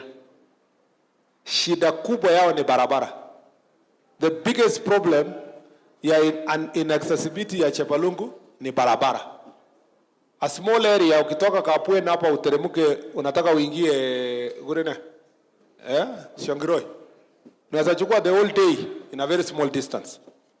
And because the infrastructure is being addressed by His Excellency the President, and we are almost somewhere in addressing that infrastructure, I am very confident kwamba hii barabara zetu zikiisha ya Chepalungu hivi amutaita hii the level of hardship yenye mnaita saa hizi in another 2-3 years itakuwa imeenda chini. I know na maji, tukileta maji na mambo ya barabara, the challenges you are talking about hardship, because vile mumeongea hapa mtu atasafikiria tuko Tana River ama tuko Samburu huko Malaso ama tuko huko Wajia. The problem ya Bomet, ya marginalized areas, ya mambo ya hardship is a lot about the development which has been left behind for a long period of time. But His Excellency the President is addressing your development concerns. And I believe hiyo mabarabara ikifanywa, it will lessen the burden you have as public officers in the dealing with these issues. Mambo ya administrative units, I know. I'll try to operationalize 2 or 3 divisions, the most critical ones, in the next 1 or 2 weeks. Allow for 2 or 3 locations in the next maybe 5 or so locations, and then maybe 10 or so sub-locations. We have got a very small budget, but we'll try to do so. Shida ya AIE, yenye mko nayo kwa shida ya AIE, and we are going to address, is because tumeongeza locations. Penye location ilikuwa moja, sasa ni 3. Penye sub-location ilikuwa moja, sasa ni 5. Na ile AIE budget haijaongezwa kutoka bunge. So we are trying to survive with the resources that is in place, and I want you to be patient kidogo as we sort out the AIE issue. Even the division ilikuwa ni moja, sasa ni 3, 4, ama imekuwa sub-county in some places in the country, and that's why it's taking away most of these issues, but we are going to work on it. Mambo ya delay of salaries, au wenye wamekaa 1 year plus, that is really unacceptable. That is totally unacceptable. I have given our office to working with Public Service Commission another 1 month tumalize hiyo maneno yote. So mzee ule alisema September, hiyo ni sawa, nitapambana nayo by September. Nilienda county ingine, chief akaniambia please, can you please explain to my wife kwamba sina bibi mwingine anakula salary kwingine? Kwa sababu anajiuliza hii kazi nafanya kwa bidii, ni nani mwingine anakula hii pesa ya salary ya hii nyumba? So I really want to apologize on behalf of all the chiefs and the assistant chiefs. That is unacceptable. And give us another 1 month, we will sort out, kila mtu apate pesa yake. Na mkipata lump sum, peleka at least mama out, ama bwana yako out kidogo, asikie kweli mlitabika pamoja mwaka moja. I know, kumwambia Kalenjin man peleka bibi yako out, wanashangaa huyu kijana anaongea nini, huyu waziri sinipitie tu bochari nikuja na kilo moja, sio inatosha kuonyesha mama kwamba ninampenda na nimeonyesha mapenzi. Hiyo ndio the challenges we have. And then on the issue of Village elders, the policy is on my table. I will take it to cabinet. Alafu will see something small ya kusupport village elders. Shida ya Kenya, wacha niseme number one, because we have an employment among many people. We are not employing village elders. It's not salary. Tunawatafutia a small allowance ya kusupport ile kazi tayari wanakuwa wanafanya. You know? Wanunue torch, gumboots, airtime, nini kidogo, walipe SHA wenye wamezeeka wakisonga mbele. Si namna hiyo? Na pia shida ya Kenya, mtu anafanya kazi wakati hakuna pesa, sawa. Lakini siku yenye inasemekana sasa kutakuwa na kitu kidogo, unaona sasa ma village elders yenye hawajai huonekana kwa hiyo village wanajitokeza. So the day we will identify the beneficiaries, it must be the people who have been doing the job. Msianze kufanya procurement ya some fictitious village elders. Extraneous allowances, nimesikia. Mambo ya promotion, nimesema. Chiefs wenye walikuwa affected during post-election violence. Hata sio post-election violence peke yake. Chief, kama mwele tulikuwa wapi jana, Kericho, mwenye aliumizwa. Kuna chief alienda kupambana na pombe. Mwenye pombe akatafuta goons, akapiga chief. Yeah, now the chief has never been supported by government. We will find a way of making sure that all those chiefs are compensated, at least something, to say thank you for the work you have been doing. So it's your work as county commissioners and DCCs to make sure that those reports are coming straight to our offices. Office infrastructure, Ngapu inakuja, ngwe tu patient kidogo. After this recruitment inakuja, tutalete Ngapu. Civil registration offices, we have a challenge kwa hii county. I gave instruction today kwamba ya Bomet East ifunguliwe. Pale, is it Longisa, sindio? Ifunguliwe hiyo Longisa. Alafu nimeambia aende hakikisha ya Sotik na Konoin imefunguliwa. Because Sotik na Konoin ni mbali from the headquarters. So, I think in another month or two, bwana director wa registration, let us support Sotik na Konoin. Wapate offices ya kutoa, ya kufanya nini. So, how long? 1 month, 2 months. Ndio atafute staff wa kwenda huko. So 2 months, we open those offices. Watu wapate birth certificate kwa huko mashinani. Nimeona also prices ya late, I mean the cost of late registration ya birth certificate is unnecessarily very high. Sijui ni 500, alafu birth certificate ni 200. Your 300 is not necessary. So we are going to review so that it becomes cheaper for Kenyans to get birth certificate. Na rais akikubali tunaweza ondoa ikuwe free kama vile ID ni free saa hizi, so that watu wengi wapate birth certificate on time. Mtu asisafiri akuje Bomet, amelipa transport, alafu tena alipishwe kutoa birth certificate. I think we will work birth and death certificate. That will facilitate quick registration in those areas. Mambo ya sexual offenses, Bomet, please, let's do something about sexual offenses, defilement, na gender-based violence. Iko juu kidogo. Mambo ya kupigana kwa mafamilia iko juu. Watu hawaongei. Na pengine watu wakiongea, msichana akikuja nyumbani kusema bwana yangu anakupiga, kwa ile culture yetu tunamwambia vumilia mama. Uchota correct. Unaendelea kumwambia mtoto yako vumilia tu. Hata imekuwa ni culture, ukisikia mtu amewika kwa next bout, mtu anauliza kuna wakora wamekuja, watu wanasema hapana, ni jamaa ananyorosha bibi yake anamweka kwa laini. We have to deal with gender-based violence with the seriousness it deserves. With the seriousness it deserves. People are dying. People are having mental health challenges. And ulisikia mwalimu alisema even teachers are being killed by their spouses. Please, let's take cases of gender-based violence seriously. Chiefs, endeni mfanye civic education kwa watu. Na kama wewe chief unapigwa, kwanza ujisuluhishe shida yako kwanza kabla hujaenda kufanya baraza. Kwa sababu unaenda pale, wewe ni chief, unaambia watu msipigane. Unasema hii chief anatuambia ni bibi yake anamnyoroshanga yeye. So you have to sort with yourself first. Na lazima tutoe hii culture yenye hata mnaficha. Kwanza mwanaume akipigwa, ati mwanaume akifika police station anaulizwa, ati umesema? Ati bibi yako alikuchapa? OCS anamwambia wewe kwenda bwana. Enda uchape. Wewe unashindwa na bibi. That culture should come to an end. Na wanaume wengi wanaumia in silence because they have also violent women in the house. Some men is because they are addicted to alcohol. Sasa bibi anamnyorosha na anashikana na watoto yake ananyorosha. Badala ya kupeleka bwana rehabilitation center, anaenda kumpiga kwa nyumbani. And so many men are suffering because of those issues. Please, let's take it very seriously. But the one that really pains me is defilement. And defilement yenye inafanywa na relatives. Alafu vile OCS anasema, tuna condone kwa community yetu na tunasema, tumalize kipkaa. We all know what kipkaa means. Tumalize kienyeji. Hakuna criminal, a crime yenye namalizwa kipkaa.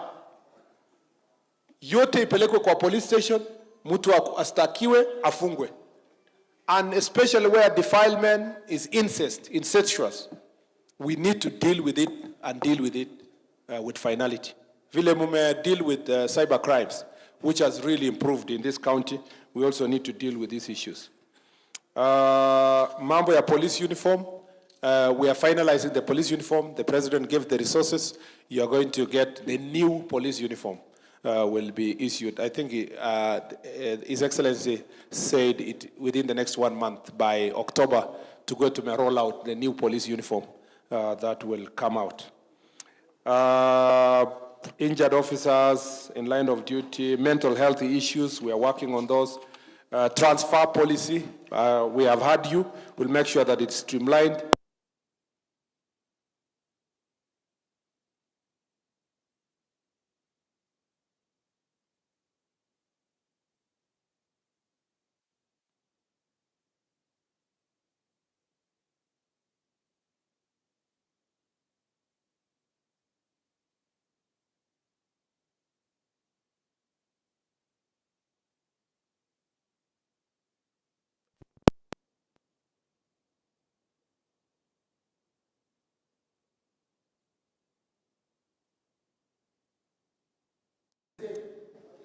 This year in the police, they are all under county commander. Ama nimesijaelewa. Sina mengi? Yeah, you want it. Once you have the capacity, you have to support. Not just in your own station. We work for one national police service. If you must support the next county, you need to support. Hii mambo ya transfer na strengthening and moving police officers, I think DIG, we need to go and revisit with the National Police Service Commission. Particularly for KPS, there is no need to keep it in Nairobi at the IG. Mpaka Amoe, mtu anatoka one police station to another. So tuachie hiyo mtu ya region ndio apake. Kama kuna weakness in this police station, anaokoa the other police station. Kama hii police station ya Kono hii. Yenye OCS atasema, ngine ni mgonjwa, ngine ni disabled.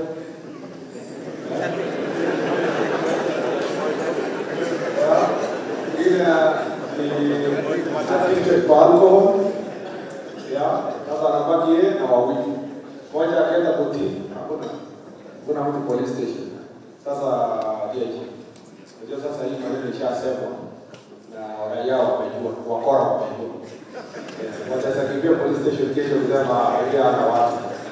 Huyu apewe an extra people immediately. Ndio isaidie hiyo police station. Na huyo mlevi aende rehabilitation. Okay?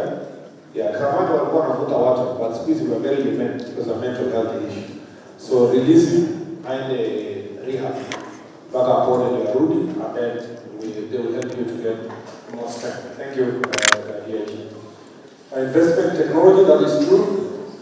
Continuous training of officers, we are now changing. We want to train also our police officers. They are the most disadvantaged folks. We must also have continuous training program for all the police officers. Hata wale wanapromotiwa kwa merit waende training. Mtu asipite merit afike position akuwe OCS hajawahi kuwa na any experience. They must go through training. And that's what we are insisting. Forest issues, tumesikia Madam KFS, and we'll work together with the Ministry of Forestry to help you, and from our side where we are dealing with. Traffic, tena DIG tutafute gari moja at least ya traffic patrol ya Bomet, ndio iserve Bomet yote for the time being county, na free the other police station car isaidia. So maybe in a week or two, tafute gari moja mpatie patrol, itasaidia kwa hiyo mambo ingine yote isonge mbele. Tafuta hata yenye ilikuwa imezeeka mahali, ndakuchangia tununue taya nini, alafu ulete Bomet. Hata kama inasukumwa, bora watu wanaona kuna gari inasonga. Wakati tunamaliza hii ya kununua, lete moja at least kuja hapa in the next 2 weeks or so that helps this county. Thank you very much. Water and county government, they're working together. Mambo ya World Bank projects, Bosto Dam. Hiyo ikisotiwa, you will all have the water that you are asking around this place. Claims of money, ICT infrastructure, ngao offices, transfers. Yes, pia hii kitu yenye members wamesema everywhere, our staff. Wamesema transfers ikuwe human. Yeah? Usiamuke tu asubuhi na kumwambia bas hama umeenda coast, and especially for women, because in most cases they are staying with their children. Yeah, there are some cases where the men are the ones staying with the children, but in most cases it's the women. So ukiambia tu amuka leo midterm umeenda todo nyang, mtoto wako shule hapa, si mbaya, lakini tufuate some procedures. Lakini also there will be cases where you, as a police officer, you will be transferred anyway because you are needed to serve. Yeah, so we have to also find contingency measures. Yeah, to take care. If there is a problem in the country, we cannot wait. Kusema tungoje. It's also the risk that comes with your job, and that's why it must be balanced. But we will be as much as possible balanced what needs to be done to make sure that you are taken care of. Training of youth programs. E-bridge. Governor ngangana usaidia investors yako. Unajua wanafunzi ni investors. Wanasaidia economy ya sehemu hii. Your bridge, we can help each other. And if there is a challenge, we can talk to CS Davis to see if there is anything that they can support kwa Kera to do that small bridge. Ndio isaidia watu waende hapo. I support sports as one way of ensuring that people come together. We need schools. We need to establish this elders committee and support. Nimeulizwa mambo ya barabara yetu ile ya Longisa, Sigor, Chebunyo, Kiakong, hiyo barabara yote hiyo, na ile barabara yetu ya Silibwet, Merigi. Mnajua sasa it took us time kama serikali, hata hiyo yote ya Longisa kuingia Kembu mpaka Kabaruso huko, si ndio? All that road that tulitembelea, it took the government time to raise money. By the time I was leaving the ministry 1 year ago, we were still struggling with money. And one of the responsibilities nilifanya ni kuongeza fuel levy by 7 shillings. And thereafter, it has been securitized under the leadership of our current CS, Davis Chirchir. Sasa we have money. Ule contractor alikuja site hajakuja because ninatembea hapa. Amekuja because we have paid the contractors. And we are confident now barabara itasonga mpaka iishe. So nili overfly hapo kuangalia asubuhi nikikuja. I'm very happy with the progress that is going on with the road. And all the other roads, ile imeharibika zile zote, zinashughulikiwa. I can tell you that without fear of contradiction. Including barabara zetu za town hapa. Hiyo yote inasotiwa. It had been advertised. Here town, contractor ilikuwa imeadvertisiwa tena. Now a good contractor has been found that is coming to sort out your problems ya barabara ya town. Mnajua ile ya ilikuwa inaitwa nini? Captain Bulliet Bridge. Tulitangaza, contractor amepatikana, so it is only for the contractor now to come to site. Wazee walinipatia mbuzi hapo. So siku yenye itaisha nitakuja na Waziri Davis na nikuje niseme asante kwa ile mbuzi mlinipatia kwa hiyo bridge. So I think all these things are going to be sorted. At a stadium yenu is going to be sorted. The governor is in proper conversation with the president to build a new stadium. We have also discussed with the university maybe we renovate and work on the stadium that is in place, because sisi kama National Police Service tuko na team ya APS inachezea hapo. So based on the conversation even we had today with the university, we might have to improve that as part of the university facilities, and then it be used for the time being kwa mpira yetu, and as the county government get land for the national government to help them build a very good stadium as they have discussed county and national government. I agree. Chiefs, kazi yenu ni kusaidia persons with disabilities wapate ID. So vile mtaenda na registrar mpaka penye wako, mtafute hawa wapate IDs. There is no need to discriminate on them. I also agree with the student who spoke about university and technical institution and its security. Please, county security team, sort hiyo yenye imesemwa na hii university kwa hapa presents special security challenges. Fanyia sisi recommendation. If we need to have a police post near the technical college hapo, ama any other security issue, let us work on it so that we support our schools and colleges and universities to have the necessary security. Because wakora ndio wana target au wanafunzi kuwauzia bangi na madawa ya kulevya. So we must have presence of police officers around that area so that we deal with insecurity. Nimeongea mambo mengi sana. Sijui nini, breach, access, recruitment. Nimeulizwa watu wenye walipotea kwa Chepalungu hapa, 2 young people, and you know, niliulizwa pia na media na nimesema as national government and national police service will continue kutafuta hawa and to get the right information ya kuambia their families. So, and as soon as we get that information, we'll make sure that it is given to the people. And tumeelewana mpaka hapo? Yeah. We'll make sure that we continue and doing so, and DIG is here and he will do his best. Asante sana DIG, thank you very much. Teachers, nini sha mambo yengine. So, hii mambo yote tukishafanya mtatufanyia nini? Watutam? Hapana, hatujasema tutatamea hiyo hapo nje. Mimi nauliza chiefs na assistant chiefs na OCSs. Tukishafanya hii mambo yote nyinyi mtatufanyia nini? Kazi, si namna hiyo? Mtanyorosha kazi? Kabisa kabisa. Ya ukweli? Mtaunda kazi vizuri? OCS mtafanya kazi? Unajua sasa nyinyi ma OCS mna serve Kenya mzima. So ile information mnapata hapa mna apply penye mtakuwa mmepelekwa siku nyingine when we go do transfers. All these things we will do. Hii jukwaa hatujakuja hapa kupiga two stories for the sake of it. It's because we want to make sure that our people are being taken care of and their interests are being taken care of.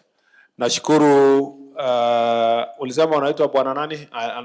Najua alitaka kuniona. Cheboin. Yeah. Kwa sababu ya presentation yako on behalf of persons with disabilities. Yeah, Richard. Kwa sababu sasa wewe umejitolea ukakuja hapa na nimeona you are struggling kidogo. Nimesema ununuliwe wheelchair, you know? Alafu ndatafuta kitu kidogo yenye unaenda nayo. Sinamna hiyo? Just as a small gesture for the work you are doing. Kwa hivyo we have the wheelchair here, we want to give it to him. And I can present to him ndio aweze akatumia as just as a gesture ya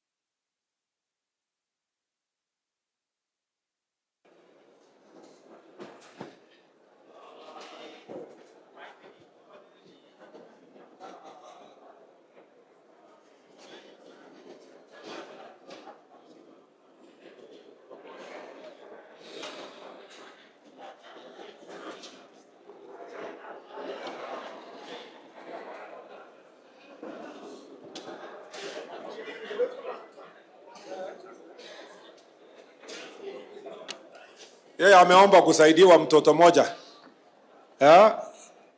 Kwa mambo ingine itatokea hii kona. Na nimekubali nitafanya hivyo.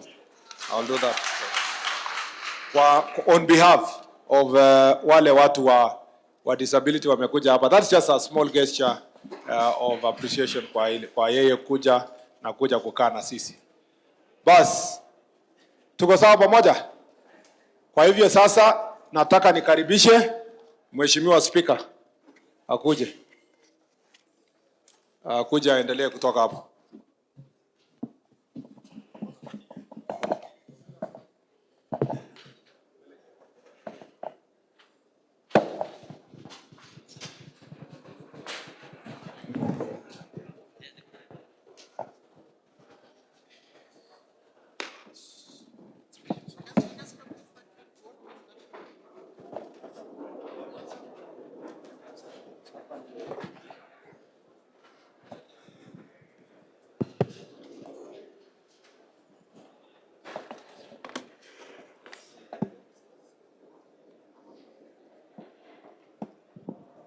Sawa.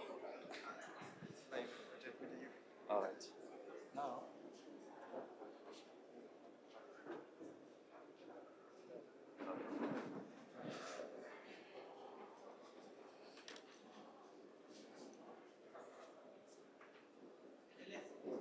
Thank you very much.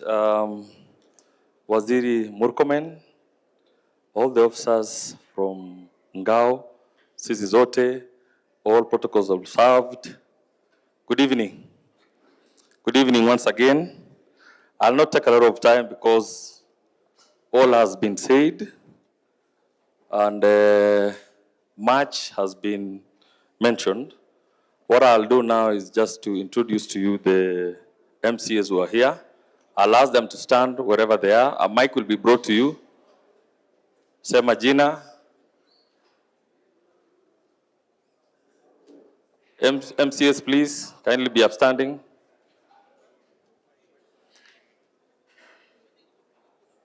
Mic to be there, please. Yes. Okay. You say your name and where you represent. Good evening. My name is Chepkiri Felodi, nominated MCA. My name is Tabotany Monica, MCA representing women. Thank you. My name is Chemgetich Catherine, MCA representing women. Thank you. Asante sana. Mimi naitwa Peter Rono, MCA representing Kipsanoi. My name is Spinat Langat, MCA representing Gembu Ward. I'm Nathan Kibet, MCA representing Kabletunda Ward. My name is Eric Kirui, MCA Kimulat Ward, Konoin Sub-County. My name is Mheshimiwa Mutai Peter, MCA representing Sikor Ward, Chepalungu. Okay, I'm Dennis Pusianei, MCA representing Chemagari in Sotik Sub-County. My name is Wesley Kiprotich, MCA representing Chepchabas. And something that was not mentioned here is the issue that is affecting some part of this county, historical land injustices. And Waziri, I script something small on a background about it, historical land injustice. Maybe your secretary can pick it. Thank you. I am Ann Mutai, MCA representing Silibwe Township. Welcome. My name is Peter Kipkorir Langat, aka Moset Kuturulogo, MCA representing Merigi Ward. Sunday. Good evening, everyone. I am Josiah Somwe, MCA representing Nyangores Ward. Good afternoon. My name is Honorable Lily Cherotich, representing person with disability. Asante. My name is Evelyn Mibek Koske, Chair County Assembly Women Caucus. So, asanteni sana. Wakilishi wadi wote ambao mmesema majina yenu. Yangu yatakuwa machache. Kwanza, waziri asante sana kwa Jukwaa La Usalama. It's the first of its kind. We've never seen it anywhere. Thank you very much for that. Secondly, the person you've given the wheelchair is a staff and is an auditor. And is very much concerned about the way our county and our nation is. So thank you for that. The third thing, which one of the members there had mentioned to me, ni maneno ya IPOA. Waziri, we know IPOA wanafanya kazi yao, but of late, kidogo tumekuwa na shida kama wa Kenya. Reason being, as much as we have our security officers here, and they are doing their jobs, kidogo wameingiliwa na baridi sana, mpaka hawawezi fanya kazi yao. Unapata kwamba kukiwa na fujo mahali, hata wao wanaogopa kufanya kazi yao. Maana wanaogopa nini? IPOA. Sasa hii IPOA inataka kutusaidia ama kutumaliza? Nairobi kulikuwa na shida kubwa, kila mahali ilichomwa, maaskari wamekaa, hawezi, they cannot do anything because they fear the repercussions of IPOA. Hebu tuelezane ukweli, kazi yao inafaa kuwa nini? Kukandamiza wa polisi ama kutusaidia kuangalia hii maneno mengine? Otherwise this country we are going far. If we give them opportunity to do what they are doing the way they are doing now, we will not go far. I'm pleading with you so that you can talk with them. Hatujui hata hao IPOA ni nani, lakini wewe ndio unajua hao. Tunakuambia tu wewe upange huko, basi tuko sawa huko. Lingine, asante kwa kusikiza hawa wanangao. They do a very good job. It is in... Okay. Ni ngumu sana kupata waziri akija ground kuwasikiza. Asante kwa hiyo. Hiyo nataka kumalizia nikisema hivyo. Halafu kwa wabunge ambao tuko hapa, hizi mashida ambazo tunaziona hapa Kenya, hizi Gen Z wanakaa hivi, wanafanya vile, it looks like our children are becoming ungovernable. I attribute this personally, that is my own way vile naangalia. Hii kiboko vile ilitolewa imeharibu Kenya. Ikiwezekana kiboko irudi. Weka sheria irudi. Otherwise we lose our country to these youngsters. Can you imagine a youngster anarukia polisi mwenye ako na bunduki na anafurahi akirukaruka? You don't know whether he is a good fellow or a bad one. Kidogo wanarukia yeye, wanapiga yeye huko chini. I don't think we are going the right way on that. Kumalizia. MCAs wengi hapa Kenya, waziri, wamewawa by thugs. Vile wengine wako na security, ikiwezekana tuwape security nao hawa MCAs wakuwe na security kidogo. Alafu ya mwisho waziri, nimesikia ukiongea uniform kwa hawa, na wewe mwenyewe najua uko na uniform, vaa yako hata wewe tuone ya ama namna gani? Ingekuwa mzuri akiwa na uniform hata yeye. Ndio wao wakuwe na moyo ya kuvaa. Otherwise, karibu sana, asante sana. Kule assembly tunakukaribisha ukiwa na muda baada ya kumaliza huko, tutakukaribisha, tumekutengenezea chai kule assembly. Asante sana na asante kwa kutuangalia. Shukran. Naona tukienda sasa the next phase, Mheshimiwa wa area, Mheshimiwa Mandazi, karibu sana. Tuangie mkono akikuja polepole. Bas, asanteni. Na kwa hiyo, si mlikuwa mnapiga mkono saa zile? Na kwa hiyo, walikuwa nasema because of that, lakini kama wamesahau kidogo. Asante sana Mheshimiwa Speaker, waziri wetu Mheshimiwa Murkomen, maafisa ambao wametembea wote kwa pamoja siku ya leo, governor wetu, senator wetu, wajumbe ambao wamefika hafla hii ya Jukwaa La Usalama, all the MCAs present, assistant chiefs and everyone and the chiefs, the ACCs. Let me simply say, I also ride on the already established protocol. Mheshimiwa Murkomen, I had indicated to you, tukiwa kule, and I told you, this is the epitome of public participation. Hii ni kusikiza ground ya ukweli. Because zile mashida ambazo umeambiwa hapa, those that you are able to solve, umepatiana solution. Zile zingine umesema utaenda kuangalia kwa ofisi yako, zile zitawezekana pia utatekeleza. We want to wish you well. As you go around the country, we support you as members of parliament, na tunakuambia eko kwa kazi ambayo unafanya na unafanyia serikali ya Kenya. Situmpigie makofi tafadhali. Because we've seen ministers and ministers. And I think it's not about the ministry. It's about the person. Mheshimiwa Murkomen, this is the second time you're coming to Bomet. When you were the CS for transport na mabarabara, tukasimama na wewe hapa Bomet. We were here together with all the members of parliament.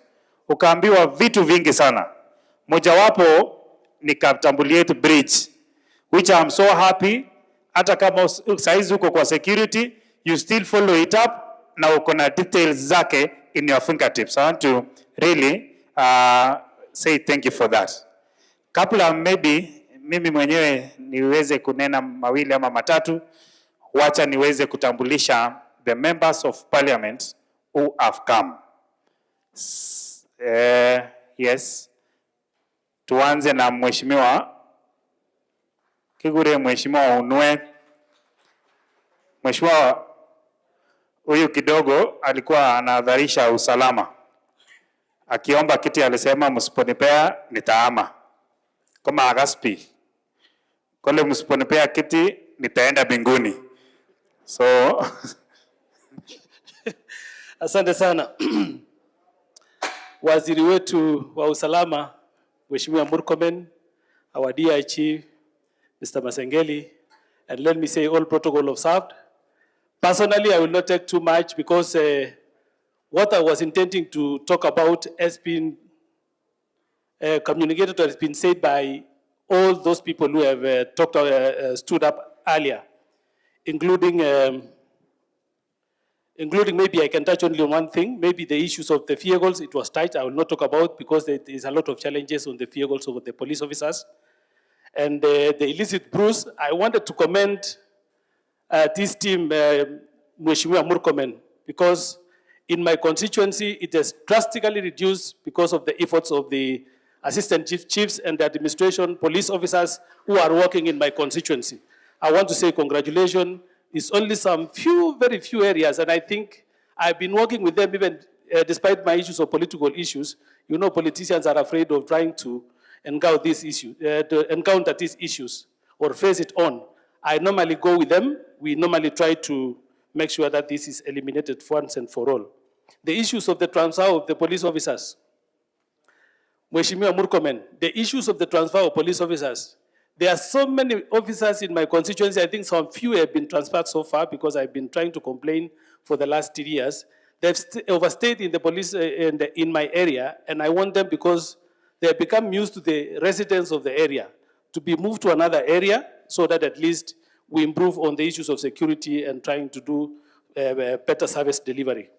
There's only one thing now I want to stress, the issues of SOT technical. Yesterday, I had a team from the Office of the President yesterday in my constituency, the Government Delivery Unit. And they had come to check on this project, the road you came and commissioned, launch in 2023. And when they came, we raised the issues of the road linking from that stretch from the SOT Technical Institute up to Merigi Shopping Center, where there was no footpath.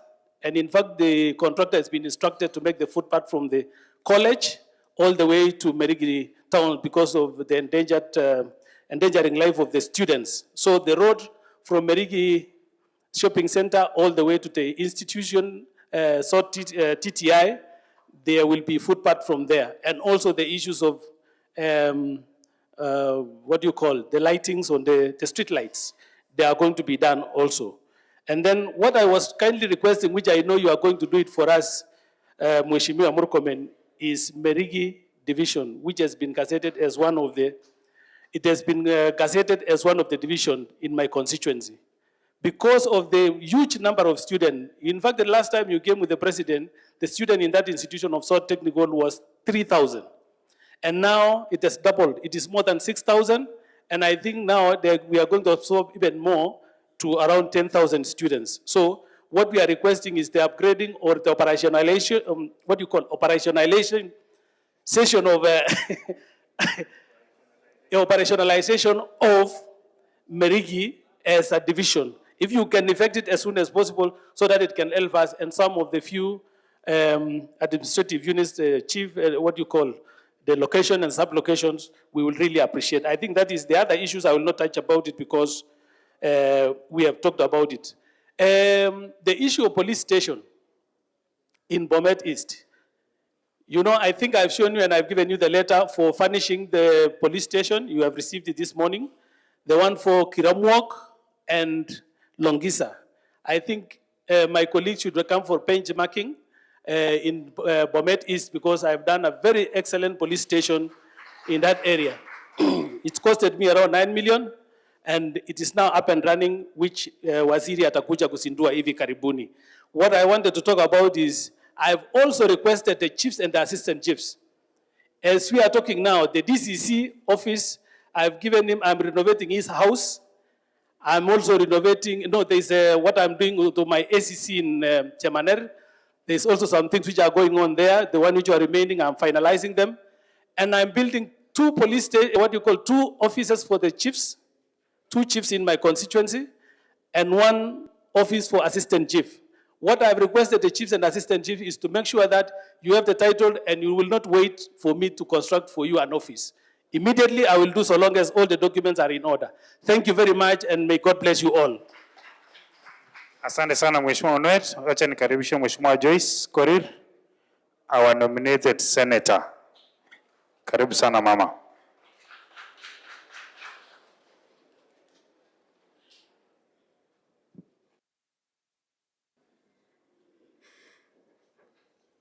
Tusalimiane, Bwana asifiwe. Mheshimiwa Waziri, DIG, viongozi mbalimbali ambao wako miongoni mwetu, wacha nichukue nafasi ya kipekee kukaribisha waziri na viongozi ambao wamekuja ili tujadiliane mambo ya usalama. Mheshimiwa Waziri, nilichelewa kwa sababu nimekuwa na president kule Homa Bay. Tulikuwa na mheshimiwa ambaye tulimpoteza na niliweza kwenda kuwakilisha speaker na nikaona ni vyema pia niweze kufika hapa. Hivyo basi sijaweza kusikiza mambo mengi ambayo amesemwa, lakini nitaguzia kwa sababu mimi pia ni mwenyeji na ni kiongozi wa eneo hili. Mheshimiwa Waziri, tuko na changamoto sio hapa.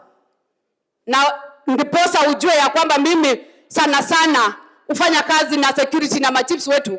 Kuna kazi ambayo nimefanya nao, kuna maofisi za machiefs ambayo nimeweza kujenga, na kuna pia matoleo kidogo ile napata kitimbaya kule bunge na leta kwa maofisi zetu ili waweze pia kukalia kwa sababu saa zingine inakuwa changamoto. So ningependa kusema ya kwamba wanapitia changamoto sio hapa na najua utayatatua kwa sababu wameweza kuyaelezea. Changamoto ambayo wako nazo ni mambo za maofisi ambayo tuko nazo, mambo ya magari. Saa zingine kuna crime imetokezea, hawana magari za kukimbia pale, watakaa mpaka wananchi wanaanza kutulaumu kama viongozi, na tukitatua hiyo najua serikali haina pesa, lakini wacha tuichukue ya kwamba tuiweke kipao mbele waweze kupata facilitation. Kuna machiefs wetu pia, Mheshimiwa Waziri, kuna eneo ambayo imekuwa gazetted na iligazetiwa kitambo sana. Machiefs wanasimamia eneo kubwa ambaye walishafanya gazettement, ilikuwa isha proposiwa na ikafanywa. Ningependa kusema hivi, tafadhali enda iangalie, najua hatuna pesa, uiangalie na uhakikishe kwamba ile ward ambayo iko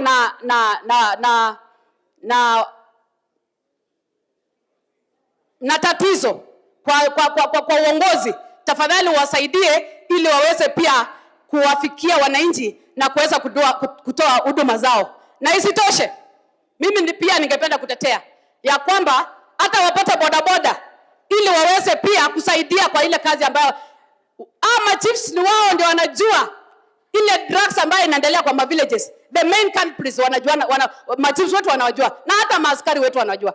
So wakipata kusaidiwa, najua watafanya kazi vilivyo. Sasa zingine wanahangaika. Mimi niko na orodha ya karibu machiefs almost 50.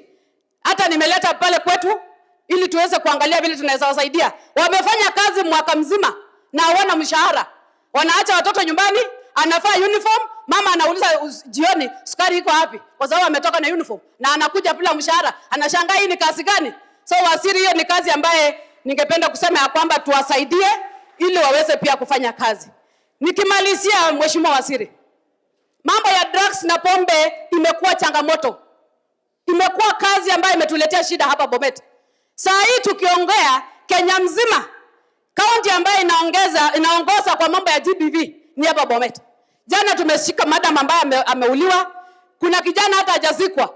Ni kwa sababu ya mambo ya familia na mambo ya kudungana visu. Mheshimiwa waziri, isitoshe, hii university yetu tumeanza juzi. Mimi nimekuwa mwanafunzi hapa, hapa ndio mahali nilifanyia exam zangu. Na ningependa kusema hivi, tuko na changamoto ile ya kwamba watoto ambao wanapatikana hapa town ni watoto wetu hapa na vijana wetu hapa. Kumaanisha inavaa tuangalie kwa undani shida ambaye inaletwa na hizi madrugs na pombe ambaye inauzwa kiolela walela na ile license ambayo tunapeana, na ndio inasumbua maaskari wetu, inasumbua machiefs na inasumbua raia. Mheshimiwa waziri, nikimalizia waziri, ningependa kusema karibu sana na niseme ya kwamba wacha tufanye kazi. Tumekuongoja sana uweze kuajiri vijana. Vijana hapa wanatumaliza kwa sababu tumekaa. Na ndio unasikia saa zingine wanapiga makelele. Lakini ukileta hii utasikia hapa wanaanza kuimba mambo ya tuta. So mheshimiwa waziri, wacha niseme kama serikali tunawaombea, wacha tufanye kazi. Mheshimiwa Masengeli, tafuta nafasi. Kuja zunguka hizi stations zote. Alafu ujue ile mashida ziko. Kuna mambo ya matransfers, kuna machips pia ambao wanapewa wanatosha washasoma. Wengine wao tulisoma nao hapa. Na wako na madegrees. Na imagine mheshimiwa waziri hawajawahi pata promotion. So tafadhali saidia sana. Na nikimalizia, kuna madam ambayo umemuita. Nilikuwa kwa barabara nikikuja na nilikuwa nafuata live. Ukamuita akakosa kukuja. Sio kwa sababu nyingine, ni ile alikuwa anaongeza kura. So msamee, pea promotion yake na Mwenyezi Mungu atawabariki. Asante na Mungu awabariki. Asante sana. Bas, asante sana mama. Seneta, wacha nikaribishe Mheshimiwa BC Sigei. Mheshimiwa BC Sigei kutoka Sotik. Mheshimiwa BC Sigei in Parliament sits in your committee, in the Security Committee. Karibu sana BC. God is good all the time. Bwana waziri, nataka kupatia wewe heko. You are leading in front. Wewe uko mbele. Hii mkutano ni ya kipekee. And I want to thank you for being creative. This creativity. Uongozi wa serikali nataka mtu ambaye anakuwa creative. I thank you. Can you also go and tell those others in the cabinet to duplicate this kind of style? And the next thing we want to see, waziri, is serikali kuongea na vijana. Let the government talk to the young people so that we can be able to talk about these issues in this country. Secondly, mimi ni mtu angao kwa damu. Na kitu ambao ningependa kusema hapa bwana waziri, tungeanza kusema kwanza tungependa kuwa na cooperation between the chiefs, the police people, officers and the MPs, leadership ya uongozi kwa political leadership. What also came out bwana waziri is that we need a leadership meeting, leaders meeting in this county. Nataka mkutano ya viongozi hapa Bomet. We are looking forward for the governor to convene a meeting of leaders in this county so that we can be able to talk about many things which came out here. Secondly, Chebole police station. Please look into it. Tuliongea na PS. Nataka iwe police station. Maybe wana Masengeli utakwenda kuongea na IG. Nataka police station ya Chebole. Bwana waziri, pia kuna interviews ambayo ilifanywa ya assistant chiefs na chiefs haijatoka. Please, harakisha. Kama mtu hajafaulu, sema hajafaulu. Nataka answer. Kama hakuna, tuambiwe ya kwamba huyu alianguka, so that we know. Lakini imekaa for about 6 months bila kuleta results. Jambo lingine ambalo ningependa kusema ni kwamba kuna ile chief aliongea juu ya divisions ya Mutarogwa na Mheshimiwa Kilel ambayo iko overlap between Sotik and this place. Hiyo nafikiri utachukua hatua. Jambo lingine ningependa kusema, Bwana Waziri, Ngao iko na history. Kuna wakati ambao devolution ilikuja katika nchi hii. Hawa watu walikaliwa sana. Wewe chukua hatua kupatia hawa profile kuja juu, because hawa watu ndio waziri. Hii ni serikali, this is government. Use this machine. Hii ni machine ya serikali, so tutumie hawa kuleta information na serikali itakuwa imara. Tunataka kuhakikishia president ya kwamba sisi kama viongozi wa siasa tuko imara kusaidia yeye ili tuweze kuinji iwe mzuri. Lakini weka hawa kwa mstari wa mbele. Mwisho ni mambo ya licensing regime. Licensing regime, mimi niko kwa kamati na wewe najua kamati ya security. Licensing regime in this country ya pombe lazima iangaliwe vizuri, so that you can reconcile ile licensing ya county na ile ya serikali. Samani DCC au DC alikuwa chairman ya licensing. Rudisha hiyo ndio itakuwa mzuri. Jambo la mwisho, alafu niketi, ni mambo ambayo inahusu university hii. We are very happy, Waziri, that we now have University College ya Bomet. Na leo ulikuja na baraka, kwa sababu leo wakati unakuja council ilikuwa na abishwa. So wewe ni mtu ya baraka. Na sasa wewe peleka hii information kwa president. Tunataka charter ya university hii. In fact, as soon as yesterday, because these universities should now be on their own. Alafu tuendelee mbele. Otherwise, mimi nataka kumalizia hapo, na mimi nataka kushukuru wewe, Mungu akubariki, endelea kuwa innovative. Ili serikali iwe mbele. Asante sana. God is good all the time. Thank you. And because of that, asante sana. Next is Mheshimiwa Kilel kutoka Bomet Central, my neighbor.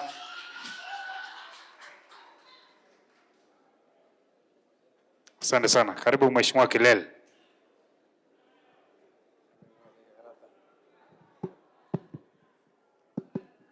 Waziri Murkomen, Governor Barchok, and all protocol observed.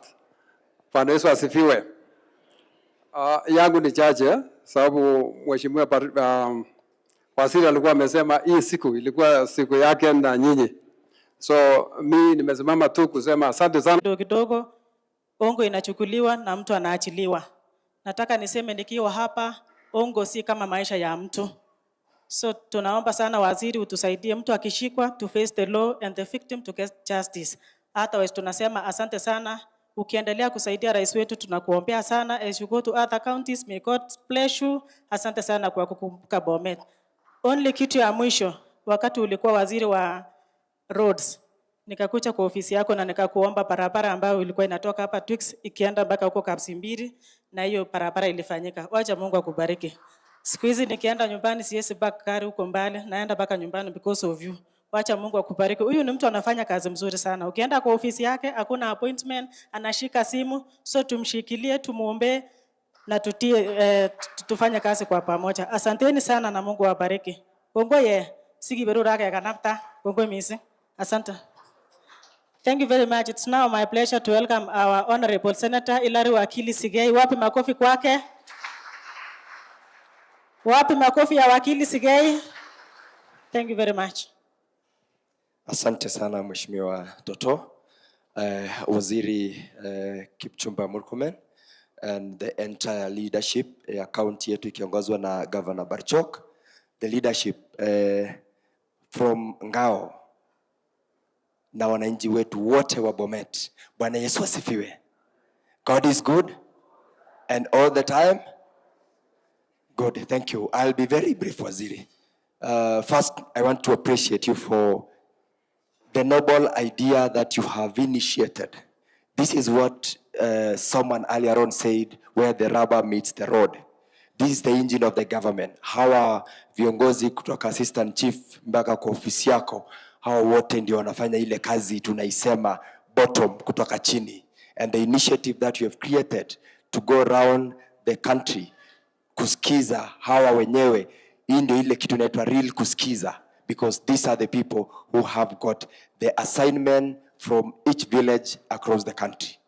This is where policies will come from. This is where ideas will come from.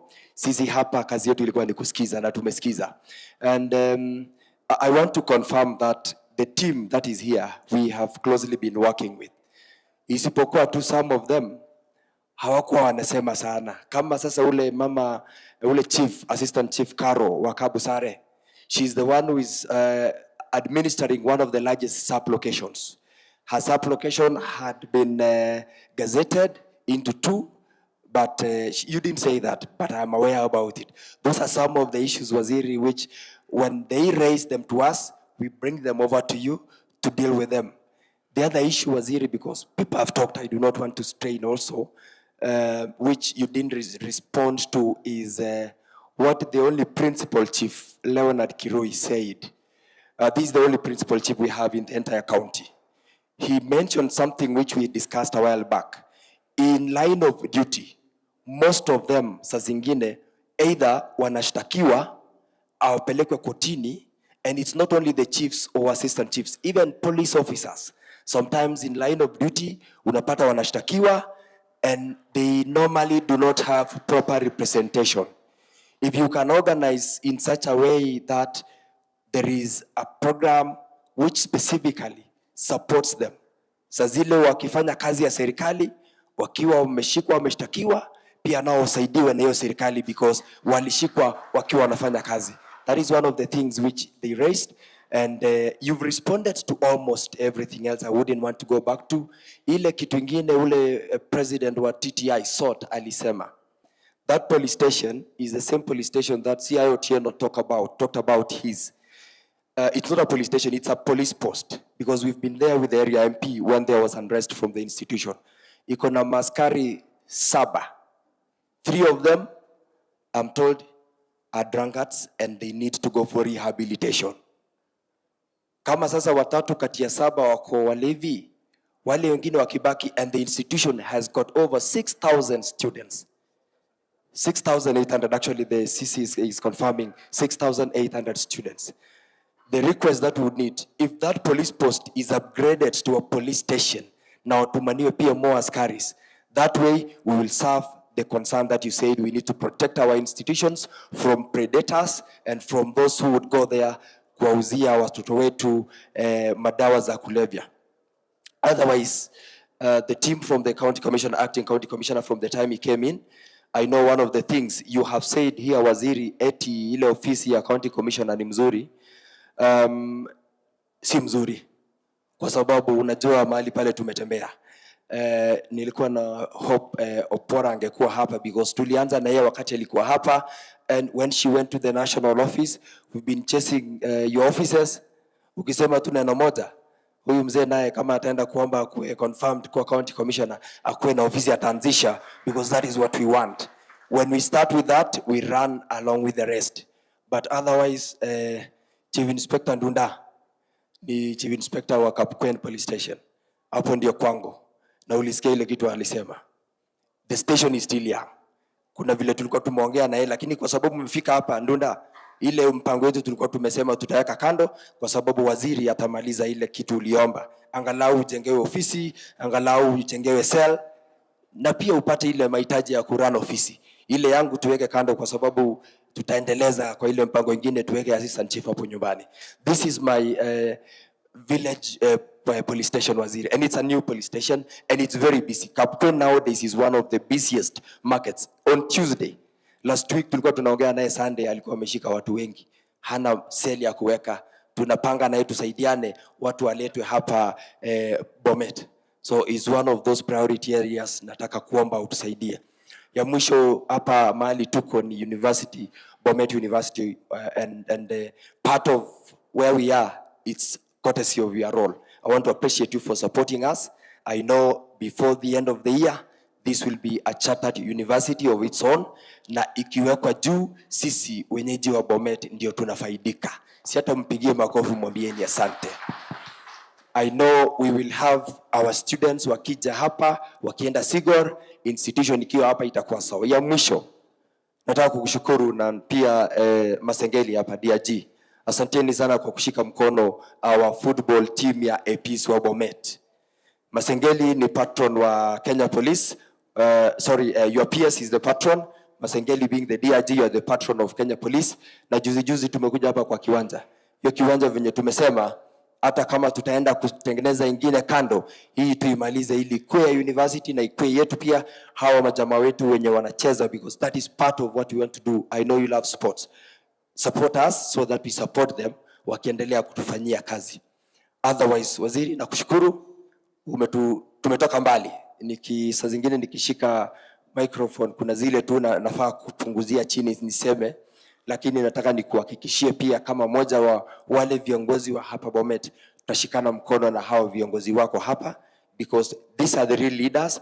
These are the people who deal with wananchi almost every day before they get out of their homes. Their requests, zile unaweza washughulikie, zile umeomba wasubiri, wanaelewa, kwa sababu pia hawa ni wazazi, ni viongozi, wanasubiri, lakini kwa sababu you have the idea, the vision, I know we will achieve them. Wacha nimalizie hapo kwa sababu ya nafasi. Nataka kumpa nafasi Deputy Governor wetu Mheshimiwa Shadrack, ili akimaliza kunena 2-3 ampatie nafasi pia Governor wetu ili aseme kabla haja kurudisha umalizie. Asante sana Waziri. Thank you very much, our Senator. Our chief guest, who is also the CS in charge of internal security, Our Excellency, the Governor of the County Government of Bomet, and all protocol observed. Waziri, niko na jambo moja tu, only one. The people you are seeing here, apart from them being your officers, they are also parents. And because they are parents, they are paying school fees. I am happy that we have free primary education. So when it comes to their children in primary education, there is no problem. Secondly, when their children go to the high school, it will be very difficult for them to get bursaries or scholarships. Because whenever you hear a chief's kid or a child getting scholarship, it's termed as corruption, even though it could be valid. So finally, the biggest problem comes when their children go to the university. Waziri, I want to put it this way. Is it possible under your ministry to have a special fund for these people to educate their children at university level? Because they are officers of government, they may not be mixed generally with wananchi, they could have a special program for themselves. So I'm submitting, Bwana CS, reconsider having a special fund for the university education of their children.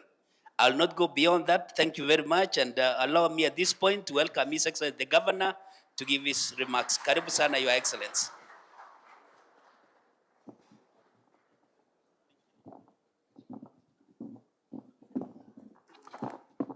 Asante sana. Mheshimiwa Waziri Kipchumba Murkomen, Waziri in charge of Interior National Administration, all the security team led by our DRG, our national officials, county officials, waheshimiwa wenzangu, members of parliament, na MCAs, na wananchi kwa jumla, tusalimiane. Bwana asifiwe. We'll be very brief kwa sababu hii haikuwa siku yangu na tumeongea mengi na mumeketi kwa muda mrefu. But Waziri, allow me just to mention some few things so that I can welcome you to wind up and close the meeting. One, ni kushikana mikono na wale wameongea hapa, hasa viongozi wetu, to congratulate you for this initiative. Thank you so much for coming down to the ground, kusikiza vile maofficers wetu wanasema na vile wananchi pia wanasema. And this is the only way that you can get what we can describe as the original and unfiltered information. So congratulations, Mheshimiwa Waziri. In Bomet, we normally have what we call give direct. Na hii pia tunasema ni kuongea direct. IPT kwa ofisi ingine inakuja direct kwako. So pongezi sana. Secondly, Waziri, is Bomet is relatively a very peaceful county. Na Waswahili huwa wanasema ya kwamba ikiona ikielea vimeundwa. And I want to agree with the leaders who have stood before me that it is not by accident. Ni kwa sababu tumeshikana na hawa administrators wa national government na viongozi wote na wazazi wetu na tumeongea, and that is why we have a peaceful county. Na tunashukuru. Mheshimiwa Waziri, I'm happy that you've been able to address the issues touching on the welfare of these officers. And our security as a country starts with the welfare of these officers. When their welfare is taken care of, then the country is secure, I will be secure, each and every one of us will be secure. So thank you, because you are addressing those issues with the assistance of our president, who is committed to ensure that we have a stable country. Finally, my commitment to the shirikiana with the national government. Na tumekuwa tukishirikiana. We are not in any competition, we are serving one mwananchi.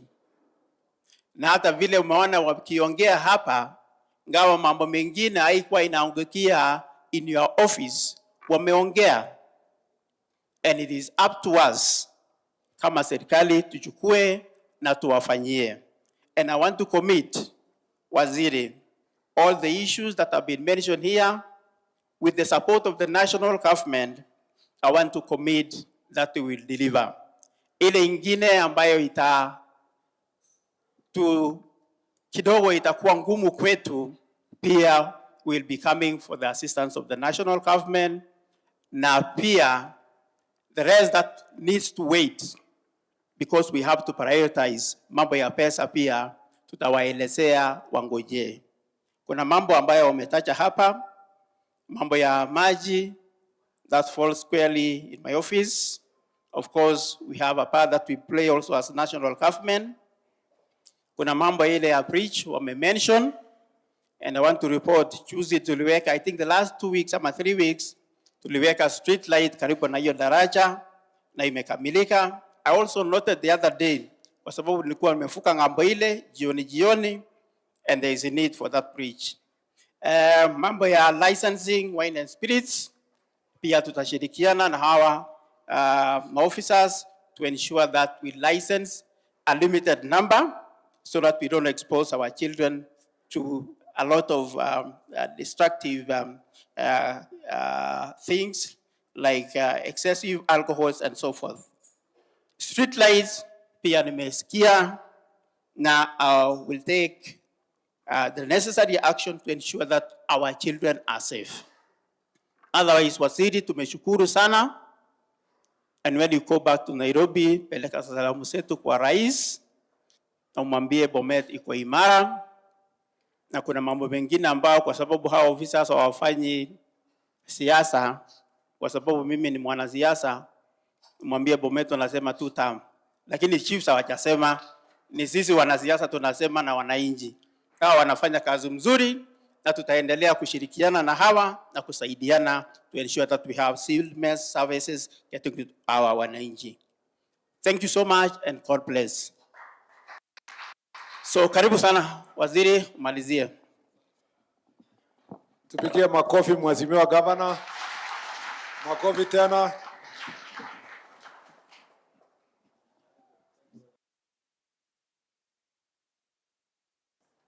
Mlisema and because of that. So asimpigia makofi huyo police officer mwenye ametupatia formula. Amesema because of that. Bas now you know. Unajua usiende mkutano na hakuna hata kitu umebeba. You have to learn something else. Mmesikia nikiwaambia stories za Kitale, nawaambia ya Kitui, nawaambia ya Tarakaniti. So lazima ukienda mahali una learn kitu. So nimetoka hapa na nimejua it's because of that unafanya namna hiyo. Kwanza let me first say thank you very much Mheshimiwa Governor na Senator na elected leaders, members of National Assembly. Let me say this is humility on your part because mngekuwa watu wengine mngesema hapa hii mambo yote si tunajua, hii watu tunakaanga na hawa, why should we waste time kusikia maneno yenye tumewahi sikia. Lakini it took your humility as leaders. I want to thank Mheshimiwa Speaker. The County Assembly was heavily represented here. I want to say thank you very much. Don't think sijaona, nimeona. Na especially unajua mwanasiasa akae the whole day kama MCS na wasiongee, sio rahisi. Lakini amekuwa na hiyo humility, wamesikia mambo hii na imeenda. So tell the County Assembly members, even those who have left later, that I truly appreciate their presence and their humility kukaa na sisi. Mwambie hata chiefs wameshukuru sana. Kwa sababu kumbe wanaweza sikizwa. Ama namna gani? Yeah, pigia hao makofi. Asante sana. On the issue of there are few things yenye sijajibu, siwezi jibu kila kitu. Hata nyinyi mmesikia zingine nishatangaza kwingine, naweza rudia kwa hapa vitu kama you know as chiefs ukifika level yenye uko na degree na uapply mambo ya ACC, we will promote you kwenda kwa ACC.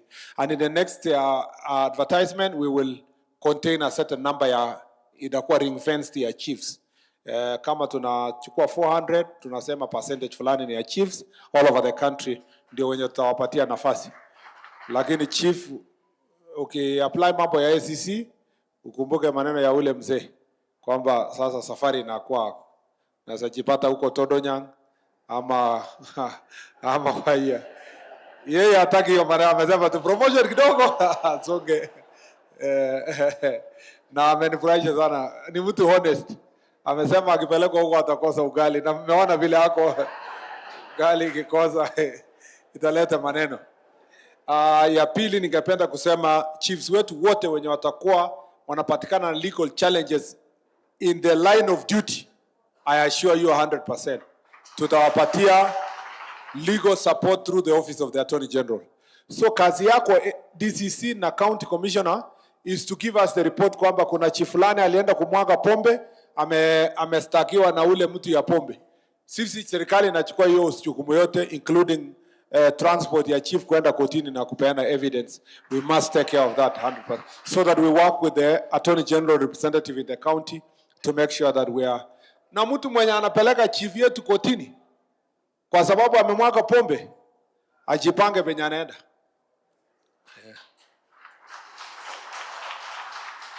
Ile kama ajipange. Ile kukosa ni makosa. Ukienda kushika chief kwa sababu alimwaga pombe mbaya, lazima basi ufuate laini nyepamba kabisa. Ukikosa tu kidogo tuko na wewe. So we want to tell watu wa pombe mbaya na kuumiza watoto wetu na kuuza banki, watutumie ile pesa wenye wapata tukuja kujaribu kuumiza ma chiefs. Utapata cha mtemakuni. I think we will agree. I said county team wa proposing maneno ya assault. Kama itakuwa itoke police post, ikuwe police station, bring the report from the grassroots, we will see how to facilitate kutoka hapo. And then county commissioner construction office, najua senator wenu amekuwa akifuata mpaka nikashindwa anatakia nini mambo ya county commissioner. na ni kazi yangu, lakini tumekubaliana tutaweka pesa tuanze kujenga in this financial year a new office ya county commissioner ya kwa hii maneno. Na ile mambo ya women prison, she has made a very important case and it's important to appreciate. Yani nyinyi mnataka tujenge police station na tusijenge prison? Akitoka police stations ni wapi? Si ni prison. So otherwise mnataka akitoka police station arudi kwa community? Hapana, ataenda kurekebishwa kule Marakwe nini, na we have very good program. By the time anarudi mtu amenyoroshwa, amekuwa mtu msafi, na atapewa police clearance certificate na atakuwa mtu mzuri kutoka hapo. Kabla hatujaketi chini, nataka kuwashukuru tena na niseme Mungu awabariki. Wale wote walipata kuongea na wale hawakupata kuongea na washukuru. Unajua when I gave the wheelchair to Richard, sio ati because hajiwezi, anajiweza, ako na uwezo, ako na mambo yote. Ilikuwa ni gesture on behalf ya wale wote walikuja hapa. Yeah? Na ako na uhuru kutoka mimi, anaweza donate hiyo kwa mtu mwenye anajiweza alafu asonge mbele. Lakini as part of the gesture of we usually do at least one thing kwa mtu mwenye amekuja, na ni mtu tukienda one forum tupate somebody we can support, and as I promised, kuna mambo ameniambia hapo nimsaidie, nitafanya hivyo kwa minajili ya good gesture kwa sehemu hii. Mambo ya inaitwa nini? Mambo ya pombe, please tumalize. Tumekubaliana? Pombe imeisha? Si mseme vile ama ni utoe hivi. Hii kuchoka, nyinyi mnachoka, kwani mimi nimekuwa hapa, si nimekuwa hapa tu na nyinyi. Tumekubaliana tumemaliza pombe. Yeah? Kabisa. Na mabangi na madawa ya kulevya. Basi mimi nataka kusoma tu kwa news. Nisoma tu news, OCS mahali ameshika mtu, chief alikuwa na mwaka pombe, sijui walikuwa wanangoa bangi imepandwa huko kwa msituni. Hiyo ndio mambo ambayo nataka kusikia. Venye nimetoka yote nimesoma habari kila mahali. Pombe na mwaka, bangi inaondolewa, nini inafanywa nini? Usijali, mwaka pombe alafu kesi itakuwa yetu. Tutakupatia attorney general aendelee na kazi. Usipeleke exhibit.